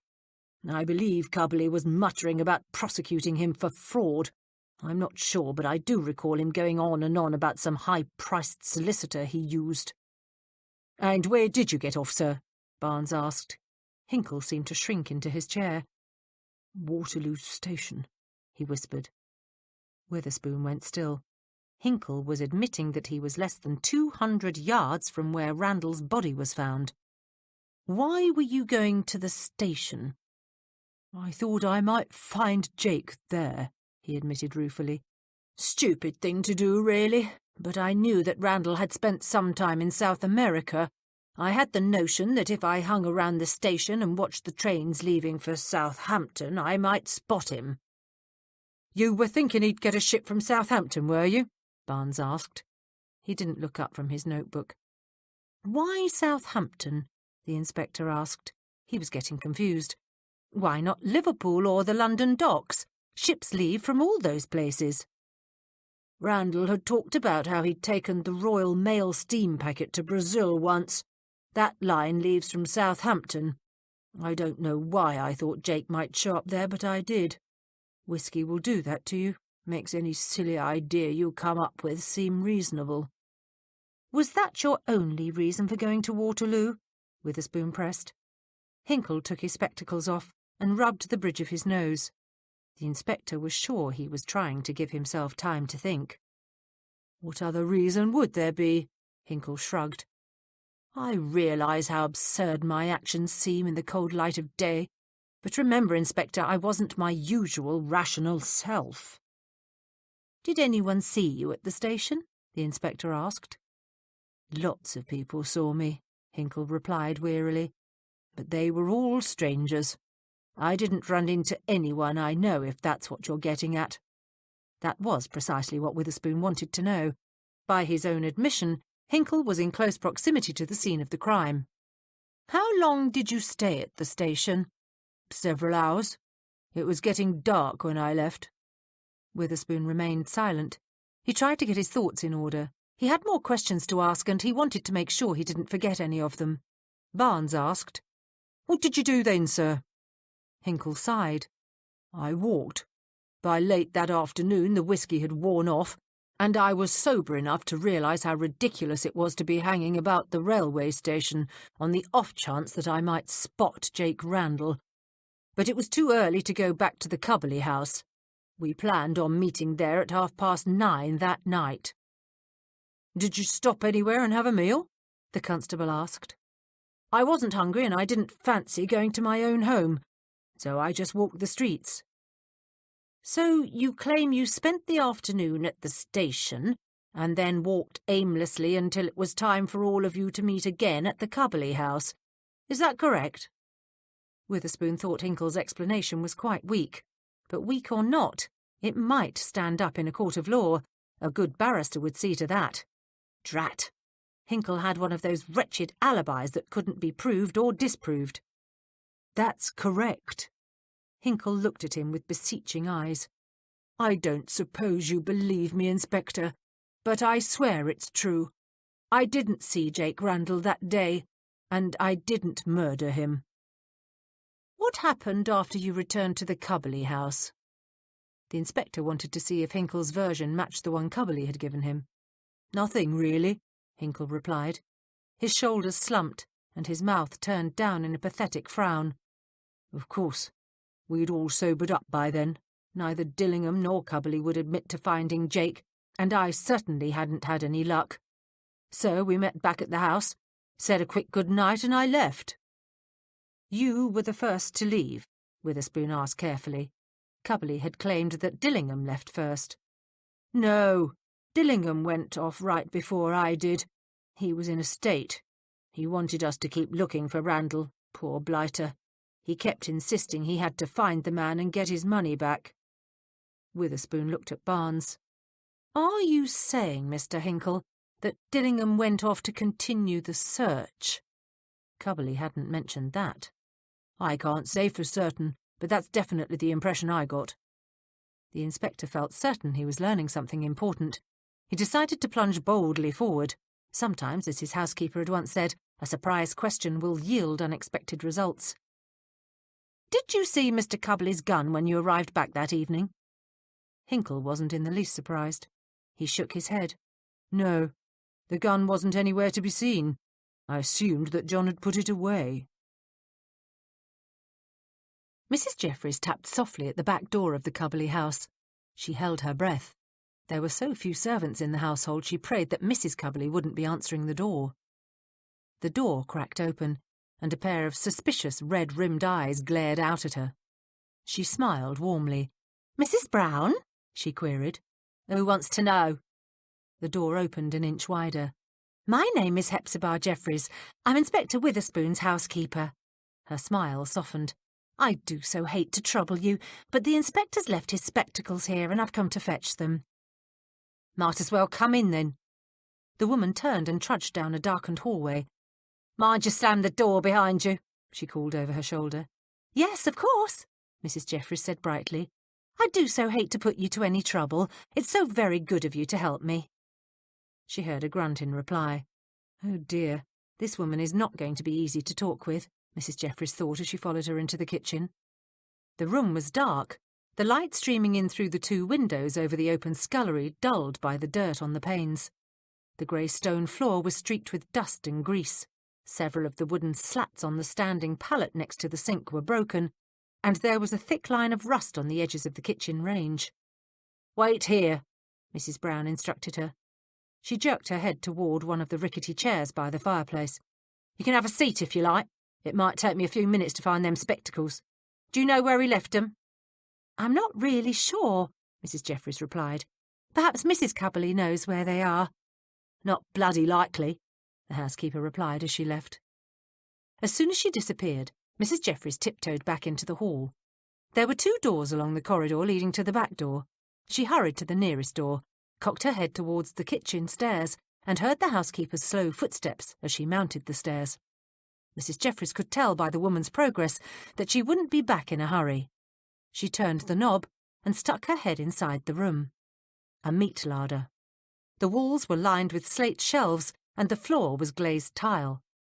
There were hooks for hanging joints dangling from a cross beam, a table and a chopping block, but the only meat stored was a small brown-wrapped parcel, which she thought was probably a joint of some kind. Mrs. Jeffries backed out, closed the door, and dashed to the next one. Opening it, she peeked inside and saw that it was a dry larder, but the shelves that should have been bulging with bread, flour, and other staples were surprisingly bare. There were a few tins of vegetables, a jar of preserves, and half a loaf of brown bread. There was very little food in this household, she thought. As she turned to close the door, she noticed a housemaid's box, almost identical to the one Betsy and she used at Upper Edmonton Gardens to carry their cleaning supplies, stuck in the far corner. Mrs. Jeffries went back to the kitchen. She thought about having a quick search through the house when she heard Zita Brown's heavy footsteps on the stairs. "It took me a bit of time to find 'em," the woman announced sourly as she plonked the inspector's spectacles on the table. "Thank you so very much for looking," Mrs. Jeffries replied. "I must say I'm so sorry to have put you to any trouble." The only reply was a grunt. Mrs. Jeffries tried to think of what to do to get the woman talking. Normally she had no difficulty engaging people in conversation, but this woman was a horse of a different colour. "Excuse me for asking," she began, "but might I trouble you for a cup of tea? It's a long way home, and once I get back there I won't have time to do anything but work, work, work. The inspector is quite a nice man, but he is demanding." It was precisely the right thing to say. "Demanding?" Zita Brown shuffled towards the stove. "I can tell you all about that. Do this, do that, cook the meals, do the bleeding laundry." She snorted as she put the kettle on to boil. "House this big and I'm the only one here. You'd think that old bastard would hire more staff, but no, not him. He's too bleeding tight-fisted to pay for any more help. Mrs. Jeffries jumped right in. Gracious, you don't mean to say you're expected to do everything? But that's absurd. Why, it's positively criminal. Course it is. Zita shuffled back to the table and plopped in her chair. But he don't care how hard I work, and she don't notice what the blooming house looks like. All she cares about is shutting herself up in her bleeding room and reading them ruddy books of hers. Mrs. Jeffries assumed the housekeeper was referring to the Cubberleys, but she didn't dare ask. The woman needed a few more moments to vent her rage. Have you always had to do it all? Sometimes they have a housemaid, Zita admitted grudgingly, but they never stay. Really? How very dreadful. Why do they leave? Is Mr. Cubberley well, you know, one who takes liberties? Zita threw her head back and laughed. Him? Not likely. The only thing he uses his pole for is taking a piss. He don't even take liberties with his missus, much less anyone else. But the girls don't stay because the old fart won't pay a decent wage. She suddenly leant forward. You wouldn't believe how much they give me. Full housekeeper I am, and the bastard won't pay more than 20 quid a quarter. That's shocking. Mrs. Jeffries was horrified. That was less than half what a proper wage was. But doesn't the mistress of the house object? Surely she'd need a lady's maid. Why, who does her hair? Who helps her undress? No one. She does it herself. Zita broke off and cackled with glee. Last maid we had ran off in the middle of the day.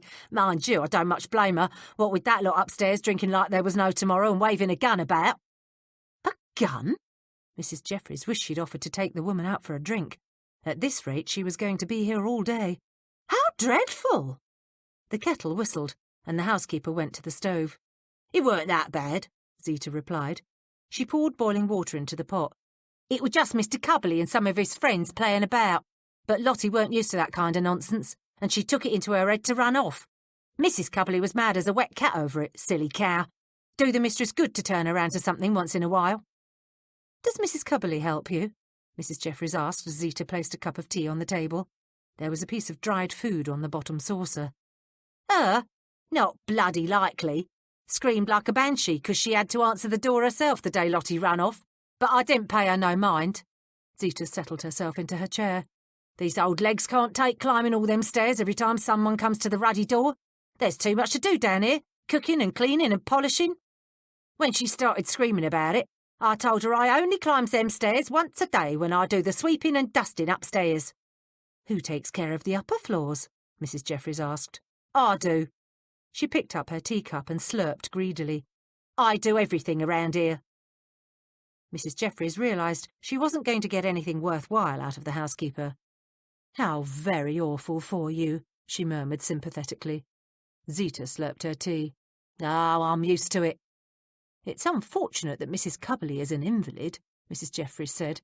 She wanted to get the housekeeper talking about the Cubberleys again. She's no invalid, Zita exclaimed. I'm sorry. Perhaps I misunderstood, but I thought you said she spends all of her time in her room.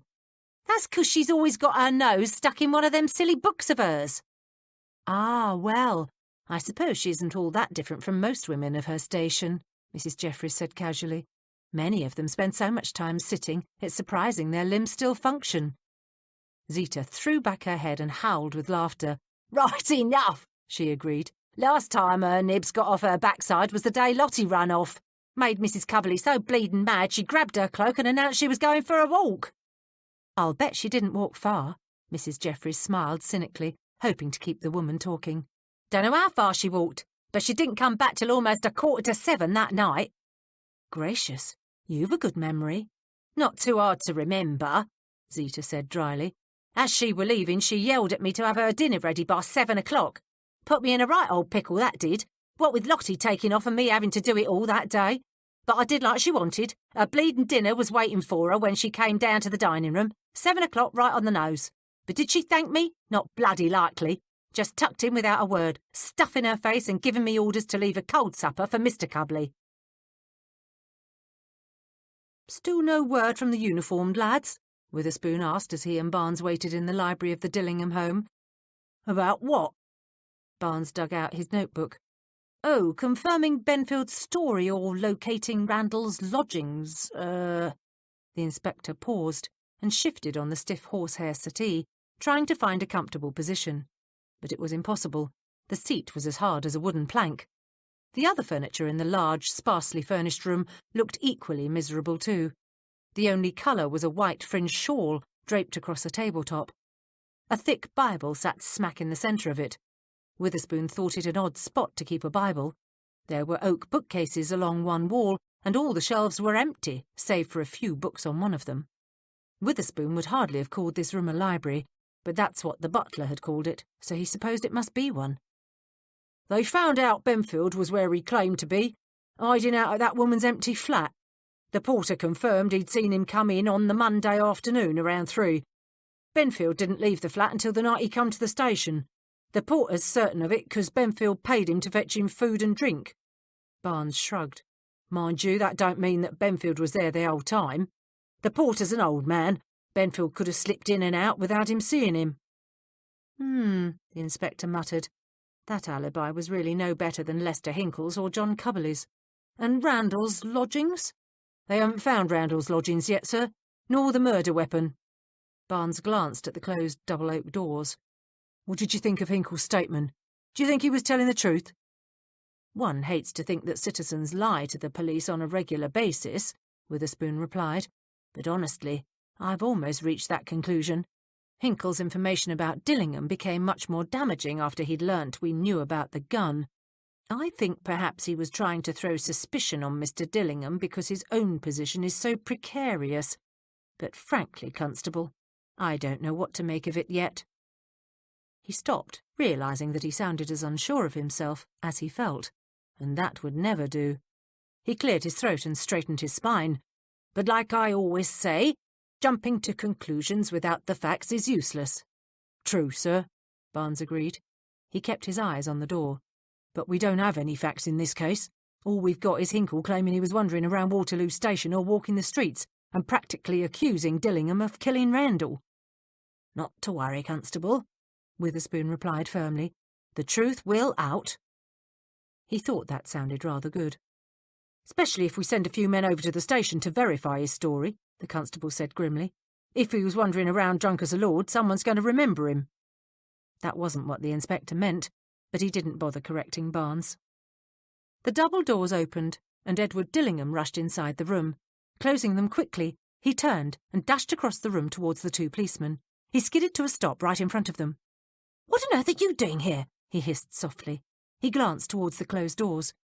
"We'd like to ask you a few more questions," Barnes replied. He stood up and Dillingham stepped back a few feet. "But I've already answered all your questions." There were footsteps outside in the hallway. Dillingham jerked his head around, a panicked look in his eyes. "Not all of them, sir," Barnes said. Dillingham didn't appear to hear. His gaze was locked on the door, and his ear was cocked that way too. "Mr. Dillingham," the inspector prompted. He turned at the sound of the inspector's voice. "You really must go," he beseeched them softly. "I'll be happy to come down to the police station, but you must leave." The footsteps stopped outside the door. The knob began to turn. Dillingham made a strangled noise of pain just as the door opened. "Oh, God!" he muttered frantically. "Now I'm done for." Looty tossed her cloak over the back of the chair and sat down. "Hatchett'll be here soon," she said, "but he said first not to wait." "In that case," Mrs. Jeffries said, "we won't. We've much to report." "We only met a few hours ago," Wiggins muttered. "I ain't had time to get out and hear nothing." He stopped and frowned at the lone plate of bread and butter sitting in the centre of the table. "Is that all there is?" he asked, his tone outraged. "What happened to them scones you were baking this morning?" he asked the cook. "I'm saving them for tomorrow," Mrs. Goodge said firmly. "This is the third time we've met today, and I'm not wasting any more sweets on you lot. Got to save them for my sauces. Besides, this is plenty. Nothing wrong with a good bread and butter tea." "It'll be enough for me," Looty announced. "And we don't need to bother saving Hatchet any. He eats too much anyway. Come on, let's get started." Smythe glanced at the empty chair next to the cook. "Cool, blimey. Isn't Betsy back yet? The lass has been gone all day. Where'd she go, anyway?" "I'm not certain," Mrs. Jeffries said, "but I'm sure she'll be along any minute. In the meantime, we've much to discuss." She was eager to tell them what she'd learnt from Zeta Brown, and she also wanted to talk about Smythe's ideas on the case. "Now, does anyone have anything to report?" Hatchet and I found out that Benfield's been disinherited, Looty volunteered, but I don't think it means much. It happened 7 years ago. She turned accusingly to the housekeeper.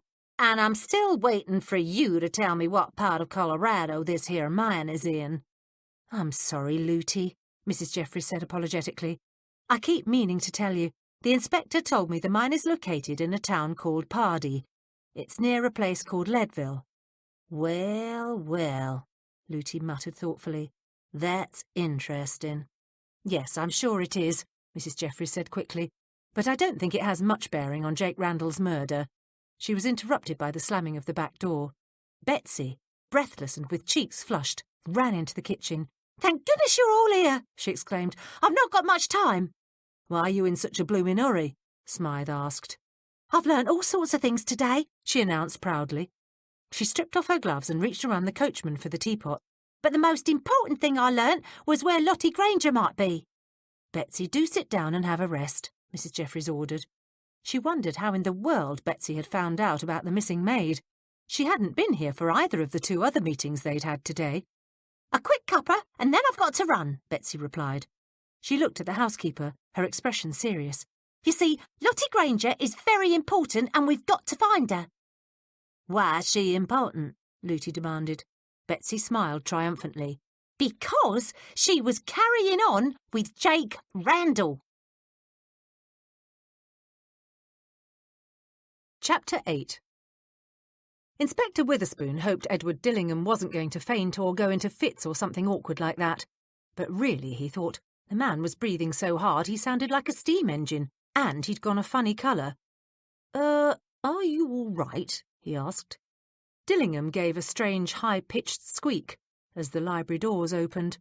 A strangled giggle slipped from his throat as the butler stepped into the room.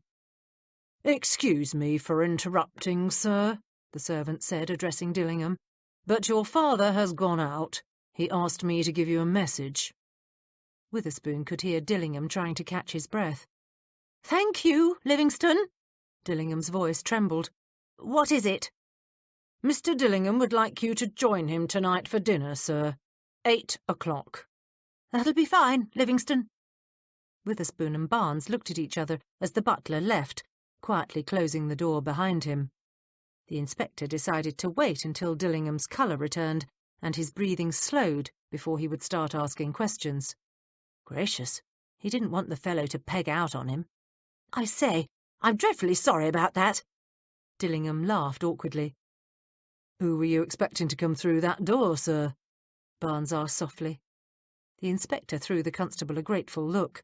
Trust Barnes to get right to the heart of the problem. Edward Dillingham had clearly been frightened of someone seeing him being interviewed by the police. Not just apprehensive or nervous, scared. Of course it might be difficult to get the man to admit to such a thing. What could one say? "Excuse me, sir, but were you terrified your mother was going to catch you talking to the police?" Thank goodness for constables. So much less inhibited about some things. Dillingham contrived to look offended.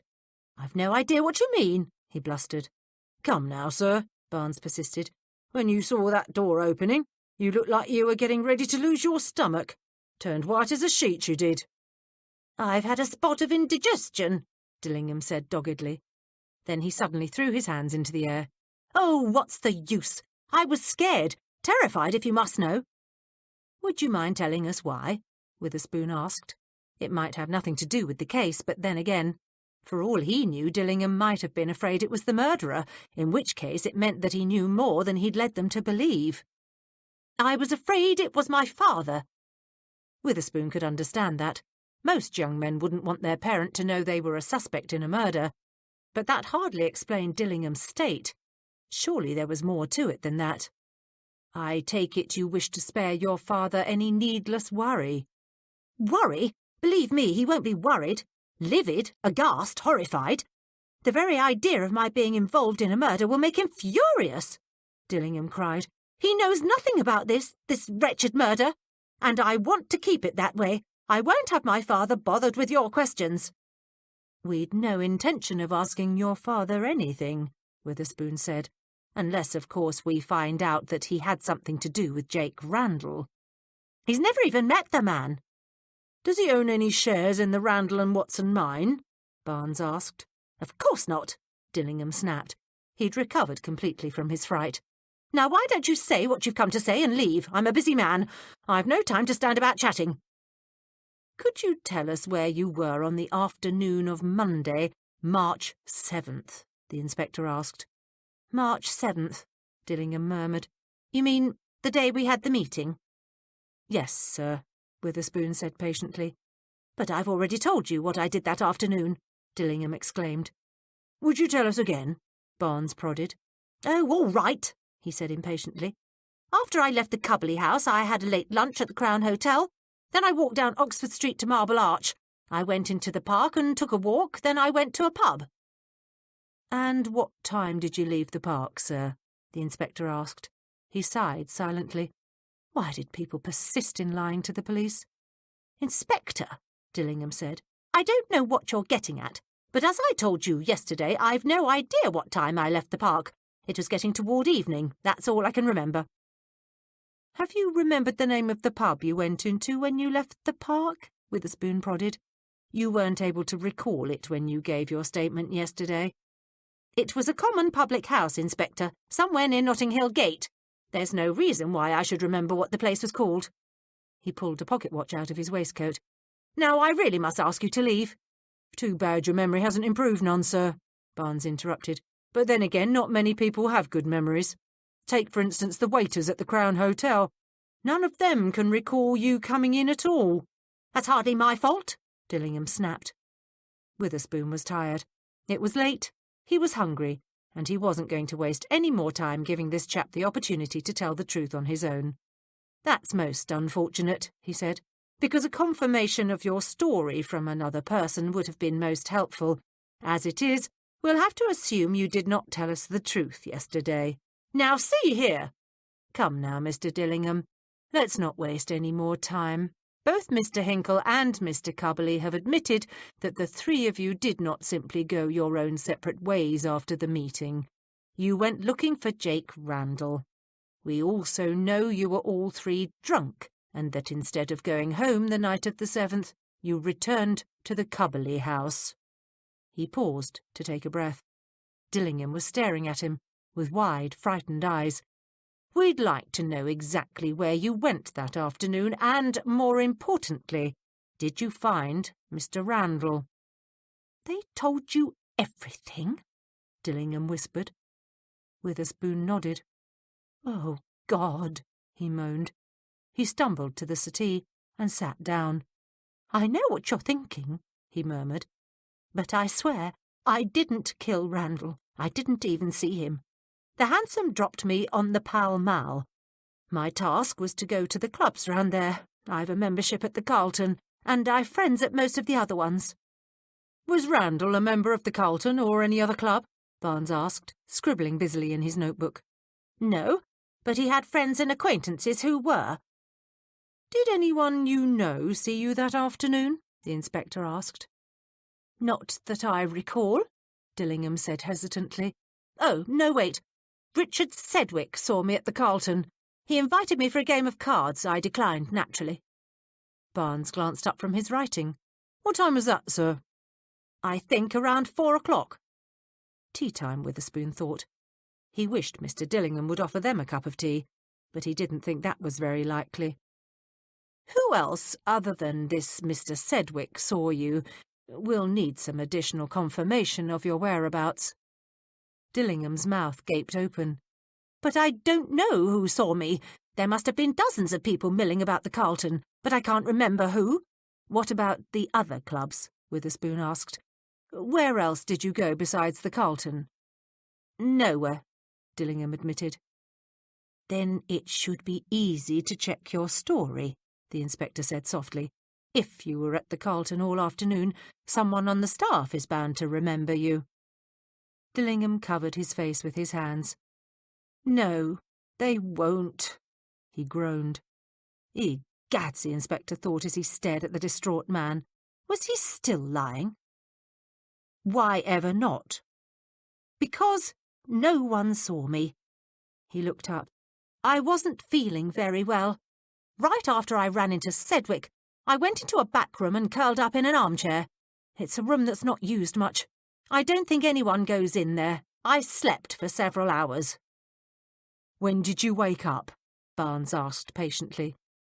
Dillingham began to wring his hands. "It was almost 9 o'clock. "Did anyone see you leaving the Carlton?" Witherspoon prodded. "The porter, perhaps, or the doorman?" Dillingham smiled bitterly. "No, I crept out a side door. I didn't want to risk running into anyone I knew. To be perfectly honest, I was a bit of a mess." "That's most unfortunate." Witherspoon also thought it very odd. Surely if one was searching for someone, one made oneself known to the staff and asked questions. But Dillingham claimed all he did was crawl off into an overstuffed chair and fall asleep. Really, he thought, his story doesn't make any sense. "Tell me, sir, did you go back to the Cubberley house any time during the day?" Dillingham looked genuinely surprised by the question. "Why should I do that?" Witherspoon tilted his head to one side and watched the man closely. "To get John Cubberley's gun?" "Who told you that?" Dillingham demanded. "I never went near the house until that night, until everyone came back." The inspector noticed he hadn't denied knowledge of the weapon. "No one's accusing you of anything, Mr. Dillingham." He paused. "Did you know Mr. Cubberley's gun is missing? We believe it's the weapon that killed Randall."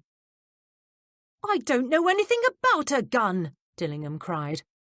Witherspoon held up his hand for silence. "Please, sir, we know quite well that you do.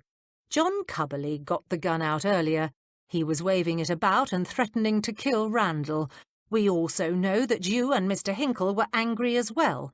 So angry, in fact, that Rushton Benfield felt his life was in danger." He paused and looked Dillingham straight in the eye. "Benfield, in fact, has told us everything. We know that the three of you knew that the money was gone and that Randall had taken it." "Benfield's a liar." Dillingham leapt up from the settee and began to pace the room. "I didn't threaten him. John Cubberley did. Hinkle and I had to pull him off the fellow. He was trying to choke him." Witherspoon recalled that Benfield had merely said that Cubberley had shoved him up against the wall. "We were drunk, Inspector," Dillingham persisted. "We didn't know what we were doing, but I assure you Cubberley may have gotten his gun out, but it was still sitting there when the three of us left, right on the table. I noticed as I left the room. You can't seriously believe that men of our position would go out and murder someone over a stock swindle." "But someone did." Witherspoon smiled sadly. "It's been my experience that desperate people commit desperate acts." "Have you asked Rushton Benfield what he was doing that afternoon?" Dillingham charged. "Yes, sir, we have," Witherspoon replied, "and we're quite satisfied with his statement." Actually, they still needed additional confirmation of Mr. Benfield's statement. "Let's get back to you, sir.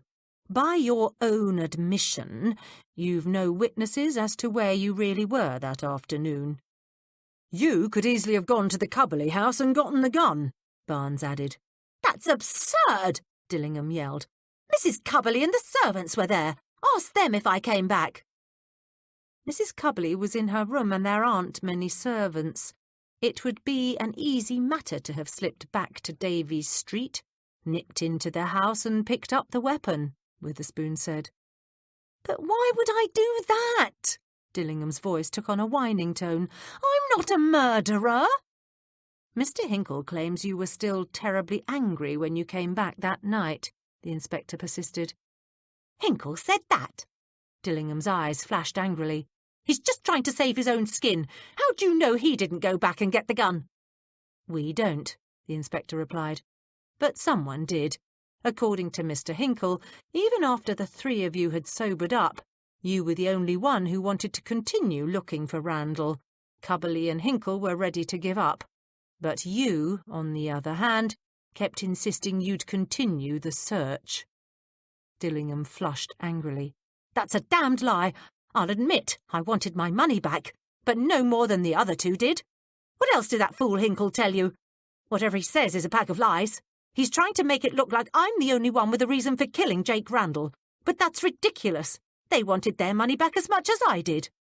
"Really?" Witherspoon smiled coolly.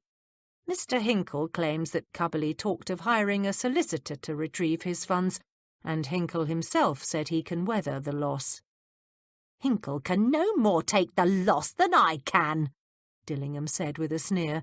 He's in debt up to his ears, and John Cubberley's too tight-fisted to hire a solicitor.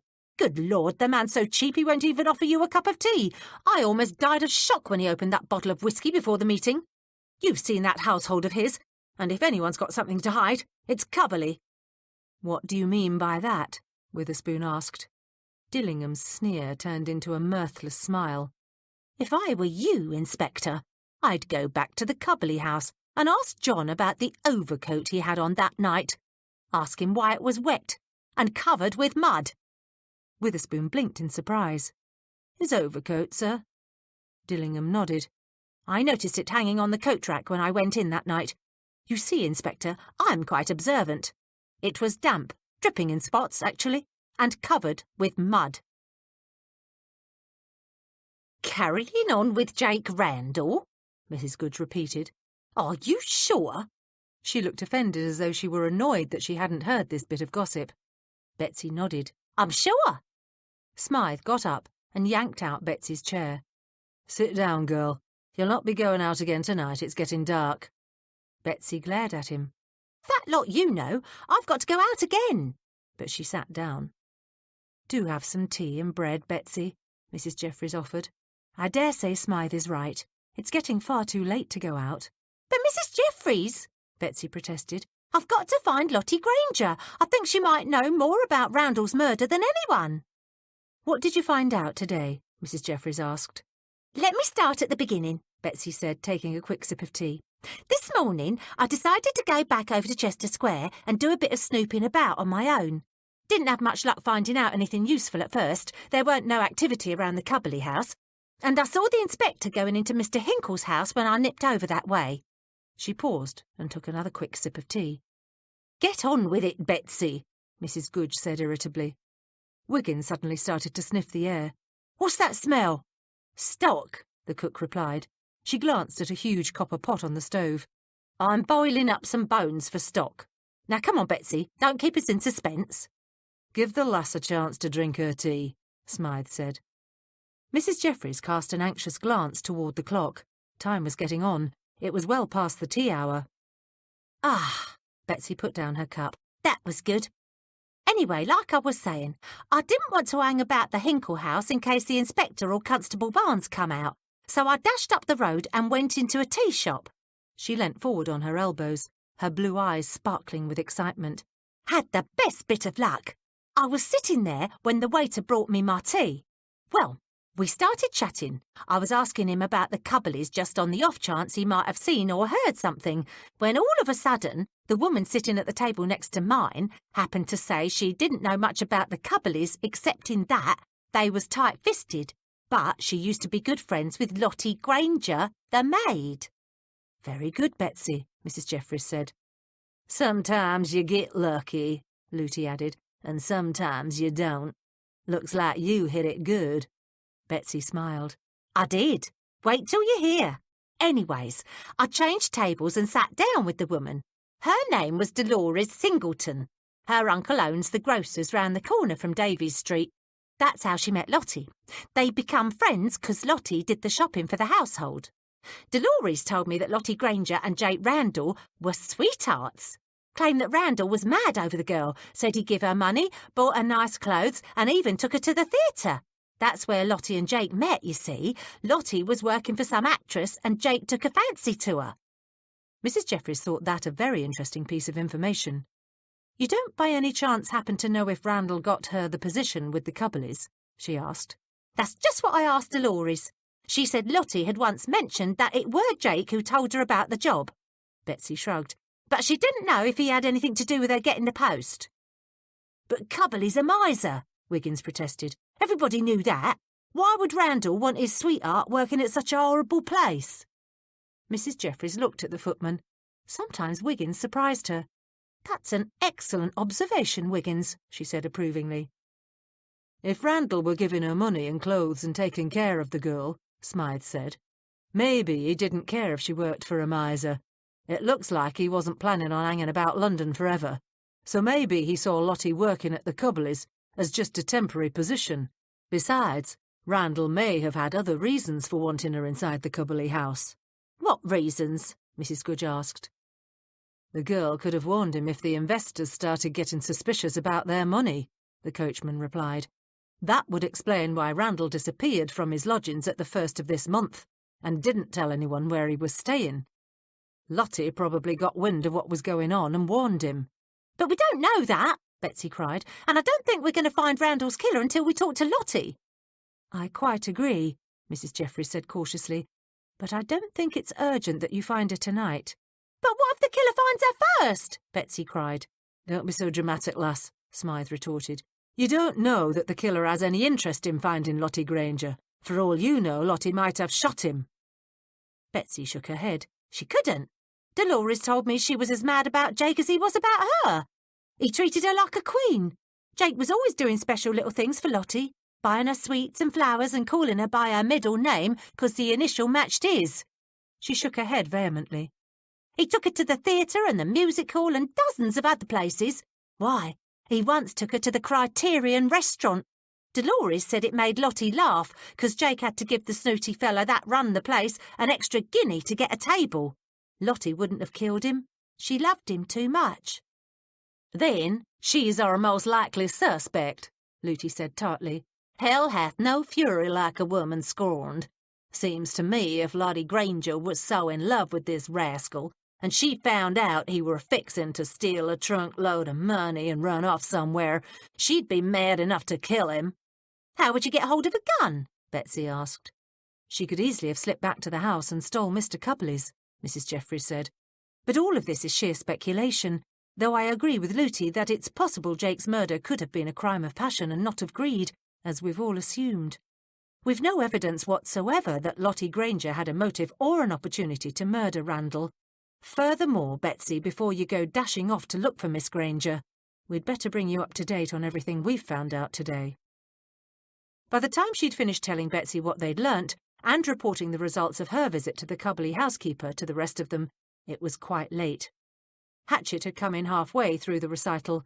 He was the first one to speak. I do beg your pardon for asking, madam, he said to Mrs. Jeffries, but are you sure this Zita Brown was telling you the truth? Why in tarnation would she lie to Hepzibah? Lootie demanded, giving her butler a puzzled frown. Because, madam, he replied, looking down at his employer, we know for a fact that Mrs. Brown drinks to excess.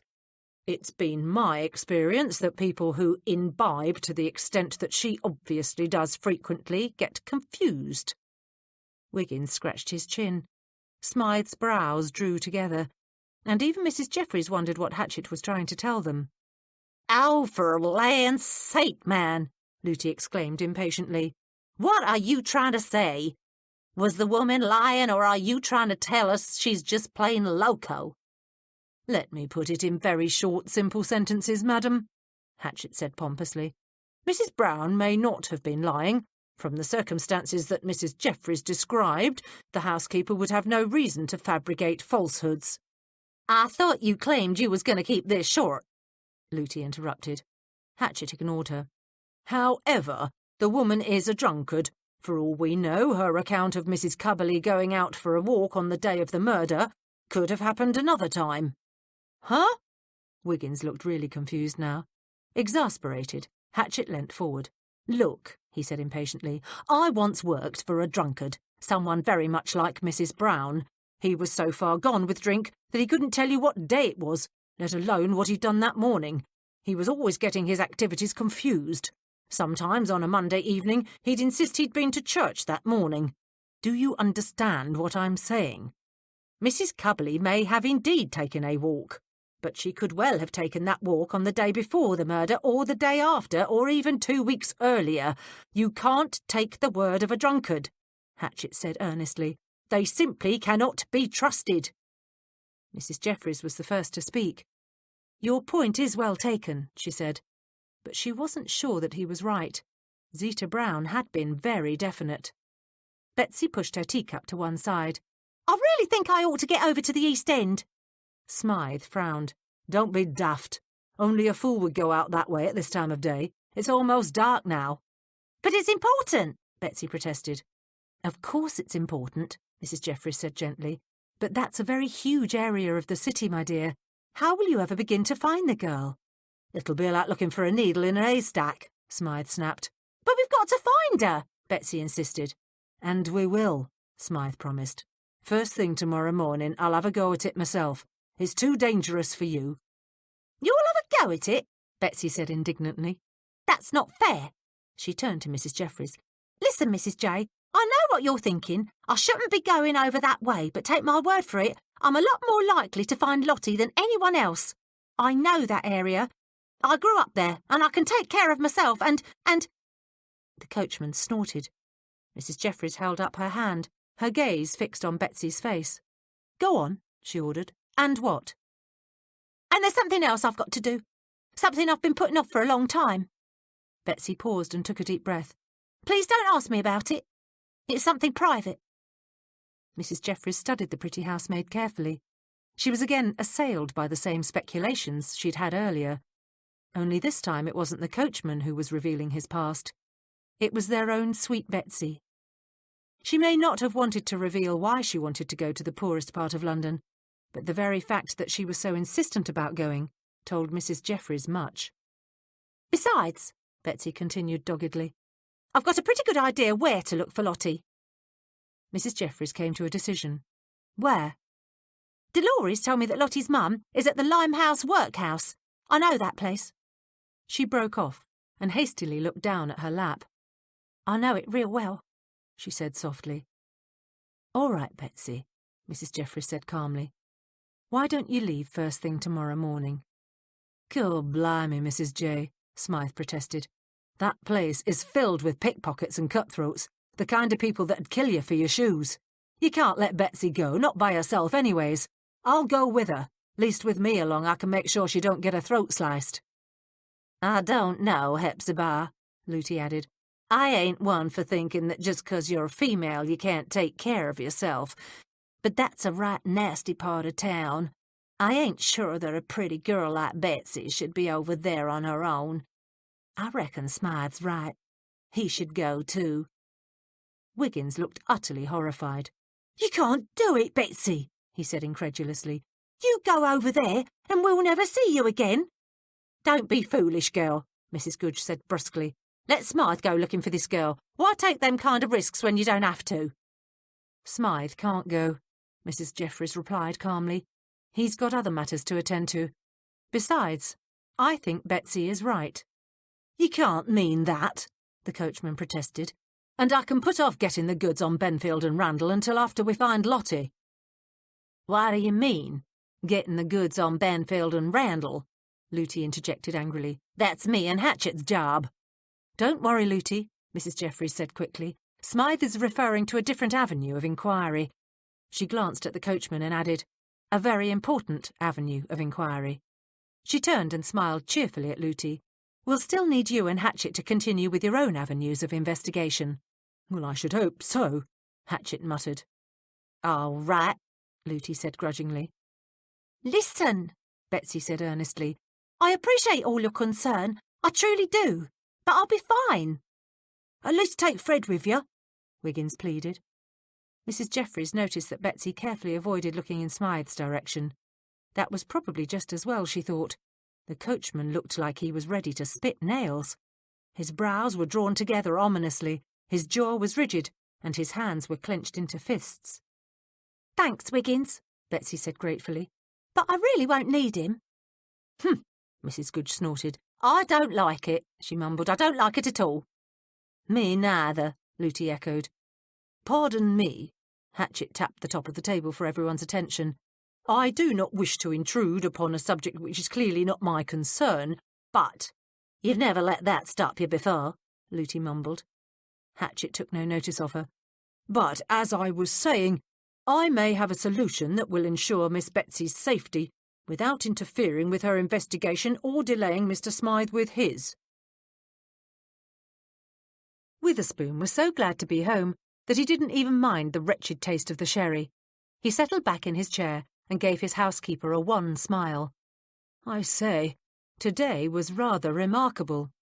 How so, Inspector? Mrs. Jeffries asked. She knew she had to keep him talking as long as possible. They'd spent so much time arguing about Betsy and the case that Mrs. Goodge had been very late in getting dinner started. Well, if I do say so myself, we made rather good progress. That's wonderful, sir. Mrs. Jeffries smiled in approval. But I'm not at all surprised. You are, of course, a remarkable detective. Come now, I'm all ears. Do tell me what you found out. Witherspoon swelled with pride. Talking to his housekeeper always made him feel so much better. We found out that none of the principals in this case have particularly good alibis. You know, of course, that Cubberley, Hinkle and Dillingham went looking for Randall after the meeting on Monday. He couldn't remember whether he'd told her this earlier. Yes, sir. You mentioned that at lunch. Speaking of lunch, the inspector asked hopefully, do you happen to know what Mrs. Goodge is serving for dinner? I'm afraid it's a simple supper tonight, Mrs. Jeffries replied. The household management scheme, you know. Mrs. Goodge is doing her very best to follow your instructions and trim back a bit. Simple supper, Witherspoon repeated. Perhaps it would be eggs and chips, or a nice piece of sausage. Barley soup. Now, sir, about those alibis. Witherspoon pushed the thought of food from his mind. What was the point in looking forward to barley soup? To begin with, all of the alibis are rather weak. He leant forward eagerly. You know what I mean. He began to tell her about his afternoon. Mrs. Jeffries listened attentively. She wanted to make sure she didn't miss the details that might later prove to be important. So you see, Mrs. Jeffries, the inspector relaxed and absently picked up his sherry. Not one of the principals in the case, not even Rushton Benfield, can be eliminated as suspects. Oh dear, sir, she murmured. That is worrying, isn't it? And I'm afraid you may have to expand your list to include Mrs. Cubberley. Surprised, the inspector stared at her, his glass halfway to his mouth. Whatever do you mean? Well, sir, you did leave your spectacles at the Cubberley house, she began, so naturally I went to fetch them. When I got there, I spoke with Zita Brown, the housekeeper. She told me the most extraordinary thing. She claimed that Mrs. Cubberley went out for a walk after the men left to search for Randall. But I questioned Mrs. Brown, the inspector said defensively. She said nothing like that to me. What exactly did she tell you, sir? She told me that Mrs. Cubberley spent most of her time in her room, Witherspoon replied. He frowned. Drat! Had he even asked Mrs. Brown about Mrs. Cubberley's movements that day? He wasn't sure. He'd been so busy getting the taciturn woman to admit to seeing the gun that he may have overlooked the most obvious question of all. Oh dear, I think I've made a mistake. Mrs. Jeffries feigned surprise. You, sir? I'm sure that's not true. Dejected, he sagged in his chair. But it is, he insisted. I've been so stupid. Mrs. Brown didn't tell me about Mrs. Cubberley's walk because I failed to ask her. Frankly, it took so much bother to get the woman to even confirm seeing Cubberley's gun in the house after the men had left that it completely slipped my mind. Stupid, really. Don't be too hard on yourself, sir, Mrs. Jeffries murmured sympathetically. How did Mrs. Cubberley claim she spent the afternoon? She said that all the commotion had given her a headache, Witherspoon replied morosely, and that she'd spent the rest of the day having a rest. He paused and frowned. I can't believe I made such a mistake. I really should have asked the housekeeper the right questions. Mrs. Jeffries stared at him in some alarm. Inspector Witherspoon had very little confidence in his own abilities. She didn't want him doubting himself now. I think, sir, she said slowly, that you asked just the right questions. That's very kind of you, Mrs. Jeffries, he began. I'm not being kind, sir. She had no compunction about interrupting him. Remember how we've always said that your abilities as a detective are rather unique. Why, everyone talks about your methods and how very unusual they are. Witherspoon nodded. He was watching her with a wary, hopeful expression, the kind that a child wore when you walked into the nursery with a bag of sweets. Well, sir, Mrs. Jeffries paused to give herself time to think. She was making this up as she went along. I think that one part of your mind deliberately made you leave your spectacles at the Cubberley house. You know what I mean, sir? Sometimes we all do things that we didn't think we meant to do, but we really did. Yes, he replied. He looked thoroughly confused now. I think I know what you mean. And, in leaving the spectacles at the house, you set up the situation so that you'd have a good excuse to go back and have a private chat with the housekeeper. Well, sir, it wouldn't be the first time you've done something like that. You've often told me that servants especially will speak more freely to you a second or third time. She smiled apologetically. But unfortunately, I ruined things by fetching the spectacles myself. I am sorry, sir. Think nothing of it, Mrs. Jeffries, Witherspoon replied. So you see, sir, she continued, you've no reason to feel like you've made a mistake. Your actions were most correct. You probably didn't even realise it at the time either. But that one part of your mind, that very clever part that makes you so very good a policeman, was guiding you all along. Do you really think so? He asked. Witherspoon couldn't remember any part of his mind acting as a guiding force. But really there was so much about the mind that one didn't know. And he was a jolly good detective. He'd solved far more than his share of crimes. Perhaps there was something to what his housekeeper claimed. Absolutely, sir, Mrs. Jeffries said confidently. Chapter 9. Bright sunshine streamed through the dining-room windows as Mrs. Jeffries entered. She set the silver-covered tray down on the sideboard and yanked open a drawer. Taking out silverware and a white linen serviette, she hastily laid the table for the inspector's breakfast. Betsy usually did this task, but as the girl wasn't here, it fell to Mrs. Jeffries. She paused and stared into space, thinking. Had she done the right thing? Betsy had looked so small and fragile this morning when she'd left. Hatchet and Looty had arrived well before dawn, but all of them had been up to see Betsy off. As they'd hustled the girl into the waiting carriage, Mrs. Goodge had mumbled a dark warning of pickpockets and white slavers. Wiggins had kept pressing Betsy to take Fred with her as a guard dog. Looty had volunteered to loan her a six-shooter, and even she had found herself calling out unnecessary warnings. The only one who hadn't put his twopence-worth in was Smythe. He'd stood by the carriage door, scowling at everyone, and looking as though he'd like to wring all their necks. "Good morning, Mrs. Jeffries," the inspector said cheerfully. He took his seat and poured himself a cup of tea. "What do we have for breakfast this morning?" "Good morning, sir," she replied. She lifted the cover off the tray and smiled faintly. "It's a lovely breakfast, sir. A fried egg and some toast." She set the plate in front of him. Mrs. Goodge had outdone herself. The egg was the smallest one Mrs. Jeffries had ever seen. "Thank you, Mrs. Jeffries." He frowned faintly as he stared at his breakfast. "You know," he mused, "I'm beginning to have second thoughts about my household management scheme." Mrs. Jeffries smiled innocently. "Really, sir?" Yes." He picked up his fork. "I'm not sure saving a few pounds each month is worth all this effort. I mean, poor Mrs. Goodge must be at her wits' end." "It has been difficult for Mrs. Goodge, but she's managing." It wouldn't do to be too enthusiastic about the end of the household management scheme. Not yet, at any rate. She poured herself a cup of tea and sat down next to him. "Inspector," she began, "I'm afraid I've done something you may not approve of, but I really felt I had no choice." Witherspoon smiled around a mouthful of egg. "I can't imagine you doing anything I'd disapprove of," he said gallantly. "But why don't you tell?" "It's Betsy, sir," she said. "Last night, after you'd gone to bed, a message arrived for the girl. It was from an old friend, a Mrs. Delia Poplar. Unfortunately, Mrs. Poplar is very ill. She may be dying." "How dreadful!" It was, indeed. Betsy was most upset. She begged me to let her go to see Mrs. Poplar. The woman is quite elderly. I gather she helped raise our Betsy. Well, as you've been working so very hard on this case, I didn't want to disturb you, so I gave her permission to go. She left early this morning. I do hope you don't mind." "Not to worry, Mrs. Jeffries," Witherspoon said. "You did exactly as I would have done. How long will she be gone?"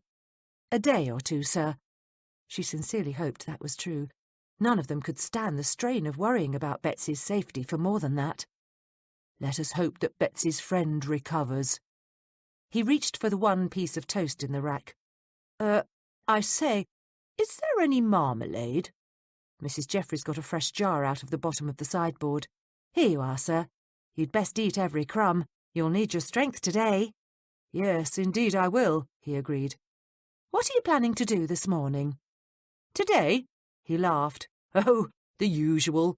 Poke about here and there and see what I can find.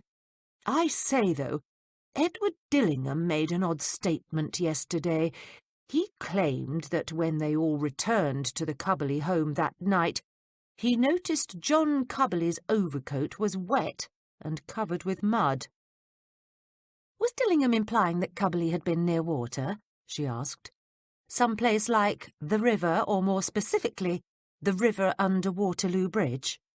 I believe so, Mrs. Jeffries. He clucked his tongue. But it's no good Dillingham telling us about the coat now. I mean, if he'd told the truth at the start, it might have been useful information. We could have asked Cubberley about the coat, or questioned Mrs. Cubberley or Mrs. Brown. But as it is, the garment's probably been cleaned. I doubt that, sir, Mrs. Jeffries replied casually. Unless, of course, Mr. Cubberley cleaned the coat himself, which, if he is your murderer, he would have done.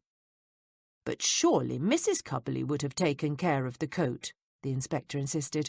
From what I understand, wives are very insistent about that sort of thing. I dare say most women wouldn't want their husbands going about in a dirty overcoat. Mrs. Brown told me that Mrs. Cubberley did very little around the house, Mrs. Jeffries countered.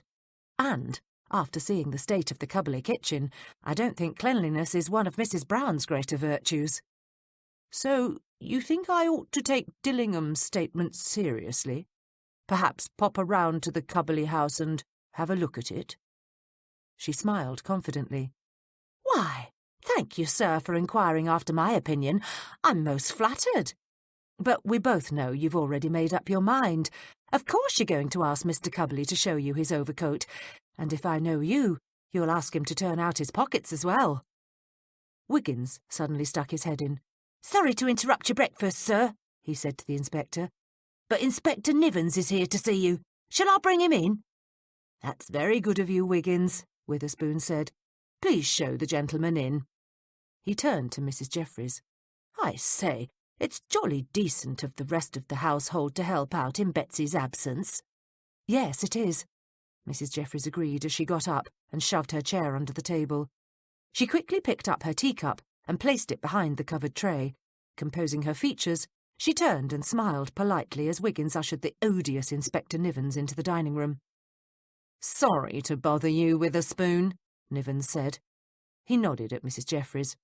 But I wanted to drop round and see how you were getting on with this Randall murder. Why, you're not bothering me at all, the inspector insisted. Do sit down and have a cup of tea with me. Have you had breakfast? I've eaten, thank you. Nivens pulled out the chair Mrs. Jeffries had just vacated. But I could do with some tea. I'll get a cup, Mrs. Jeffries volunteered. She moved as slowly as she dared over to the sideboard. Inspector Nivens was about to be served the slowest cup of tea he'd ever had. She wasn't leaving this room until she had some idea what he was doing here. Now, Witherspoon said cheerfully, what would you like to know? Mrs. Jeffries opened the glass-fronted cupboard and got the cup. Closing that cupboard, she inched to her left and slowly opened the one containing the saucers. I'd like to know how close to an arrest you are, Nivens answered the inspector. Mrs. Jeffries could feel his gaze on her back, but that didn't make her hurry. Oh, I'm not sure how close we are, Witherspoon said. We've an awful lot of suspects, at least 4 of them. Have you found the murder weapon yet? Nivens asked. Forgive me for being so blunt, Witherspoon, but it's rather important to me that we find Randall's killer. It's important to all of us, Witherspoon replied. Yes, but I've a special interest, Nivens said coldly. I invested a substantial amount of money in that silver mine. The only way I'm ever going to get it back is if we find the killer. Mrs. Jeffries inched open the silver drawer and took her time finding a teaspoon. "I say," the inspector replied, "I'd quite forgotten that. Of course you're concerned about the progress of the case, and well you should be. If you've got a few minutes, why don't I give you a full report?" He broke off as a loud, cracking noise filled the room. "Egads, what was that?" "I believe your housekeeper just slammed the drawer," Nivens replied.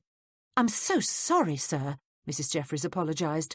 "The drawer slipped. I didn't mean to close it so hard. It used to stick, you see.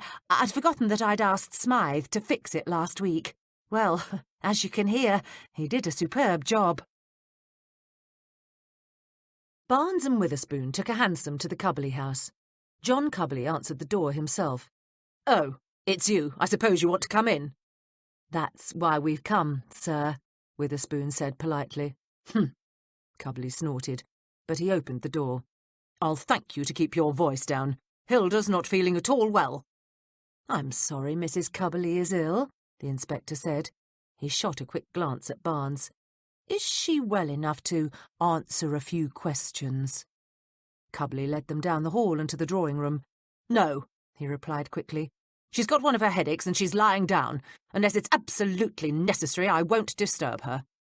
"It may be necessary," Barnes said softly. They decided on the way over that it would be wise for the constable to ask both Mrs. Cubbly and Zita Brown about the condition of her husband's overcoat on the night of the murder. "You'll have to convince me that it's necessary. What is it you want?" Cubbly snapped. His tone was brusque to the point of rudeness, but the inspector could see the fear in the man's eyes. "We'd like to have a look at your overcoat," Witherspoon said. He watched Cubbly's face for a reaction. A flash of guilt in those small eyes, or a dark flush of shame creeping over that mutton-chop beard. But Cubbly only stared at him. "My overcoat?" "Yes, sir," Witherspoon said patiently. From the corner of his eye, he saw Mrs. Cubbly hovering near the door. "Oh, I'm so sorry," he apologised, turning to look in her direction. "I do hope we didn't disturb you. Your husband said you weren't feeling well." "Do go back upstairs, Hilda," her husband ordered softly. Hilda smiled weakly. "What is it they want this time? More questions?" "No, dear," Cubbly answered. "They only want to have a look at my coat. Heaven only knows why. I certainly don't." "What coat?" "My overcoat. It'll only take a moment and then they'll be gone," he assured her. "You go upstairs and lie down." "I don't want to lie down," she retorted. There were lines of strain around her eyes and mouth. She stared contemptuously at the two policemen. "I've no idea why you want to look at an overcoat, but if you'll wait here, I'll get it." Cubbly moved toward the hall. "Don't trouble yourself, Hilda. I'll get it." "You won't find it on the coat rack," she told her husband, turning her back on him and walking into the hall. "I took it upstairs to be brushed." Witherspoon's spirits sank. Drat! If the coat had been brushed, it was no doubt useless as evidence. Not that he'd any serious hopes that it could be evidence. Mrs. Cubbly returned a few moments later, a heavy black overcoat in her arms. Constable Barnes took the coat from her and held it up for the inspector to examine. Witherspoon couldn't believe his eyes. The coat was covered with dried brown mud. There was mud on the pockets, on the lapels, and there was one particularly nasty streak of it running down the back. "I thought you said you were going to have it brushed, Hilda," her husband complained. "For goodness sakes, it's a ruddy mess." "Mrs. Brown has been busy, and we don't have a maid any more," she replied sullenly. Witherspoon pointed to the stains. "Mr. Cubbly," he asked, "will you please tell me how this mud came to be on your coat?" "I got splashed by a carriage," Cubbly replied. He stared at the inspector for a moment. "What's this all about? Why do you care if there are mudstains on my overcoat? They've been there for days." "Would you please empty the pockets, sir?" the inspector asked. He'd suddenly remembered what Mrs. Jeffries had told him this morning. "Empty the pockets?" Cubbly appeared stunned by the suggestion. "Now see here." "Would you rather empty them down at the station?" Barnes inquired softly. Sputtering with rage, Cubbly snatched the overcoat away from the inspector. He shoved his hand in the front pocket and turned it inside out. empty. "Now, the other pocket," Witherspoon prompted. "Oh, really? This is an outrage." But Cubley did as he was told. He yanked the pocket inside out. 3 pennies and a farthing dropped onto the carpet, as did a small piece of folded white notepaper. Witherspoon reached for the notepaper. He opened it, read the contents, and handed it to Barnes. "Would you read it aloud, please, Constable?" Barnes cleared his throat. "It's dated March 7th and addressed to J. It says, 'Meet me tonight on the footpath by Waterloo Bridge at 8 o'clock. It's signed Jake." Hilda Cubley gasped and stared at her husband with wide, horrified eyes. "I've never seen that note in my life," Cubley whispered. "Then how did it get into your pocket, sir?" the inspector asked.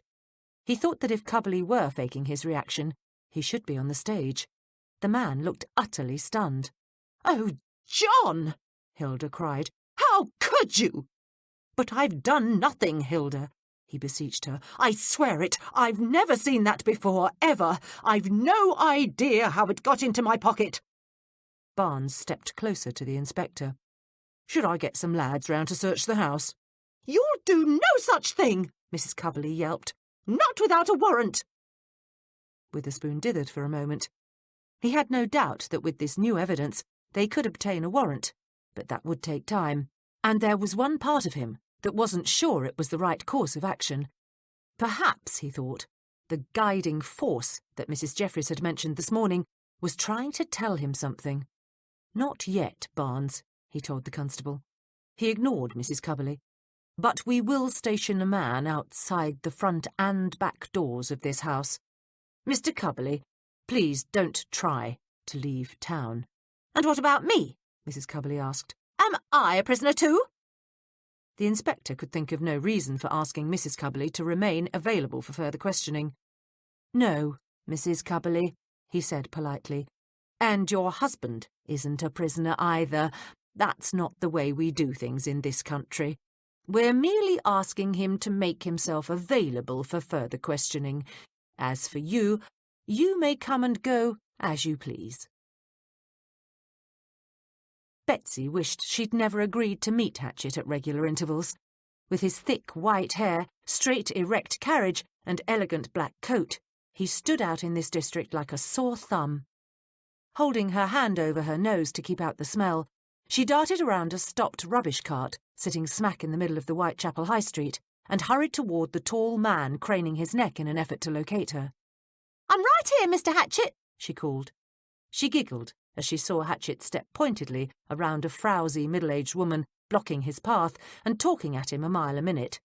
Betsy was fairly certain what the woman was offering as well. "Thank goodness you're all right, Miss Betsy," Hatchett said. He glanced over his shoulder, saw the woman in hot pursuit, and grabbed Betsy's arm. "Let's walk," he suggested quickly. "What's your hurry, ducks?" the woman called. "We can talk about me price, you know." Hatchett pretended not to hear. "I'm so glad to see you're safe," he told Betsy. She practically had to run to keep up with his long strides. "Of course I'm safe," she panted as he steered her around the corner. "This area used to be home to me. I know my way around." Nevertheless, he glanced over his shoulder again, saw that his pursuer had given up, and sighed in relief. "I've been quite concerned. How are your inquiries going?" "Lottie's mum is dead," Betsy said bluntly. "But one of the women at the lodging house where she used to live saw Lottie a couple of days ago. She thought the girl had gone over to her aunt's on Wentworth Street. That's where I'm headed now." "Would you like me to accompany you?" Hatchett asked. Betsy didn't have the heart to tell him that he'd just slow her down. "No, thanks. I'll be fine on my own." "As you wish," Hatchett said formally.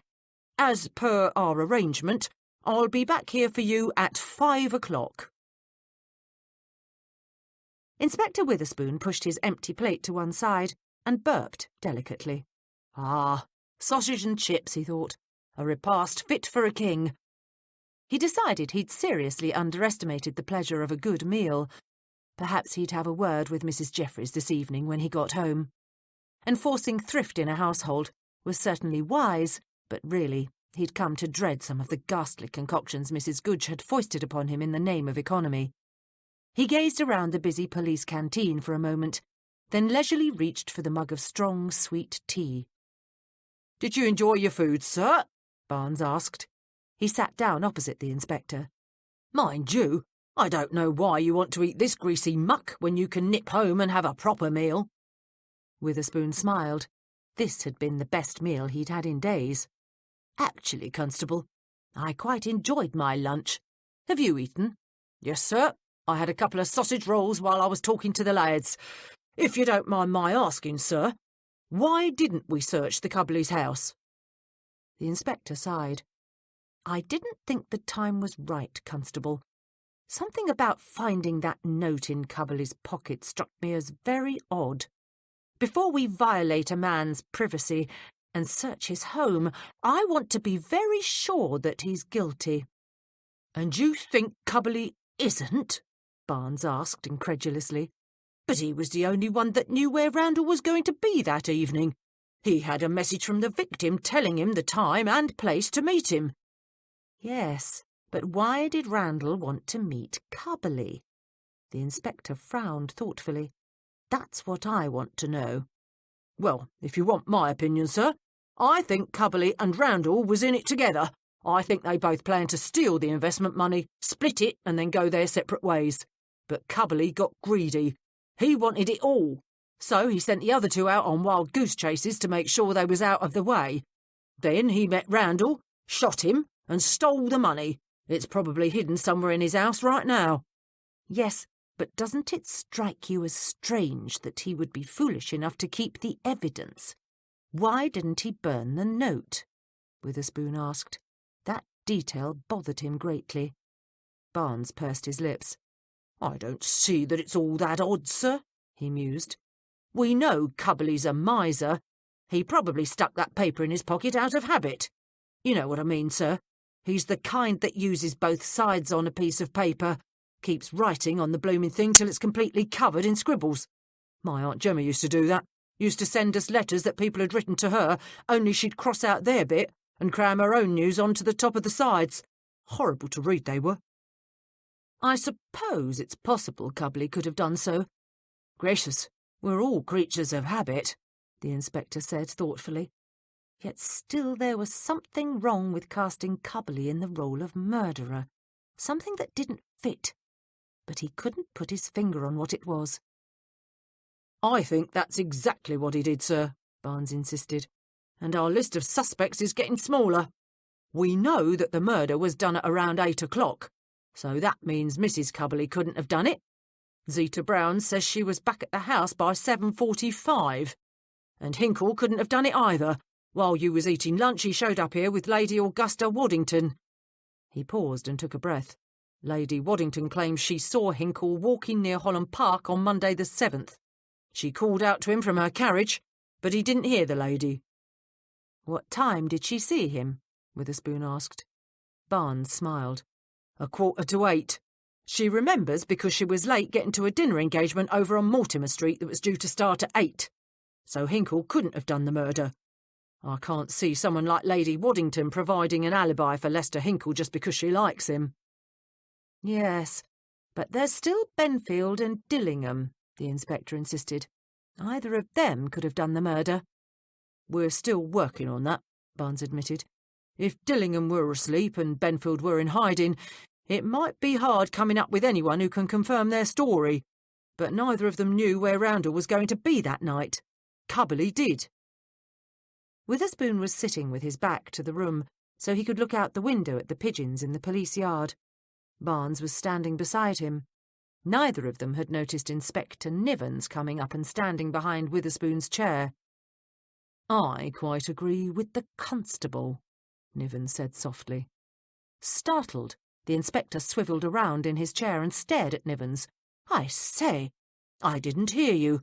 Gracious, you are a quiet fellow." "Treading softly is a most useful characteristic in a policeman," Nivens replied. He walked around the table and pulled out a chair. "I didn't mean to eavesdrop, but I couldn't help but overhear your conversation. You really ought to search the Cubberley house. The inspector drummed his fingers on the tabletop. Perhaps the constable had a point. Perhaps he was paying too much attention to his guiding force and not enough to proper police methods. Yet still he wasn't sure. He did so hate violating a man's privacy without absolute positive proof that it was necessary. Even with 2 men watching the house, Barnes continued doggedly, if he wants to make a run for it, we might not be able to stop him. Cubberley made a mistake, but I don't think he's stupid. He might be able to give our lads the slip if he takes it into his head to leave while the getting's good. We'd have egg on our faces then, sir. I don't fancy explaining to the chief how we let our prime suspect get away. The chief isn't known for his tolerance of mistakes, Nivens added. Witherspoon capitulated. He didn't relish the thought of explaining it to the chief either. All right, constable. Get some uniformed lads. We'll search the Cubberley house. Tea was a dismal affair at Upper Edmonton Gardens. Everyone, including Mrs. Jeffries, was thoroughly depressed. Mrs. Goodge slammed a plate of digestive biscuits on the table and shoved them toward the centre. They missed crashing into the teapot by a hair's breadth. Sorry, she mumbled, but I've had a miserable day. Didn't learn anything worth repeating. I'm sure that's not true, Mrs. Jeffries said soothingly. But let's have our tea before we begin our discussion. She wasn't in any hurry to start talking about the case either. She'd achieved absolutely nothing today herself. She'd spent the whole day reviewing every possible aspect of this case, and she was no closer to the solution. Smythe picked up his mug. If you don't mind, Mrs. J, I'd like to get started. I want to get back out. Mrs. Jeffries brightened. Does that mean you have something interesting to report? Nah, at least nothing that seems to have anything directly to do with Randall's murder, he replied. But I'm meeting someone tonight who might be able to help some. All I found out today was that Jake Randall and Rushton Benfield go back a long way. They was involved in some kind of property fiddle about 7 or 8 years ago. That's better than what I heard, Mrs. Goodge muttered darkly. But it weren't my fault. I couldn't keep my mind where it should be. What for worrying about the girl? I'm sure Betsy will be just fine, Mrs. Jeffries said firmly. She wished she could believe it herself. After all, Hatchett is keeping a close eye on her. Fat lot of good that's going to do, Smythe snapped. No disrespect meant, Mrs. J, but Hatchett's not exactly a spring chicken. The toughs over in that area could eat someone like him for breakfast. Don't you be too dang sure of that, Looty said tartly. She was standing in the kitchen door. I let myself in, she explained as she hurried over to the table. And don't you be thinking that Hatchett can't hold his own with anybody. Take my word for it, he can. He'll bring Betsy back safe and sound. Now, what was you saying about Benfield and Rushton pulling some property fiddle? She asked the coachman. He shrugged. I weren't able to get the details, but I know that they didn't get away with any money. Randall ended up hightailing it back to America, and Benfield got disinherited. There was talk of prison, but Benfield's father managed to pay off the victims and get everything hushed up. That figures, Looty mumbled. Goes along with what I found out, too. Excellent, Looty. Mrs. Jeffries smiled brightly. Perhaps their luck was changing. Do tell us. I heard the same story Smythe did, she replied. And I couldn't get many details neither, but I think I figured out the reason Benfield took off and holed up after that meeting broke up on the day Randall was murdered. And it weren't because he was scared of the other investors neither. Then who was he hiding from? Mrs. Jeffries asked curiously. No one. I think Benfield was trying to lay low, stay out of sight, so to speak. I think he was trying to distance himself from any scandal that might break, because Randall was swindling the silver mine investors. Why would he do that? Mrs. Goodge asked. Surely he weren't daft enough to think the others would forget they'd been swindled out of £50,000. There was bound to be a fuss. Yeah, but I think he was hoping to stay out of sight till the worst of it was past. Benfield's pa took sick a few months back and has had a change of heart about his boy, Looty explained. According to Letitia Knowles, she's that neighbour of mine who knows everything that goes on in this town, Sir Thaddeus Benfield has put his baby boy back in the will. I reckon that Benfield panicked when he found out Randall was up to his old tricks. He probably wanted to stay out of sight till everything blew over. He's sure as shooting didn't want his pa to find out about the swindle. And the old man's dying. By the time the scandal becomes public knowledge, Sir Thaddeus may be 6 feet under. Course, Benfield hadn't counted on Randall being murdered, unless he's the killer. "This is ridiculous," Hilda Cubberley snapped. "What on earth do you hope to find? I tell you, you've no right to be here without a warrant." Inspector Witherspoon sighed inwardly. "Mrs. Cubberley, I realise this is a most uncomfortable situation for you, but we're well within our rights. If you like, you may send for your solicitor." Witherspoon had taken the precaution of rereading the judge's rules and the police code before beginning the search of the Cubberley home. "That won't be necessary," John Cubberley said wearily. He looked at his wife, who was pacing angrily in front of the fireplace. "Do sit down, Hilda," he begged. "You'll wear yourself out." She didn't answer him. From upstairs they could hear the sound of footsteps and the opening and closing of doors as the upper rooms were searched. The downstairs had already been done. Mrs. Cubberley stopped pacing and glared at the ceiling. "Your men had better put everything back as they found it," she cried angrily, "and there'd better not be anything missing." "I assure you, madam," the inspector said, "our police are not thieves." "Inspector," Barnes's voice came from the top of the staircase, "you'd better get up here, sir. We've found something." Witherspoon, with Hilda and John Cubberley on his heels, hurried towards the stairs. "You couldn't have found anything," Cubberley charged. "There's nothing to find, for God's sake." "Shut up, John," Mrs. Cubberley said in a low, quiet voice. "Don't say another word until we get a solicitor here." Barnes stood at the top of the staircase. He jerked his head to his left. "Down here, sir. It's in Mr. Cubberley's dressing room." They trooped down the hallway and into a large, monkish bedroom. The walls were a plain white and bare of ornamentation or pictures, the windows covered with cheap brown cotton curtains, and the furniture scratched and old. On the far side of the room was another door. A young uniformed police constable was standing beside it. "In the dressing room, sir," Barnes said. He led them into the small room and pointed down at a pair of boots covered with a polishing cloth. "Have a look in there, Inspector." "Wiggins?" Mrs. Jeffries smiled kindly at the footman. He looked dreadfully depressed. "Have you had any success today?" He shook his head. "No. The whole blooming morning was a waste of time." "Exactly where did you go today?" she persisted. Wiggins blushed. "Over to Davy Street. I wanted to try and talk to Agnes again. Spent half the day hanging about the area, and the only person I talked to was that little street Arab that hangs about looking for errands to run."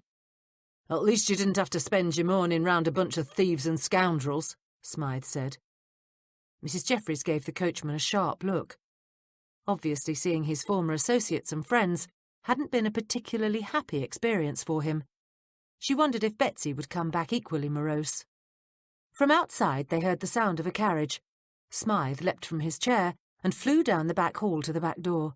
"It's Betsy and Hatchet," he yelled. "And they've got someone with them. It's a woman." "Bloomin' Ada. I bet it's Lottie Granger." Witherspoon knelt down and pushed the cloth to one side. The handle of a gun protruded out of the boot. He swallowed and carefully reached for the weapon. Guns made him dreadfully nervous. Cautiously, he grasped the handle and pulled it out of the boot. Barnes shook his head gravely. "That's a Colt .45, sir." He reached for the weapon. "If you don't mind, sir, I'll have a look at it." Do you know much about firearms, Constable?" He handed the gun over. "A bit, sir," Barnes replied. Holding the gun with the barrel pointed toward the floor, he cocked it open and peered into the chamber. "Looks like we've found the murder weapon, sir," he stated softly. "One bullet's been fired." Chapter 10. Lottie Granger, lovely, green-eyed, dark-haired and very nervous, twisted her hands together in her lap. She stared anxiously at the 7 people gathered round the table. "Betsy told me you was all helping to find out who killed my Jake," she said softly. "Is it true?" "Yes, it is," Mrs. Jeffries said firmly, "but we're going to need your help." "I don't know," Lottie replied. "I don't much like getting mixed up with the police and all that." "Do you want Jake's killer to go unpunished?" Mrs. Jeffries prodded. The girl was as skittish as a kitten in a room full of bulldogs. One false move, and she would probably bolt for the door. "Of course I don't," Lottie said. "But Jake was doing some things that weren't proper. I didn't really know all that much about 'em, but the police may not believe me." "If you're innocent of any wrongdoing," Mrs. Jeffries told her, "then you needn't worry about being arrested. You have my word." Lottie stared at her for a few moments. "All right. I don't want whoever killed Jake to get away with it. I'll do what I can to help you." "Good. Now, we think the best way of going about our task is for you to tell us all you know about Jake." Lottie's eyes filled with tears. "Jake were wonderful," she murmured, brushing at her cheeks. "He treated me like a queen." She held her hand out. "Here, look at this. Jake gave it to me less than a fortnight ago. It was our engagement ring." On her finger was a ruby set in an ornate gold setting. Mrs. Jeffries was fairly certain the gem was real. Jake Randall had obviously thought enough of his sweetheart to give her an engagement ring of real value. "It's lovely," Lootie said softly. She tilted her head to one side and gazed at the grief-stricken young woman. "He must have loved you a lot." "He did," Lottie whispered. "Then, if you want to see his murderer brought to justice, you gotta trust us. You gotta tell us the truth, even if it makes Jake look bad. Even if it makes you look bad, you understand? You can't hold nothing back. Tell us everything you know and answer all our questions," Lootie said earnestly. "We'll make sure the no-count varmint that put a bullet through your man's heart swings from the gallows. You got my word on it." Lottie wiped her eyes and straightened her spine. "Ask me anything you want." "If it's all right with everyone," Mrs. Jeffries said, "I'll ask the questions. If I miss anything, the rest of you be sure and speak up." She glanced around the table, and one by one they nodded. "Right then." Mrs. Jeffries paused and took a breath. She really must get her thoughts in order. She must ask the right question. "Where did you go after you left the Cubberley house?" "I went to Jake's lodging house," Lottie replied. "I wanted to warn him." "Warn him about what?" "About the gun. I'd already warned him they was getting suspicious about the mine. But this was different. They was out for blood. Mr. Cubberley was waving that gun around and threatening to kill Jake. So I left as quick as I could and went to warn him. But Jake wasn't there. I waited all day, and he never come." Her eyes filled with a fresh batch of tears, but she quickly wiped them away. "He was already dead. Cubberley had found him." "Why do you think John Cubberley's the killer?" "He was the one with the gun," Lottie said earnestly. "Who else could have done it?" Mrs. Jeffries knew this wasn't the time to tell Lottie there were a host of suspects. She didn't want the girl to stop talking. "When did you find out Jake was dead?" she asked softly. "Same as everyone else," Lottie said wearily. "I saw it in the newspaper on Thursday morning." "How long did you stay at Jake's lodging house?" Mrs. Jeffries thought this a most pertinent question. She wanted to understand the girl's movements on the day of the murder. "Until late Monday night. I waited as long as I could, you see, but then I got scared." "Scared of what?" Mrs. Goodge interjected. "Jake and me were supposed to go off together, and when he didn't show," Lottie explained, I thought, oh God, I'm ashamed to admit it now, but I thought he'd gone off without me." She started crying again. Smythe looked away from the weeping woman. Betsy reached over and patted the girl's arm. Lootie rolled her eyes impatiently, and Wiggins fidgeted in embarrassment. Mrs. Goodge had the good sense to refill the teapot. Mrs. Jeffries waited until the emotional storm had passed. But this was taking far too long, she thought. If they weren't careful, the inspector would come home and find them questioning the girl. She decided to try a different method. Lottie, I know this is most distressing for you, but I think it would be more efficient if you told us about Jake in your own words. Where should I start? Lottie sniffed. I mean, do you want to know how I met him or what? Just start talking, Mrs. Jeffries suggested, and we'll see where that leads us. She was an excellent listener. It had often been her experience that if one listened carefully, people opened up like a sieve. All right. Lottie tilted her head to one side, and her eyes took on a faraway look. I met Jake about 6 months ago, when I was working as a lady's maid for this actress. But I wasn't happy there. Didn't much like the sort that hangs about the stage, if you get my meaning. Jake didn't like me being there either. Jake told me he'd heard of a position as a housemaid for the Cubberleys. He warned me right off the wages was poor, but he thought it'd be best if I went there anyway. I weren't that worried about the wages. Jake give me plenty of money. She shrugged. Besides, it weren't going to be for very long. He'd asked me to marry him, and we were planning to go to the United States together. Did Jake ask you to do anything for him while you worked at the Cubberleys? Mrs. Jeffries asked gently. Lottie hung her head. He asked me to keep me ears open and to tell him if they ever started getting suspicious about Jake's business dealings. She lifted her chin. I know I shouldn't have done it for him, but I loved Jake. I didn't want anyone to hurt him, and I didn't know he was planning on stealing the investment money. I really didn't. I found out about the money being gone from the bank when I was listening at the door when they was having their meeting. That's the first I knew of it, I swear. I know Jake did some things that was wrong, she said defensively, but he didn't deserve to be murdered. No one does, Hatchett murmured. Go on, Mrs. Jeffries prompted. Tell us the rest. What prompted you to be listening outside the door that day? Because I knew something was wrong. A few days before they had this meeting, Mr. Hinkle came over to the Cubberley house. Now, I weren't listening at the door that time, but I did hear what Hinkle was telling Mr. Cubberley. Blimey, I'm surprised the whole neighbourhood didn't hear Hinkle. He was shouting at the top of his lungs. He told Mr. Cubberley he'd had a cable from some cousin of his about Jake's mine. Said the mine wasn't being worked. Said there might be trouble with their investment money, but he wouldn't find out for sure until he received his cousin's letter. Did you tell Jake this? Lottie nodded. Oh, yes. I had to wait until Mrs. Cubberley had gone up to her room for the day and Mr. Cubberley had gone to the city. But as soon as they left, I nipped out to the front gate and waited till Harry showed up. Who's Harry? Smythe asked. He's the little street beggar that hangs about Davies Street and Chester Square, Wiggins answered. He smiled at Lottie. I'm right, aren't I? Lottie laughed. Yes, but how do you know Harry? Let's just say I've met him in the course of our inquiries, Wiggins said proudly. He's a nice little nipper. He misses you, you know. Told me the other lady at the Cubberley house weren't near as nice as you. What did you have this Harry do? Mrs. Jeffries asked. She was getting rather impatient.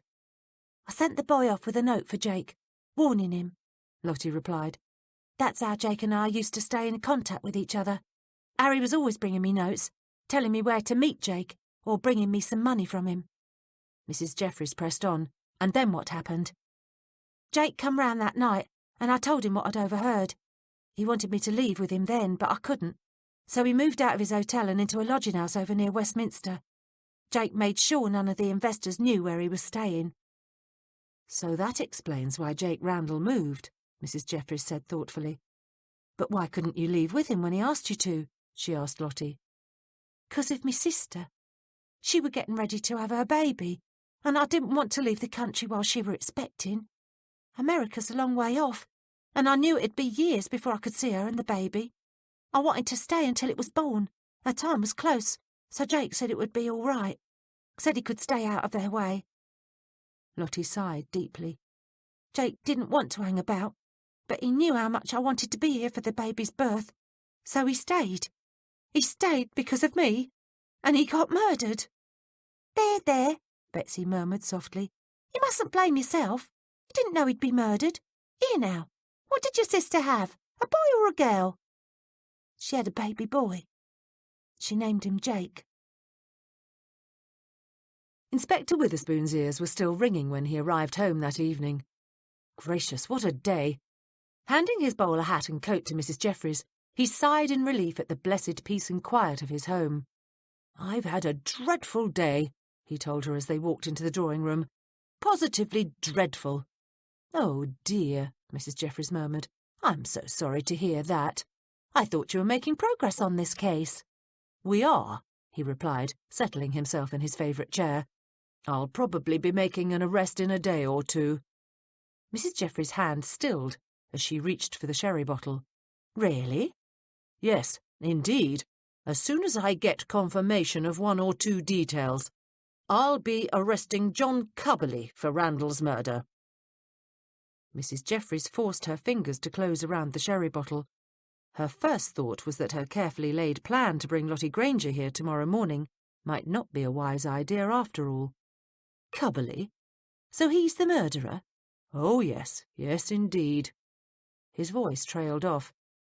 "Actually, I'm not absolutely certain that it's him, but honestly, there doesn't seem to be anyone else who could have done it."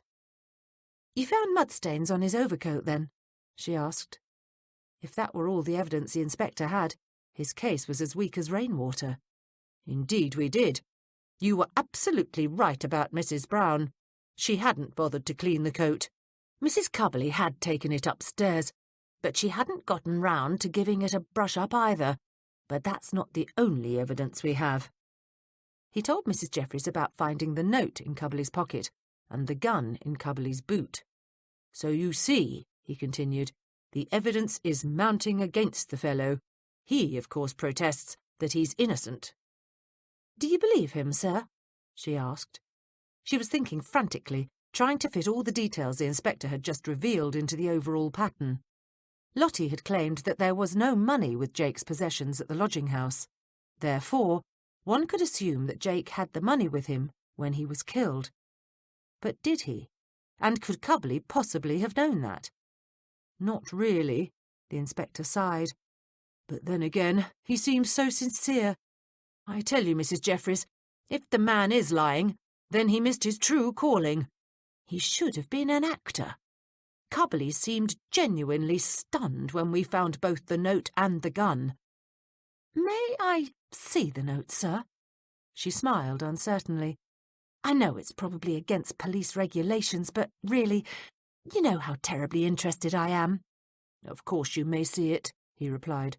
"Mind you, I should have given it to Barnes to take back to the station, but I'm afraid I forgot and put it in my pocket instead."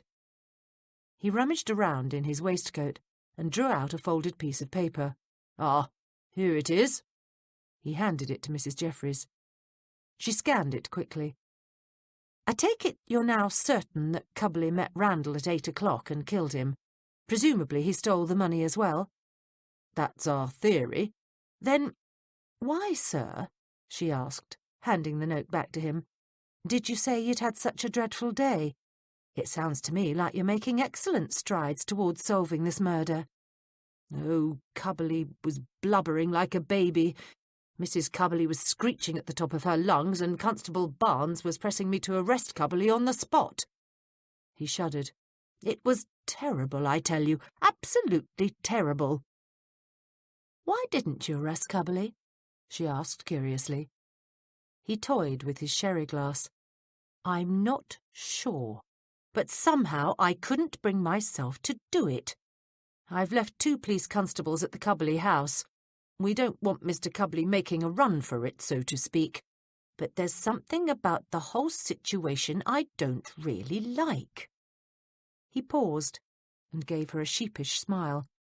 "Perhaps it's that guiding force you mentioned yesterday. Perhaps it's telling me to dig a bit deeper in this case. In any event, I didn't think it would do any harm to sleep on the decision. I'll arrest Cubberley tomorrow. Though, mind you, the way Hilda Cubberley was ranting and raving, it will be a wonder if we get the man out of the house without losing our hearing. That woman has a very strong voice." "I expect it's normal for a woman to want to protect her husband," Mrs. Jeffries said, though it certainly doesn't help Mr. Cubley's position to have his wife screeching at the police like an enraged fishwife. Oh, she wasn't screeching at us, Witherspoon said. She was angry at her husband? Mrs. Jeffries thought that most odd. According to what the inspector had told her earlier about Mrs. Cubley, she would have expected the woman to be protecting her husband, not screaming at him. That's putting it mildly. She was furious at him. Honestly, Mrs. Jeffries, if I hadn't seen her obvious devotion to her husband when we were questioning him yesterday, I'd have thought she hated the fellow. While the inspector ate his meal, Mrs. Jeffries told the others about John Cubley's impending arrest. Well, that's it then, Smythe said sullenly. Looks like he's solved this one without much help from us. Don't be too sure about that, Mrs. Jeffries said. The inspector isn't certain that Cubley is guilty. For that matter, neither am I. Who else could have done it then? Wiggins mumbled. Even Lottie said there weren't no money at Jake's lodging house. That means he had it with him. Cubley's known to be a greedy miser. He killed the bloke and stole the money. But how did Cubley know where to meet Randall?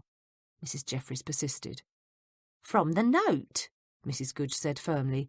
It's quite clear what happened. John Cubley was in cahoots with Jake. You said the note was addressed to J, and Cubley's the only one at the house with that initial.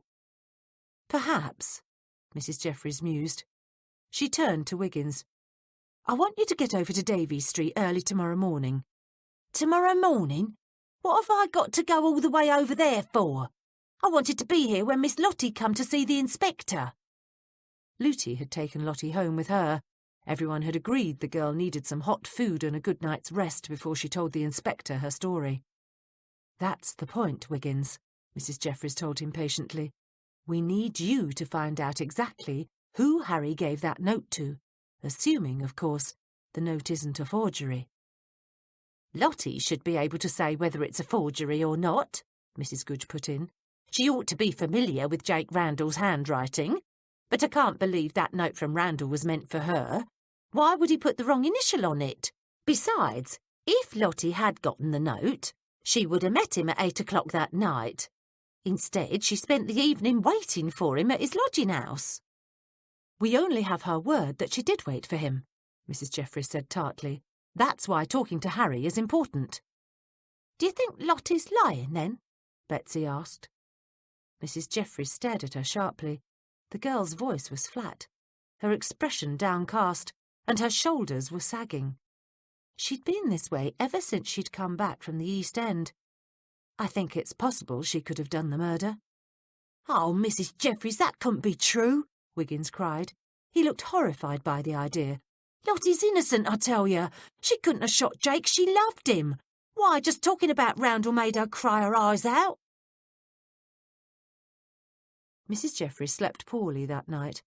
At 12:30 she got up, wrapped herself in her warm woolly shawl, and stared out the window into the darkness. There was something about this case that bothered her. Something someone had said, a clue of some kind, a piece of the puzzle that made everything else fall into place. But for the life of her she couldn't put her finger on it. She took a long, calming breath to clear her mind. Then she made herself start at the beginning. Jake Randall was shot on the evening of March 7th, possibly around 8 o'clock. The only suspects who had alibis for that time were Lester Hinkle and Hilda Cubley. She paused. Perhaps she'd better eliminate Rushton Benfield as well. According to the inspector, the porter at the block of flats where Benfield had been hiding was adamant that the man hadn't gone out that evening. That left John Cubley, Edward Dillingham, or Lottie Granger. Mrs. Jeffries smiled slightly. Unlike Wiggins, she had no illusions about what the female of the species was capable of doing. Lottie Granger had to be considered a possibility for the role of murderess. Lootie might well have been right the other day when she was speculating that Lottie could have had the most common motive of all for killing her fiancé. She was going to be abandoned. Seduced and abandoned. It had happened often enough before. Furthermore, Mrs. Jeffries thought, Lottie was the only one who knew where Jake lived. Despite the ready tears and the face like an angel, Lottie could well have been lying through her teeth today. She'd admitted she knew that Jake had stolen the investment money before she ran out of the Cubberley house. Lottie could just as easily have found out Jake was planning on leaving the country without her. The girl also knew the Cubberley household. By her own admission, she'd seen John Cubberley's gun. She could have pretended to leave that day, knowing that she could slip back inside, grab the gun, and meet Jake. But was that what happened? Mrs. Jeffries wondered. And if Jake Randall was planning on abandoning Lottie, why would he send a note to the Cubberley house? Surely there would have been other, less risky ways for him to meet John Cubberley. And what motive did Cubberley really have for murdering Randall? True, Cubberley was a miser, but there was no evidence he was having financial difficulties. On the contrary, he was the only one of the investors who genuinely could have weathered the loss. So why would he stoop to stealing and murder? Why risk losing everything he had? Miserliness wasn't a particularly noble character trait, yet it didn't necessarily follow that because one was a miser, one was also a murderer. She closed her eyes and tried to let her mind wander. After a few moments, she sighed. This was doing no good whatsoever. Perhaps tomorrow it would come to her. Perhaps a good night's rest would jog her memory. "Has Wiggins returned yet?" Mrs. Jeffries asked Mrs. Goodge. "Not yet, but it may take him a bit of time to find Harry," the cook replied. "How'd the inspector like his breakfast?" "He enjoyed it very much," Mrs. Jeffries said. "He'll be in the right frame of mind to listen to Lottie when she arrives. I only hope that Wiggins is able to find the boy. We need to know who Harry gave that note to." They'd made their plan most carefully. Mrs. Goodge had relented and fixed the inspector a superbly filling breakfast of bacon and eggs. Wiggins had nipped off at the crack of dawn to find the street boy, and Lottie Granger was due to arrive any moment. Betsy, who was standing at the kitchen sink, rose on her tiptoes and peeked out the window to the street. "A hansom's just pulled up in front," she announced. "It's probably Lottie, so I'd best get upstairs." Smythe watched her as she left the room. He waited until he heard her footsteps on the stairs before saying, "What's wrong with the lass, Mrs. Jeffries? She ain't acted happy since she came back from the East End yesterday." "I don't know, Smythe," Mrs. Jeffries replied. She was worried about Betsy too. Perhaps it was going back to her old haunts. Perhaps it brought back unhappy memories. I don't think she was very happy when she lived in that district. She shook her head and pushed the matter to another part of her mind. She'd have a quiet word with Betsy later. Right now, she had to keep her wits about her. "I'd better get upstairs. You know what to do." "Don't worry," Smythe said. "We know exactly what to do."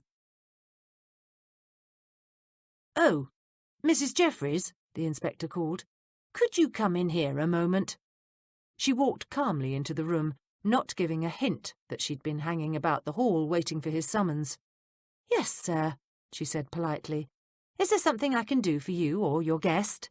She smiled at Lottie, who was sitting demurely on the settee. Witherspoon cleared his throat. "I'd appreciate it if you'd sit down. Miss Granger would like to make a statement." He paused and shot a fast, wary glance at Lottie. "She'd prefer to have another woman present, if you don't mind." The inspector was most perplexed and just a bit offended.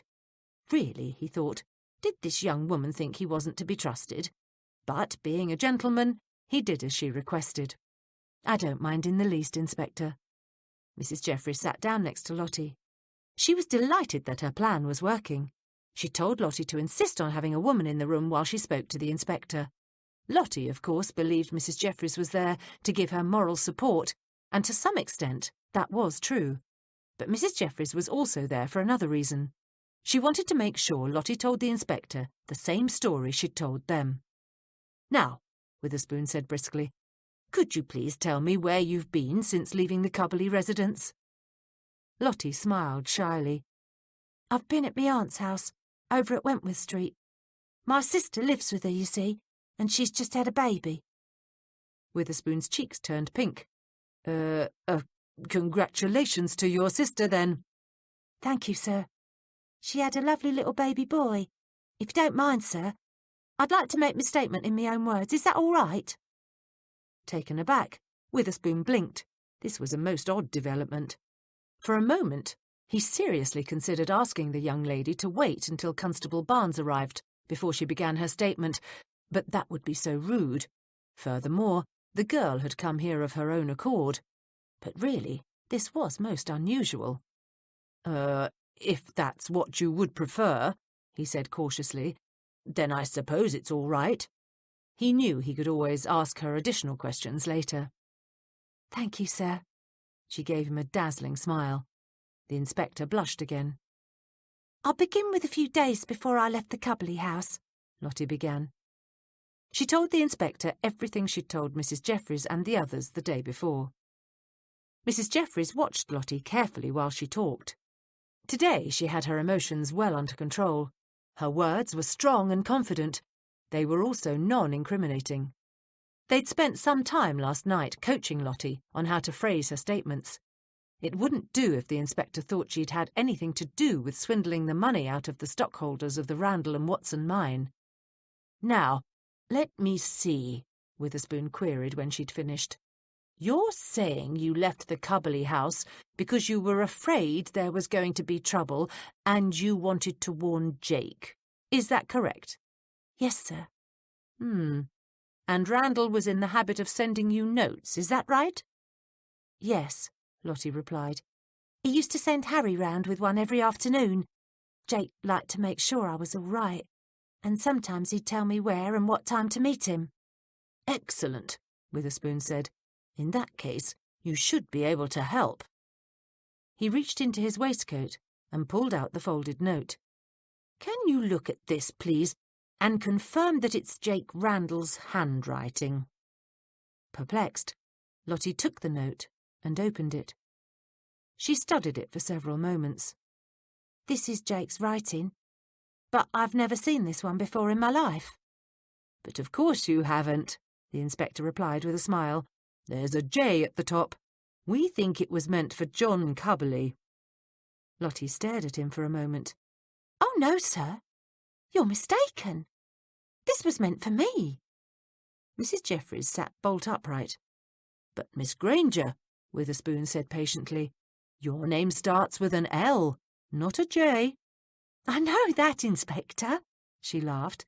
"But Jake always called me by my middle name, Jane. You know, he thought it was sweet that way. Jane and Jake. He was quite a romantic, my Jake was." Witherspoon's eyes widened. "So this note was meant for you," he exclaimed. "Then how did it end up in Mr. Cubbly's overcoat? That's what I want to know." Mrs. Jeffries quietly got up and went to the mahogany table by the window. She pulled open the drawer and took out the heavy oak-rimmed magnifying glass her husband had given her. "Excuse me, Inspector," she said politely, "but if you'll allow me to make a suggestion, perhaps you might learn something more about the note if you examine it with this." Mrs. Jeffries was beginning to put the puzzle together. One or two of the pieces were starting to fall into place. A magnifying glass?" he murmured. "Of course, sir," she smiled. "You are the one who always said one should never take anything at face value." He looked confused for a brief instant. "Indeed I do, Mrs. Jeffries," he said, reaching for the glass. Holding the glass over the note, he examined it carefully. After a few moments, he said, "Mrs. Jeffries, would you have a look at this for me? I'm not sure, but it does look as though someone has added a top stroke to the number 8. There's a slight difference in the colour of the ink as well." Mrs. Jeffries stared at the magnified figure. The inspector was right. Not only was there a difference in ink colour between the top and the bottom of the 8, but if you looked carefully, you could see the side stroke of the figure had originally been one long continuous motion. Someone had added the top O to the number. "You're right, sir. I believe this 8 was originally a 6. Then that would mean—" the inspector paused, his forehead wrinkling as he concentrated— "that the note originally said, 'Meet me at 6, not 8. Gracious, Mrs. Jeffries." "There's something else you should know," Lottie said. She pointed to the top of the paper. This here's got a date on it, see? 7/3. But Jake never dated his notes to me. Why should he? He sent one every day. There was a pounding on the front door. Mrs. Jeffries, who was thinking furiously, glanced up and saw Wiggins rushing down the hall towards the front door. A moment later, she heard voices and then a pounding of feet. Constable Barnes burst into the room. "Sorry for interrupting like this, sir," he cried, "but something awful's happened." "Egads, Barnes," the inspector replied. He stared at him in alarm. "You're in a frightful state. What on earth's the matter?" "It's that bloomin' Inspector Nivens," the constable yelled. "The silly fool's just gone and arrested John Cubberley." Mr. Cubberley's been arrested?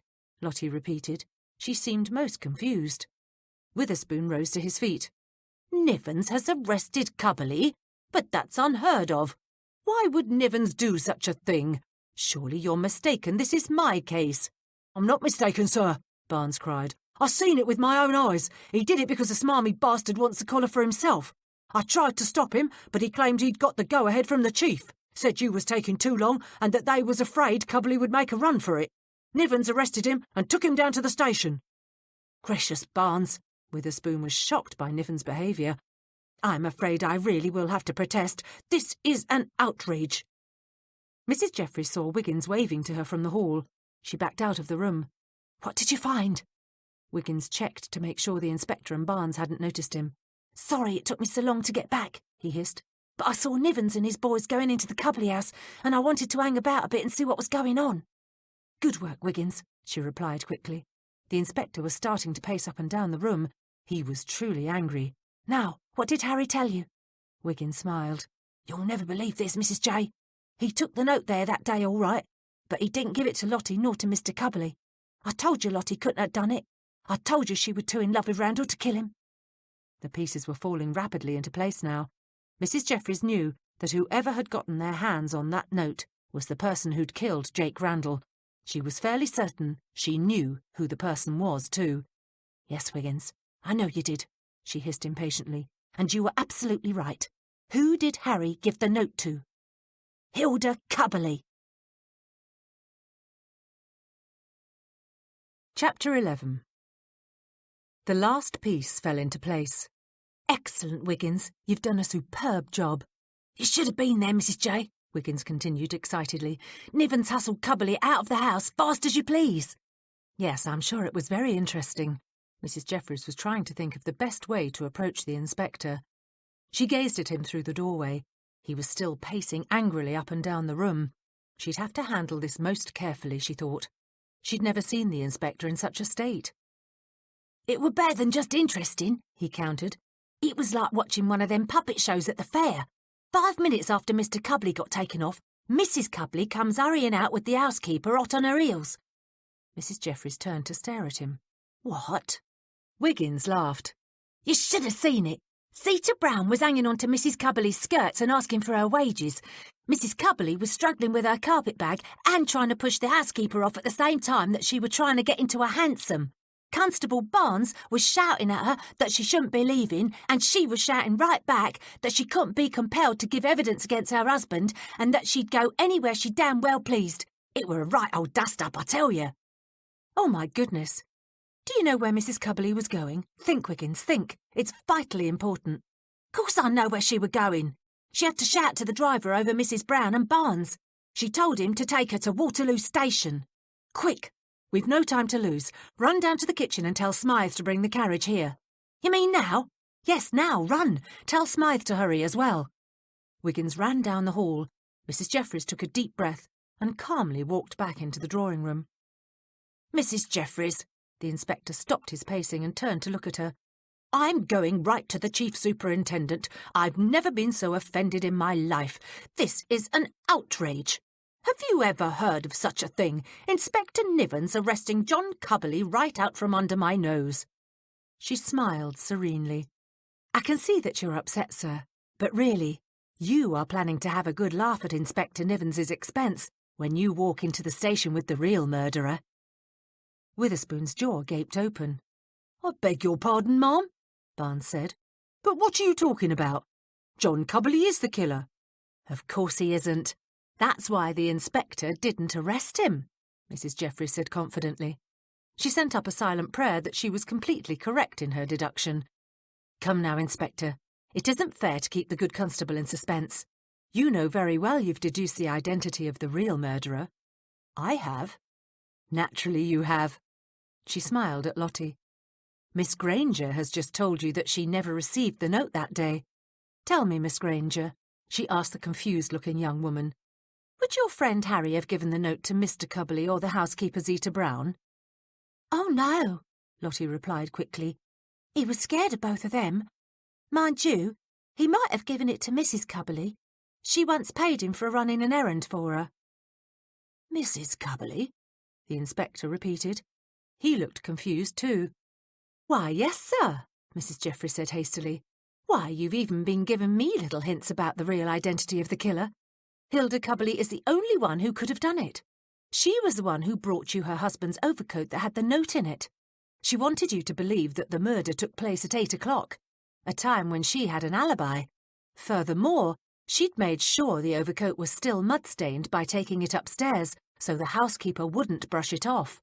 Who else but Mrs. Cubbly could have slipped the note in Cubbly's pocket? Who else but she knew where Jake Randall was going to be that night?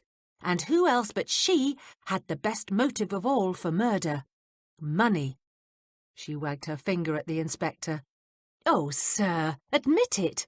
You've been dropping little clues all along to see if I could figure it out Jake Randall knew that the investors were after him.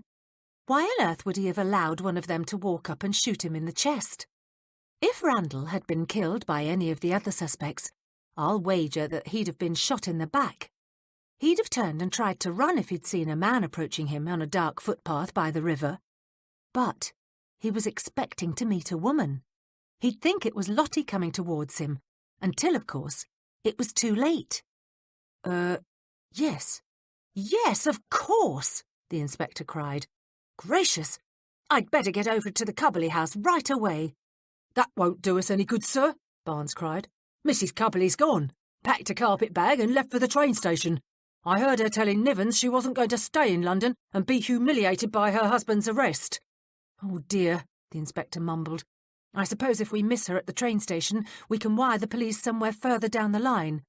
But, sir, Mrs. Jeffries interjected, do you really think that is wise? You don't want to give her an opportunity to hide that carpet bag full of money, do you? Witherspoon's brows drew together. Why do you think the money is in the carpet bag? He asked. Well, of course it is, sir. Hilda Cubbly's a lady. If she were really leaving her husband because she couldn't face being humiliated, she'd have spent the day packing her trunks. She wouldn't have run off carrying a carpet bag. Ladies do not carry their own luggage. It was weak, but it was the best she could come up with on the spur of the moment, and it was imperative that the inspector arrest Mrs. Cubbly with the money in her possession. But she's got such a head start on us, Witherspoon said anxiously. Not to worry, sir, Mrs. Jeffries assured him. As it happens, Smythe is bringing the carriage round this morning. He was going to take me to Elstree to buy some fruit. He should be here any minute. Do hurry, Smythe, the inspector shouted through the carriage window. We mustn't let her get away. Hang on, sir, the coachman yelled back. I know a shortcut. He whistled sharply, and the horses broke into a gallop. They took the corner on 2 wheels. Gracious, the inspector said as he was bounced back onto his seat. I do hope Smythe knows what he's doing. The ride got faster and wilder. They careened through tiny streets at breakneck speed and cut through mews with barely inches to spare on each side of the carriage. Finally, they pulled up in front of Waterloo Station. Barnes leapt out of the carriage and Smythe tossed the reins to a porter. The inspector jumped out and frantically tried to think of which platform to search. Why don't we try the boat train? Barnes suggested eagerly. He took off at a run through the doors with Smythe and Witherspoon right behind him. Oblivious to the stares of the passengers milling around the entrance hall, they ran toward the gates leading to the trains. They stopped on the other side of the barrier and searched the platforms. The platforms were crowded with passengers, porters, freight, and handcarts filled with luggage. On the far side of the station, a train was pulling in, while on the platform nearest them, one was pulling out. Oh no, Witherspoon moaned. I think we're too late. She was probably on that one that's just leaving. There she is, sir, Barnes cried. He pointed to the far side of the station. Halfway down the platform, Hilda Cubberley stood waiting to board the train, the carpet bag dangling in her right hand. They ran across the cavernous room, dodging passengers and getting shouted at by porters and ticket takers. Reaching the end of the platform, they charged towards Hilda Cubberley. Smythe ran ahead of the inspector. Witherspoon and Barnes were almost upon her as the last of the disembarking passengers got off and Hilda stepped towards the open door. A conductor shouted, "All aboard!" "Halt!" the inspector yelled. Startled, she looked towards them. She recognised him instantly and turned to flee, the carpet bag clutched to her chest. As she spun around, she ran smack into Smythe's massive chest. "I believe, ma'am," he said politely, "the two gentlemen behind you would like to have a word with you." "Get out of my way, you great fool!" she hissed. "Mrs. Cubberley," the inspector skidded to a halt and tried to catch his breath. "We'd like to have a few words with you," he panted. "I've nothing to say to the police," she snapped. "Now get out of my way. I'm going to catch this train." "Are you in a hurry to go somewhere?" Constable Barnes asked. "That's none of your business." "Mrs. Cubberley," Witherspoon said politely, "could you please open your carpet bag? I assure you, I'm well within the law by requesting that you do so." "And if I don't?" she challenged. "What are you going to do? Arrest me?" Witherspoon stood his ground. He looked her directly in the eyes. "If I have to." He held out his hand for the bag. She stared at him for a moment, as though she didn't believe him. Then she handed him the carpet bag. Witherspoon was surprised at how very heavy it was. He gave it to Constable Barnes, who knelt down, flipped the clasp, and yanked it open. "It's filled with pound notes, sir," the constable said quietly. "Hundreds of them." Witherspoon nodded. He turned to face her. "Mrs. Cubberley, I'm arresting you for the murder of Jake Randall." In disbelief, she gazed at him. Then she laughed. "Do you think they'll hang me, then?" she asked merrily. Her eyes were wild, her laugh hysterical and frightening. "It doesn't matter if they do, you see," she continued conversationally. "I'd rather hang than live one more minute with that bastard I'm married to." "Please, Mrs. Cubberley," the inspector was aware of a crowd gathering. "I really don't think you ought to say anything more till we're at the police station. Perhaps you'd best be quiet until we notify your husband." "Husband?" She threw back her head and laughed louder. "He's not a husband. He's a demon, a miserly devil from the pits of hell. Nothing you could do to me would be worse than what he's done." She kept on laughing all the way to the police station. "You should have seen her," Smythe said. "She were even worse once we got her down to the station." "Sounds like she were bad enough at Waterloo," Mrs. Goodge said. "Poor Inspector Witherspoon. Imagine having to arrest a woman making a right old spectacle of herself." Wiggins reached for a piece of seed cake. "Go on," he urged the coachman. "Tell us everything. What did Mrs. Cubberley do?" "Well, once we got her down there, she confessed to killing Randall. She couldn't get it out fast enough." Smythe shook his head. "She admitted that she was the one that got the note that day. After hearing her husband and the other investors talking at the meeting, she was fairly certain Randall would have the money on him. So, she waited till they left, grabbed her husband's gun, and took off for Waterloo Bridge." He paused, and his face grew serious. Hearing Mrs. Cubberley talk so calmly about how she just walked right up to Jake Randall and shot him made me half sick. Poor blighter didn't stand a chance. "Of course not," Mrs. Jeffries said. "He was expecting Lottie Granger. In the darkness of the footpath, he wouldn't be the least suspicious of a woman coming towards him." "You know what I don't understand," Looty said. "Where'd she hide the money? The police searched the Cubberley house, and they didn't find hide nor hair of it." "Mrs. Cubberley was clever," Smythe said. "She didn't hide the money in the house, at least not when she knew it was going to be searched. When she first come back that night, she hid it under her bed. But as soon as the police found the note in Cubberley's pocket, she knew it wouldn't be long before they searched the house. So she grabbed the money and hid it next door in the neighbour's garden shed. She put it under some old tarps." "That's a bit risky," Betsy said. "What if the neighbours had found it?" "They was gone," Smythe explained. Mrs. Cubberley wasn't taking any risk at all. So, that explains why she was so adamant about the inspector not searching the house when he found the note in her husband's pocket. The inspector mentioned she told them they would have to get a warrant, Mrs. Jeffries mused. Now we know why. She needed time to hide the money. Why didn't she just leave then? Betsy asked. I mean, she had the money. Why hang about waiting to get caught? I don't think her goal was simply to murder and steal, Mrs. Jeffries replied. I think she wanted her husband to hang for Jake Randall's murder. It was a way to get rid of him and eventually gain control of her own money. All right now, Mrs. Goodge said to the housekeeper. Tell us how you figured out it was her. I didn't figure it out until it was almost too late, Mrs. Jeffries replied with a modest shrug. But what really made it all come together in my mind was Wiggins getting confirmation that Harry had given the note to Mrs. Cubberley. According to Zita Brown, Hilda Cubberley ordered her to have her dinner ready at 7 o'clock that evening. Now that was odd. The household was extremely lax. Being ordered to serve dinner promptly at 7 o'clock was unusual enough that Mrs. Brown remembered the occasion. As she was meant to remember it, Mrs. Cubberley insisted on having dinner served at that specific time to give herself an alibi. She had the note. She knew that she'd meet Randall at 6, shoot him, and then be back to her home by 6:45. And she knew all of this before she left the house that day.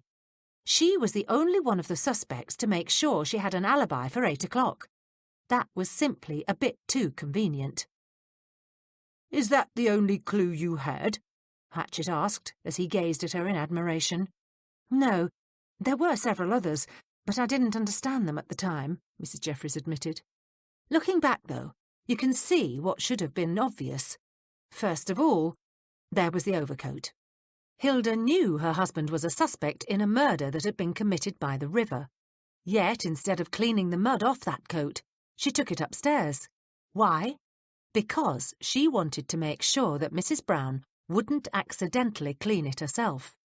Also, when the inspector asked to see the coat, it was Hilda who went and got it. I think she slipped the altered note in the pocket at that time, putting it there so the inspector would be sure to find it. 2 clues, Looty murmured. That's still pretty dang good thinking on your part. Now, it wasn't all my doing, Mrs. Jeffries replied. I couldn't have done it without all of you. You and Hatchett found out about the gun, Looty. Smythe alerted us to the fact that the investors had gone looking for Randall in the first place. Wiggins located young Harry, Betsy found Lottie Granger, and Mrs. Goodge gave us the information that clearly explained Hilda Cubberley's motive. I did? Mrs. Goodge looked puzzled and pleased at the same time. Of course you did, Mrs. Jeffries said warmly. If it hadn't been for you finding out that Hilda had been forced to marry John Cubberley, none of this would have made sense. Hilda hated her husband. Yet, like many women, she was trapped. Jake Randall stealing that £50,000 must have seemed a godsend to her. Not only would she have enough money to live on while her husband was tried and convicted, but she had enough to get completely out of the country. Right, Smythe agreed. That train was heading for Southampton. We found a ticket for a steam packet in the carpet bag too. She were heading for South America. Do you think she deliberately tried to fix it so Mr. Cubberley would be arrested? Betsy asked. No, I think originally she just wanted the money. Mrs. Jeffries reached for her teacup. She was probably just going to disappear, but then when Randall's body was discovered, I think she cleverly found she could manipulate the police and implicate John Cubberley. She did hide the gun in her husband's boot, and she did it only after she'd made such a fuss about a warrant that the police were sure to be suspicious and search the house. Mrs. Jeffries was glad to see Betsy taking an active interest in the discussion. The maid had brightened somewhat, but Mrs. Jeffries could tell she was still a bit melancholy about something. It's kind of sad, isn't it? Betsy sighed. Poor Lottie's lost her fiancé. Mr. Cubberley's ruined and grieved, and Mrs. Cubberley's going to hang. Don't be too sure of that, lass, Smythe said gently. The way she were ranting and raving, they may lock her up in a madhouse. Whether she hangs or they lock her up don't seem to make much difference, Betsy said sadly. Nothing'll bring Jake back. What's Lottie going to do? Where's she going to go? Please don't worry about Miss Granger. Hatchett reached over and patted Betsy's arm. Madam has kindly invited her to stay with us for a while. He glanced at Looty. Haven't you, madam? Looty snorted. Didn't have much choice, did I? Couldn't toss the girl out on the streets. Her sister and her aunt don't seem to have a hill of beans. Wouldn't be fair to expect 'em to take in another mouth to feed. Mrs. Jeffries noticed that Hatchett had been watching Betsy anxiously since he'd arrived. For that matter, they'd all been concerned about the girl. Smythe would barely let her out of his sight. Wiggins had hovered over her like a mother hen, and Mrs. Goodge was continually offering her tea. She made up her mind to get to the bottom of what was bothering the maid. They were all going to worry themselves to death if she didn't. Looty shoved her chair back. "Come on, Hatchett," she commanded. "It's getting late. We'd best be going. I've got to go to that dang theatre tonight." "But you've been looking forward to going, madam," Hatchett told her as he got to his feet. "Yeah, but tonight I'm tired. I'd much rather stay here until after the inspector comes home so we can get the rest of the details." "Don't worry about the details, Looty," Mrs. Jeffries said as she got up and followed them down the hall. "We'll have another gathering soon. A proper tea party. We'll go over the whole case then." "Good. I'd hate to miss anything." "Good night, Mrs. Jeffries," Hatchett said. He reached for the door handle. "Hatchett," she said. He stopped and looked at her. "I'd like to have a word with you. It's about Betsy." "Girl's been moping about with a long face ever since she come back with Lottie Granger," Looty said to her butler. "Do you know anything about it?" Hatchett didn't say anything for a moment. Then he sighed softly. "I'm afraid I do. But it's a rather private... Oh, heavens. You see, I saw something and I'm not sure it's right to tell anyone." "Land sakes, man," Looty sputtered. "We're only concerned for the girl's welfare. You can trust us not to go blabbing to everyone else about Betsy." Hatchett hesitated. "All right. But please, don't say anything to her. This is the sort of thing that Miss Betsy must work out for herself." "What in tarnation is it?" Looty hissed. "Grief," Hatchett said quietly. "Miss Betsy is grieving. On the way back here with Lottie, she asked me to stop the carriage. We were by a small church. I did as she requested, but after she got out, I became rather concerned. The church was in a dreadful part of the city, so I bade Miss Granger to stay put, and, well, I followed her. She'd gone into the churchyard. She was kneeling in front of a grave. I believe she was crying." He looked down at the floor. It was a pauper's grave. There was no headstone marking the spot, just a large rock.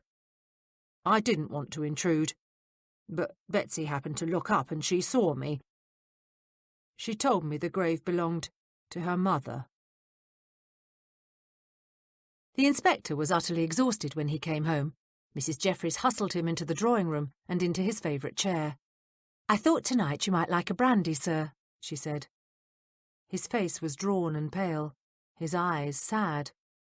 "Thank you, Mrs. Jeffries," he said, taking the glass and putting it on the table beside him.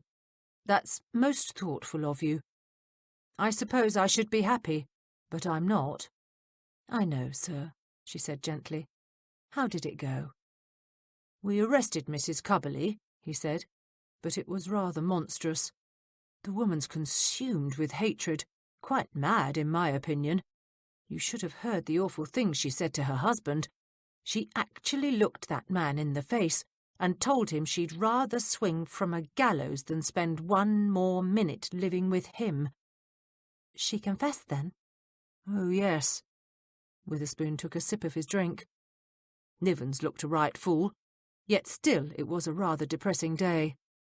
"You're a very kind-hearted man, sir," she told him truthfully. "It's no wonder the day's events have saddened you. Yet you must take comfort in the fact that justice was done. Jake Randall may have been a thief and a swindler, but he didn't deserve to be shot and shoved in the river. It was your brilliant investigating that solved this heinous crime. You do make me feel better, Mrs. Jeffries, he said. But as for me being a brilliant investigator... He paused and shrugged modestly. I'm still not certain exactly how I did it. I think perhaps it was my guiding force, as you call it. I couldn't quite bring myself to arrest John Cubberley. I expect I wouldn't have determined that the killer was Mrs. Cubberley if Miss Granger hadn't come forward when she did. Mrs. Jeffries relaxed. The inspector had now convinced himself he'd solved the murder. What about Miss Granger? Oh, we're not pressing any charges against her, Witherspoon replied. She may have been planning on marrying Jake Randall, but she had nothing to do with the theft of the investment money. Mrs. Jeffries nodded. Poor man. He was still a bit down in the dumps. She decided he needed to talk it all out. Once he'd got it off his chest, he'd feel much better. Are the investors going to get their money back? She asked. Oh, yes. With Mrs. Cubberley's confession, there won't be a full trial, of course, only a sentencing, so the money needn't be held for evidence. He smiled faintly. Dillingham and Hinkle's solicitors were already at the station when I left. I think they were bending the chief's ear to get the process speeded up a bit. Not that it'll do them much good. It's the judicial system which has authority now. He continued to talk about the case for the next half hour. Mrs. Jeffries listened carefully, occasionally asking a question or shaking her head sympathetically. I say, Witherspoon finally said, I'm famished. What's Mrs. Goodge cooked for us tonight? A nice roast beef and Yorkshire pudding. Mrs. Jeffries pulled a sheet of paper out of her pocket. I know it's not within keeping of the household management scheme, she said apologetically, but we decided that you'd been working so hard you needed a good meal. She handed him the paper. However, after you eat, sir, we do need to go over the scheme. Mrs. Goodge has come up with some wonderful ideas to save money. The inspector took the paper, got to his feet, and walked to the fire. He tossed the paper into the flames. Why, sir, Mrs. Jeffries exclaimed, whatever are you doing? That's our household management scheme. I know, Mrs. Jeffries. He gave her a wide smile. But I've decided we don't need the wretched thing any more. Life is short. For many, life is short and cruel. We are very lucky here at Upper Edmonton Gardens. My investments may not be doing as well as I'd like, but that's no reason to turn into a miser. Gracious, look at poor John Cubberley. No more penny pinching. In the future, we shall eat, drink, and be merry. They had their gathering a week later. To celebrate the event, Mrs. Goodge had outdone herself. There were sausage rolls, cocky-licky soup, mutton ham, Dundee cake, jellies, currant buns, and plenty of good strong tea. Now that's what I call a proper feed. Wiggins patted his stomach and looked down at the floor. Even Fred's too full to move. The dog was sound asleep on his side, his stomach bulging with all the treats he'd been slipped. Mrs. Goodge, Mrs. Jeffries said, this tea was superb. Excellent repast, madam. Hatchett bowed formally at the cook. Dang good grub, Looty agreed. Betsy laughed. We've all made pigs of ourselves, she said gaily. Smythe grinned. That's all right, lass. We've earned it. Mrs. Jeffries was delighted that everything was back to normal. Betsy had gotten over her grief. Smythe and Wiggins were out and about and up to their usual activities, and Mrs. Goodge had been cooking up a storm. Well, I've got an announcement to make, Looty said. She grinned. Lottie's going to Colorado. Colorado? Mrs. Goodge repeated. In America? Wiggins said incredulously. Whatever for? Mrs. Jeffries asked. Looty laughed. She's going to Colorado as the new owner of half of the Randall and Watson silver mine. She was Jake's heir. He left her everything he owned. He'd done a will. But the mine's worthless, Smythe said. Looty shook her head. She reached for her muff and pulled out a piece of paper. No, it ain't. It's loaded with silver. I got this telegram from my people today. She turned to Mrs. Jeffries. "Remember when I asked you to find out exactly where the mine was located?" Mrs. Jeffries nodded. "Yes, but no buts about it," Looty snorted. "Soon as you mentioned the word Leadville, I sent off a cable. I knew there might be silver in that mine. There's tons of silver in that part of Colorado, and I was right." "Do you think Jake knew there was silver there?" Wiggins asked. "Probably not, but it don't matter now," Looty cackled. "The investors were so happy to get their money back, they give all the shares they bought back to Randall's solicitor. None of them made a profit. Now it all belongs to Lottie. Just goes to show you, don't it?" "Exactly what does it show us?" Mrs. Jeffries asked cautiously. "That taking stock would have been a lot smarter than taking the money," Looty replied tartly. "But that's all right. I reckon Lottie'll do a lot more good with a mine full of silver than any of the investors. They were a pretty sorry lot, if you ask me." "I think, Looty," Mrs. Jeffries replied with a smile, "you're absolutely right about that."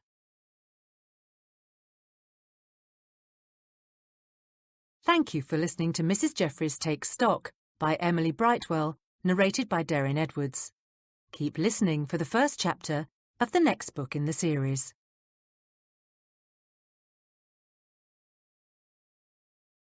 Mrs. Jeffries on the Ball by Emily Brightwell, narrated by Deryn Edwards. Chapter 1. The woman was no better than a common streetwalker. Hannah Greenwood glared at the tall blonde following the butler through the double doors. Her lip curled in disgust as she watched the odious creature make her way toward the centre of activity. Rowena Stanek, the cow. With her head held high and her long, slender back ramrod straight, she entered the Marlowe drawing-room as though she were the queen herself. Hannah snorted derisively, ignoring the startled expression on the face of Mrs. Putnam, who was sitting in the chair next to her, as she glared at the Stanek woman. "The tart might have the rest of them fooled," she thought, "but she doesn't pull the wool over my eyes. All of her pretentious airs and fancy clothes won't protect her one whit, not when I'm through with her. I'll make her pay for what she's done, really pay." "I'm so dreadfully sorry to be late," Rowena apologised to the group at large. Dressed in a dark red afternoon gown that contrasted beautifully with her colouring, she moved gracefully to the velvet settee in the middle of a semicircle of chairs placed in front of the marble fireplace. "Exciting as Her Majesty's Jubilee celebration might be, it does make for an extraordinary amount of traffic. It took us ages to get down Regent Street. The streets were mobbed, absolutely mobbed." "That's quite all right," Dr. Oxton Sloane assured her. "We've only just started. Do sit down and catch your breath." Sloane, the president of the Hyde Park Literary Circle, waited until the latecomer settled next to Shelby Lock. He cleared his throat and called for attention. "The Hyde Park Literary Circle will now come to order," he announced. Wiping his high, balding forehead, he asked Mr. Warburton, the secretary, to call the roll. Sloane sat down behind the table, turning his back slightly so he had a good view of the membership. As the first names were called, his eyes narrowed assessingly. "Mr. and Mrs. Horace Putnam." Sloane glanced at the middle-aged couple seated to his left. Mrs. Putnam, grey-haired and round as a barrel, was listening intently to the roll call. Her husband, on the other hand, appeared to be asleep. He immediately discounted them. They weren't serious about literature. They were only here for social reasons. Neither of them would know a decent verse from doggerel. "Miss Lucinda Marlowe." He studied her with more interest. She certainly was a fetching creature with all that lovely dark brown hair and those big hazel eyes. Sloane frowned. He was forgetting himself. Lucinda Marlowe could be a danger to him, and he'd best remember that. She was the one who'd started the group. Unlike many females of his acquaintance, she actually read books. Worse, the poem she had written and read to the circle at their last meeting hadn't been half bad. Not up to his standards, of course. but acceptable nonetheless. Mr. Shelby Locke. Sloane gritted his teeth as he stared at the tall, auburn-haired man sitting beside Rowena Stannick. Blast! Now there was real trouble. Locke actually had brains. Even worse, he was well read. The man could spout Shakespeare at the drop of a hat. He watched as Locke turned to gaze adoringly at Mrs. Stannick. A slow, crafty smile crossed Sloane's thin face. Perhaps Mr. Locke wouldn't be much of a competitor after all, he told himself.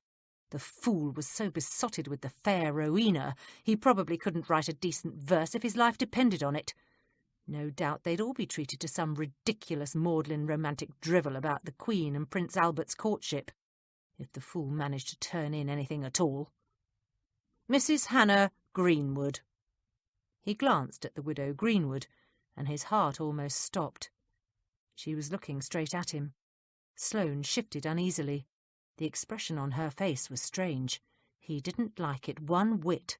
Her thin mouth curved upward in a sly, mirthless smile, and her eyes gleamed with cold malevolence.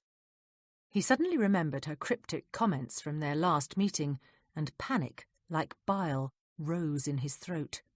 Surely she didn't know. She couldn't know. It was impossible. He'd been far too careful. Sloane immediately pushed the troublesome Mrs. Greenwood from his mind. Mrs. Lester Hyatt, Miss Cecilia Mansfield, and Lady Cannonbury. Warburton's voice droned on as he called the rest of the roll. Sloane didn't even bother to glance at these people as their names were called. None of them were important. But he did watch the secretary carefully. Edgar Warburton was an unknown. He'd been a member of their group for only a little over a month. The man was such a dreadful snob it had been difficult for Sloane to ascertain precisely how much he actually knew about literature. Warburton seemed to deem it a favour even to speak to you.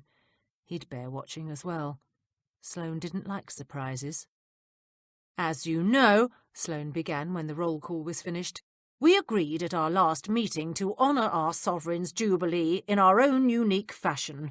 I am, of course, referring to our poetry contest. I trust that you are all working diligently. Lucinda Marlowe knew what was coming next, so she ignored their esteemed president and turned her attention toward the centre of the circle, where Rowena Stannick was sitting far closer than propriety dictated to Shelby Locke. Lucinda's fingers curled into fists beneath the fold of her simple yellow day dress. She wished she'd worn her lavender gown. Leave it to Rowena to overdress for the occasion, she thought hastily, as she saw Shelby flash a warm smile in the widow's direction. Men are such fools. They didn't have the intelligence to see a sow's ear dressed like a silk purse, even when it was sitting right beside them. I take it all of you have by now allowed the muse free rein of your creative endeavours, Sloane said. As I promised at our last meeting, I did indeed arrange for the esteemed poet Mr. Richard Venerable to act as the judge in our own modest but most exciting contest. Mr. Venerable will announce the winner of the poetry contest at a ball to be given here at Miss Marlowe's residence in 2 weeks' time. Edgar Warburton, who was sitting next to Miss Cecilia Mansfield at the end of the circle of chairs, slanted the widow Stannick a hate-filled glance. The bitch! Who did she think she was? With one long skinny finger, Warburton stroked the rim of his mutton-chop whiskers and then smoothed a lock of mousy brown hair off his high forehead. He kept his gaze on her for several minutes, willing her to look in his direction so he could have the pleasure of snubbing her. But Rowena Stannick only had eyes for Shelby Locke. She kept giving him coy, secretive smiles and little pats on the hand. Warburton forced his attention away from the couple. He glanced around the overly furnished drawing-room, and his lips curled in a faint sneer. The walls were covered with a ghastly emerald green embossed wallpaper. Every table was cluttered with china figurines and ugly vases of flowers sitting on cream-coloured silk table coverings. The settees and chairs, though of good quality mahogany and done in fine fabric, were the same hideous green as the wall, and the most awful gold and brown Brussels carpet covered the floor. The house and its contents were opulent, expensive, and in horribly bad taste. But that was only to be expected. The Marlowe wealth, extensive as it was, came from trade. He looked at the owner of the house, Lucinda Marlowe, and felt a tinge of shame. Poor woman! Of course her home was furnished with no regard to art or beauty. How could it be any different? Tradespeople, really. Regardless of how much money they spent or how many paintings they purchased, they were hopelessly lost. Warburton wished he could be attracted to Lucinda. God knows, though he was by no means poor, a fortune of that size could always come in handy. But there was something decidedly odd about her. Despite the Marlowe family wealth, he'd heard she'd never had a proper season, and, of course, the way she lived here all alone with only her servants to look after her. Scandalous, really. You'd think she'd had the decency to find some old relative to hang about and act as a chaperone. He saw Lucinda turn her head and frown at Locke and Rowena, and he immediately forgot what he'd been thinking about, as another shaft of anger flooded his thin body. Dr. Oxton Sloane droned on about the silly poetry contest, and Warburton continued to ignore him, while he fed his rage about Rowena Stannock. Damn the woman! She'd brought him low. He'd only joined this ridiculous group to be near her, and she'd treated him like dirt. That upstart of an adventuress. That nobody. His mouth flattened into a cruel, thin line as he glared at her. She'd taken one look at Locke and tossed him aside like an old pair of gloves. But he wouldn't stand for it. Not any more. We'll just see who has the last laugh here, he thought bitterly. He'd make the bitch sorry she ever laid eyes on Shelby Locke.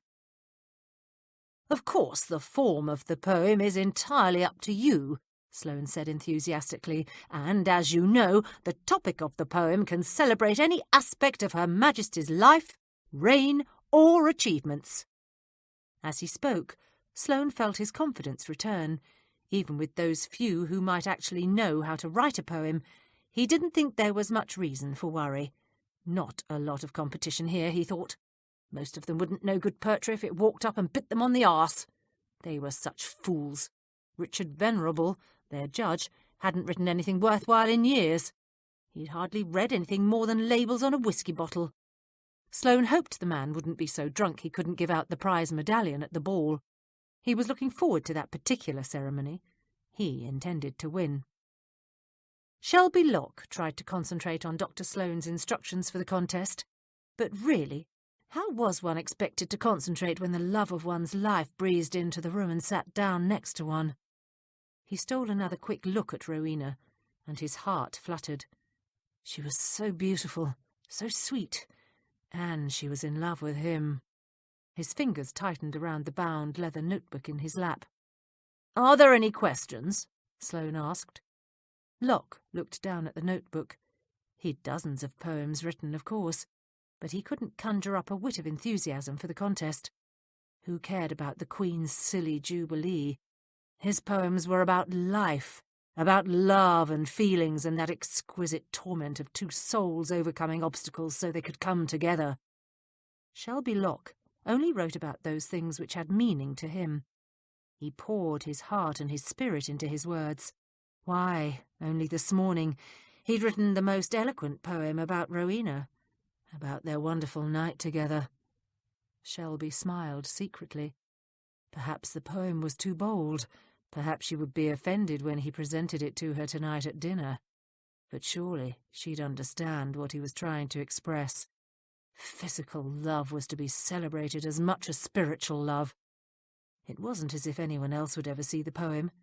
No, he thought, glancing again at his beloved. Rowena wouldn't be in the least offended. An hour later the meeting concluded, and Miss Marlowe led the way into the dining room for refreshments. The group milled around the buffet table. Lucinda Marlowe circled the room, making sure her guests had food and drink.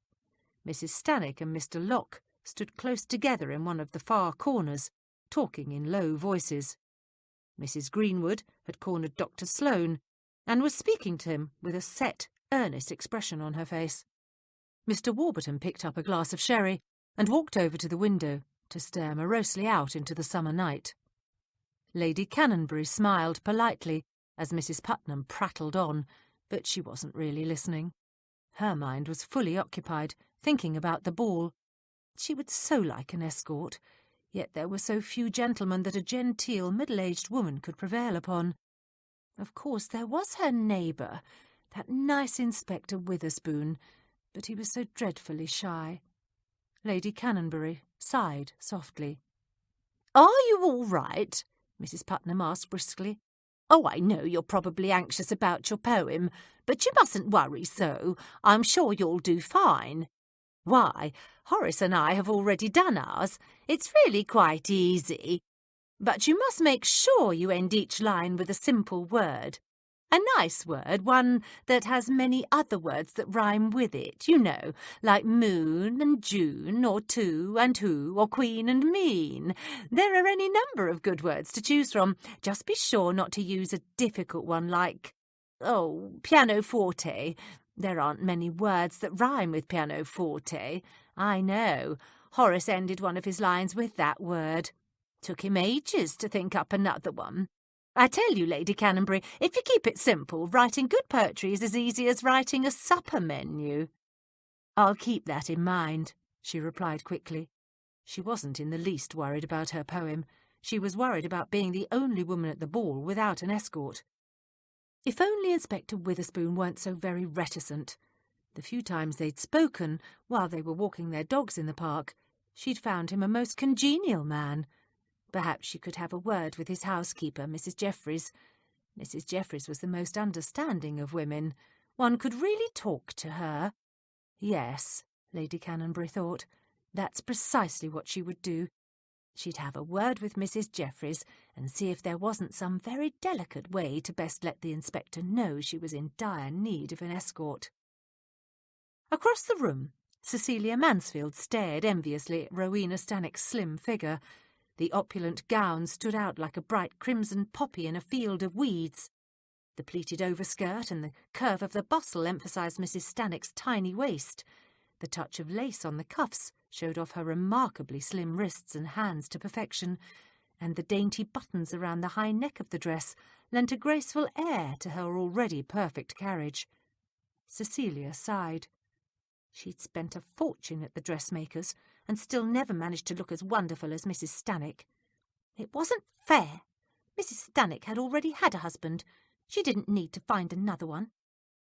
"I wonder what she'll be wearing to the ball," she murmured to Mrs. Hyatt. "Who?" "Rowena Stanhope," Cecilia replied. "I wonder what she'll wear to the ball. I hear she's got her dressmaker copying Princess Beatrice's gowns." "Half the women in London are copying the princess's gowns," Mrs. Hyatt replied as she studied the table in search of a tidbit she hadn't tasted yet. "More important, I wonder what they'll serve for supper." She put an apple turnover on her plate and picked up her fork. "Do you think it'll be hot or cold?" "What?" "The supper at the ball," Mrs. Hyatt said impatiently. "Miss Marlowe always does things correctly," Cecilia replied, turning to stare at their hostess. "I expect she'll have both a hot and cold buffet. Goodness, look at that. She's squinting again, the poor thing. I say, I do think she ought to wear her spectacles. Everyone knows she doesn't see all that well without them." Mrs. Hyatt smiled cynically. "I do believe Miss Marlowe is more concerned with her appearance than she is with seeing clearly," she stated. "You can't blame her for wanting to look her best, especially with Mr. Locke here. With all the mourning she's done, she hasn't had much chance for young men to pay court to her." Cecilia frowned. She hadn't had all that many men paying court to her either, and she hadn't noticed any sympathy for her from Mrs. Hyatt. But it would be uncharitable to say such a thing. "That's true, I suppose," she said grudgingly. Mrs. Hyatt looked up from her plate. "Indeed it is." Thinking she might be considered less than kind, Cecilia forced herself to smile benevolently. "Poor Lucinda. She has had a rather bad time of it. But I've had it on good authority that she and Mr. Locke will be announcing their engagement at the ball." Mrs. Hyatt, who was not a romantic, having seen enough of human nature to disabuse her of foolish notions, shook her head. Her gaze shifted to Rowena Stannock, who was standing indecently close to Shelby Locke and talking to him with an earnest, entreating expression on her face. Really? Cecilia gave her a puzzled stare. Yes, really. You're the one who implied Mr. Locke was paying court to Miss Marlowe. You're quite mistaken, Miss Mansfield, Mrs. Hyatt said slowly, her gaze still on the couple across the room. I implied that Miss Marlowe was interested in Mr. Locke, and at one time he was certainly interested in her, but I do believe things have changed. Cecilia snorted. She was getting rather annoyed with Mrs. Hyatt. Honestly, the woman thought she knew everything. Well, I know for a fact that Miss Marlowe has ordered a whole new wardrobe. We have the same dressmaker, you know. Madame de Loffre told me specifically, and of course in the strictest confidence, that it's her trousseau. Mrs. Hyatt merely smiled. She may have ordered a trousseau, my dear, but that doesn't mean she's getting married. Bright June sunshine poured through the windows of the kitchen in Upper Edmonton Gardens, home of Inspector Gerald Witherspoon. The shafts of light danced against the copper utensils lining the walls, the air filled with the scent of peppermint and lemon. On the long oak table, a pink-flowered teapot sat next to a tray of mouth-watering gooseberry tarts. 5 people were sitting in a semicircle at the far end of the table. They were Inspector Witherspoon's loyal servants. Mrs. Gooch, the cook, banged her fist against the tabletop. "When's that horrible woman going to leave so we can have a bit of peace?" she cried.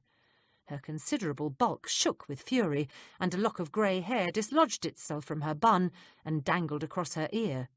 From behind a pair of spectacles, her eyes narrowed in anger. Mrs. Jeffries, the housekeeper, sighed inwardly. She was a kind, motherly-looking woman who always listened to the servants' grievances. She was good at listening. It was one of her foremost abilities. Her hair was a dark auburn, liberally sprinkled with white at the temples. Her eyes a deep, understanding brown. Though small of stature and rather plump, she had the air of one used to the rigorous demands of leadership. She wasn't in the least surprised by the cook's outburst. Edwina Livingston Graves, the inspector's cousin and house-guest, had a rather unfortunate effect on the staff. Truth to tell, Mrs. Livingston Graves had a rather unfortunate effect on everyone. She wasn't a particularly nice person. "I'm afraid Mrs. Livingston Graves will be here until after the Jubilee," Mrs. Jeffries said cautiously. "After the Jubilee?" the cook yelped. "But that's not for another 2 weeks. I swear, Mrs. Jeffries, if I have to put up with her for a fortnight, I'll not be responsible for my actions. Do you know what she had the effrontery to say to me today after lunch? She claimed the rabbit was tough. She actually had the nerve to ask if we had any Cockle's anti-bilious pills. Claimed she had indigestion. Did you ever hear the like? My stewed rabbit and onions, one of my best dishes." "At least she didn't stand over your shoulder and natter in your ear while you was cooking it," Betsy interrupted. The pretty blonde maid was as furious as the cook. Her ivory complexion was rosy with anger, and her slender frame stiff with indignation. "That's what I had to put up with this morning while I was polishing the furniture in the drawing room. Half an hour it was, too," she continued, her blue eyes widening. And on she went about how I was going to ruin the shine if I didn't stop using the wrong polish. And it was Adam's furniture polish I was using as well, the kind we've used for years. It's bad enough we haven't had a decent murder in weeks."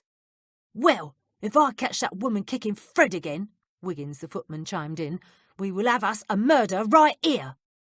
Mrs. Jeffries didn't take the footman's threats all that seriously.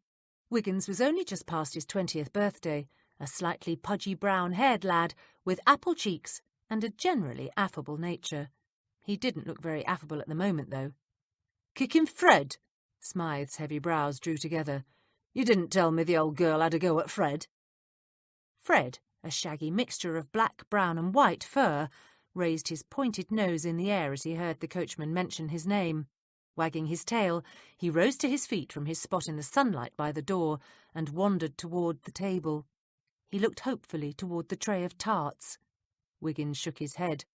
"I saw it with me own eyes. She give him a right hard kick in his ribs, she did. And all because poor Fred was just defending himself against that wretched cat of hers. He paused and took a breath. "Maybe I should take the dog down to the stables until she's gone," Smythe mused. Tall and strong, with a head full of thick black hair, olive complexion and full mouth, he would have been a brutal-looking sort to be sitting in a cosy kitchen, save for a pair of twinkling, kind brown eyes. "I'm afraid that won't do at all," Mrs. Jeffries said quickly. "You know how devoted the inspector is to Fred. He'd miss him terribly." "Then what are we going to do?" Smythe asked. "Mrs. Livingston Graves and her ruddy cat show up on our doorstep just a few days ago, and already she's acting like she owns the place. Her and that silly animal is enough to drive a man bonkers. Cure, it's a good thing we ain't investigating one of the inspector's murders. Be hard to keep things to ourselves with that old Harridan snooping around." "At least you can escape to the pubs of the evening," Betsy said, making it sound like an accusation. "We've got to put up with her 24 hours a day. She's always sneaking about and eavesdropping. I caught her listening at the door this morning when Mrs. Goodge was having a word with the man from the gasworks." "She were eavesdropping on me and Albert?" Mrs. Goodge was truly outraged. Her relations with the various people who trooped through her kitchen were her own private domain. In all their investigations for the inspector, she'd used her sources to provide many important facts and clues. How dare that woman snoop? Mrs. Jeffries held up her hand. "Please," she began, "I know you're all upset. Mrs. Livingston Graves is a trial, but we all have our crosses in life to bear." "And she's a mighty heavy one," the coachman muttered. He crossed his arms over his massively muscled chest. "But she won't be here forever," the housekeeper continued. She fervently hoped that was true, but she wasn't certain. Of late, Mrs. Jeffries was beginning to suspect that Cousin Edwina was angling to be invited to stay on a permanent basis. However, she wasn't going to mention her suspicions to the rest of the staff. They were upset enough. "And the Jubilee Thanksgiving procession isn't that far away, so why don't we all go about our business and try to ignore the lady?" "But what if we gets us a murder?" Wiggins asked. "What'll we do then?" Mrs. Jeffries looked thoughtful. The lad had a point. If their inspector did get involved in another murder, of course they'd have to step in. The dear man had no idea his devoted staff actually investigated his cases, of course. That would never do. They were most careful to keep their inquiries discreet. None of them would ever want the inspector to feel that he couldn't solve a murder on his own. That, of course, wasn't quite true. But they would have a problem if the inspector were to get another case. Thanks to their prodigious efforts, the inspector now had a reputation to uphold. His superiors at the yard were amazed at the unsolvable cases the man solved. She shook herself slightly. It was pointless to fret over something that hadn't happened yet. She had other matters involving the inspector on her mind. "We'll cross that bridge when we come to it," she said firmly. "As it is, we don't have a murder to investigate at the present, and if we're very lucky, Mrs. Livingston Graves will be gone by the time we do. Right now, our only concern is to get through the next 2 weeks with a minimum of disruption to our normal routines." From the stairwell, they heard the sound of rapidly descending footsteps. Knowing who it was, Smythe pushed back his chair and leapt to his feet, but he wasn't quick enough. Mrs. Livingston Graves sailed into the kitchen. Thin, medium height, and possessed of a raw-boned face and mousy brown hair that she wore pulled back in a severe bun, she frowned at them. "I say, Mrs. Jeffries," she said in a nasal whine, "how many tea breaks do the servants take in this household?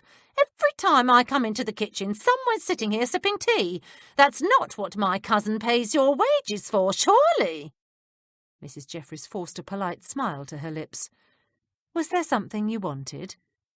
The woman's lips flattened to a disapproving line as she realised the housekeeper was not going to answer her question. "I'm looking for Alphonse." Fred scuttled under the table. "I'd best get down to Howard's," Smythe announced as he edged toward the back door. "The carriage needs a good clean." Wiggins got up.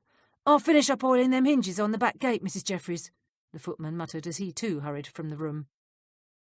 "Better finish dusting the landing," Betsy said as she leapt to her feet. Mrs. Goodge fixed Mrs. Livingston Graves with a cold stare. "I'd better see to them berries," she said slowly as she heaved her bulk out of her chair and made her way down the hall toward the wet larder. From outside the kitchen window there was the sound of a hansom drawing up. Mrs. Jeffries cocked her head to one side and listened intently. I asked if you'd seen my cat, Mrs. Livingston Graves said loudly. The footsteps crossing the pavement were as familiar to Mrs. Jeffries as her own. She glanced at Mrs. Livingston Graves. "I do believe that Alphonse is out in the garden," she said calmly. Out in the garden? Mrs. Livingston Graves screeched. She turned on her heel and flew down the hall. Oh, my gracious! The poor baby's probably terrified. He's not allowed outside without me, she cried. Mrs. Jeffries nodded in satisfaction as the woman disappeared. She needed to speak privately to the inspector. Inspector Gerald Witherspoon peered around the corner of the drawing-room door. "I say," he said to Mrs. Jeffries, "where is Mrs. Livingston Graves? Up in her room?" Tall and robust, with a fine-boned, angular face, a neatly trimmed moustache, a sharp-pointed nose, clear blue-grey eyes, and thinning brown hair, the inspector crept quietly into the room and headed for his favourite armchair. "Your cousin is out in the gardens looking for her cat." He sighed in relief. "Excellent. The fresh air will do her good. Where's Fred?" "Hiding under the kitchen table," she replied as she poured out 2 glasses of fine sherry. She gave one to her employer and sat down opposite him. "Why ever is he hiding?" "I'm afraid that poor Fred has been rather cowed by Mrs. Livingston Graves and her cat. Presumably he feels that discretion is the better part of valour." "Oh dear," Witherspoon frowned. "That is awkward. I mean, she is after all my relation. I don't like the idea that she's been less than kind to the poor dog, but then again, what can one say?" "I shouldn't worry about it if I were you," Mrs. Jeffries said firmly. "You can always take Fred for a nice long walk yourself this evening. That'll make him feel better. How was your day, sir?" "The usual," he replied, sipping his sherry. "There's an enormous amount of planning, what with the Jubilee celebrations and all. Thank goodness I've no other pressing cases or murders to investigate. Most of my time is tied up in planning traffic routes." "Oh, yes, the Jubilee." She sighed dramatically. Concerned, Witherspoon leant forward. "Why, Mrs. Jeffries, is something wrong?" "Nothing's really wrong, sir," she said carefully. "It's just that I feel so very sorry for our neighbour, Lady Canonbury. She's been invited to a Jubilee ball, and she hasn't an escort. It's a rather embarrassing situation for the poor lady. You see, the ball is being given by a young woman who is a member of the same literary circle as Lady Canonbury. It's really for the members of the circle. They're having a contest to see who can write the best poem celebrating Her Majesty's Jubilee. So it's not as if Lady Canonbury can in good conscience decline the invitation. She is a very supportive member of the circle." Witherspoon gulped his sherry. "Oh dear." "You can see her difficulty, sir," Mrs. Jeffries said. "You know, sir, I was wondering—" "Now, Mrs. Jeffries," the inspector protested, "surely you're not going to suggest that I offer to escort Lady Canonbury? That would never do. She's a member of the nobility, and I'm merely a humble policeman." "That's not true, sir. You are a fine, honourable gentleman. You have a beautiful home, excellent employment, and your prospects are superb." As the inspector had inherited his fine home and most of his servants from his late Aunt Euphemia, he didn't really feel he could take all that much credit. "Yes, but—" "There's no buts about it, sir," his housekeeper continued doggedly. "You've not only persevered in a very difficult and important occupation, you've become famous for your brilliance at solving the most heinous of crimes. Why, just look at all the cases you've had. Those horrible Kensington High Street murders, that terribly difficult one involving that fake medium, that dreadful one where that poor girl was brutally stabbed and buried in the bottom of an abandoned house. If it hadn't been for you, none of those murders would have been solved. You've every right to be proud of yourself, sir. You're much too modest." Witherspoon smiled shyly. "Well, yes, I suppose I have been fortunate when it comes to homicide," he began modestly. "But escorting Lady Canonbury would be an entirely different matter." Panic fluttered in his stomach. Solving murders was one thing, spending an entire evening in the company of a woman was something else entirely. Furthermore, Mrs. Jeffries said firmly, Lady Canonbury was a simple country doctor's daughter before she married her late husband, and he wouldn't have inherited his title if his two elder brothers hadn't taken it into their heads to sail to South America and both been lost at sea. The sharp clicking heels of Mrs. Livingston Graves pounded down the hallway. The inspector visibly cringed. Mrs. Jeffries hid a smile behind her glass of sherry. "Good evening, Gerald," Mrs. Livingston Graves barked as she charged into the room. She held a rather dirty and bedraggled Siamese cat in her arms. "Will you just look at this?" she complained, shoving the animal under the inspector's nose. "Alphonse is absolutely filthy. I found the poor dear outside, cowering under a bush, trembling with fear." Alphonse snarled and swiped at Witherspoon's nose with his paw. Is something wrong?" The inspector shrank back from the hissing cat. "Of course something's wrong," Mrs. Livingston Graves snapped. She pushed the cat's paw down and dumped the animal directly in Witherspoon's lap. "Dear Alphonse has been attacked. Go on, have a look at him." Witherspoon forced himself to examine the animal closely. All he saw was dirt and mud, no sign of injury. "I don't see any blood," he murmured finally. Alphonse stared up at him from a pair of cold blue eyes and hissed. "Don't be absurd, Gerald. Of course he's injured. You just can't see it. His poor nerves will probably never be the same. He's very delicate, you know." Mrs. Livingston Graves snatched her precious darling to her bosom and began stroking the animal's back. "How do you know Alphonse has been attacked? Did you see it?" Witherspoon asked, wanting to placate his angry cousin. "No, I didn't see it, but it's obvious." She glared pointedly at the housekeeper.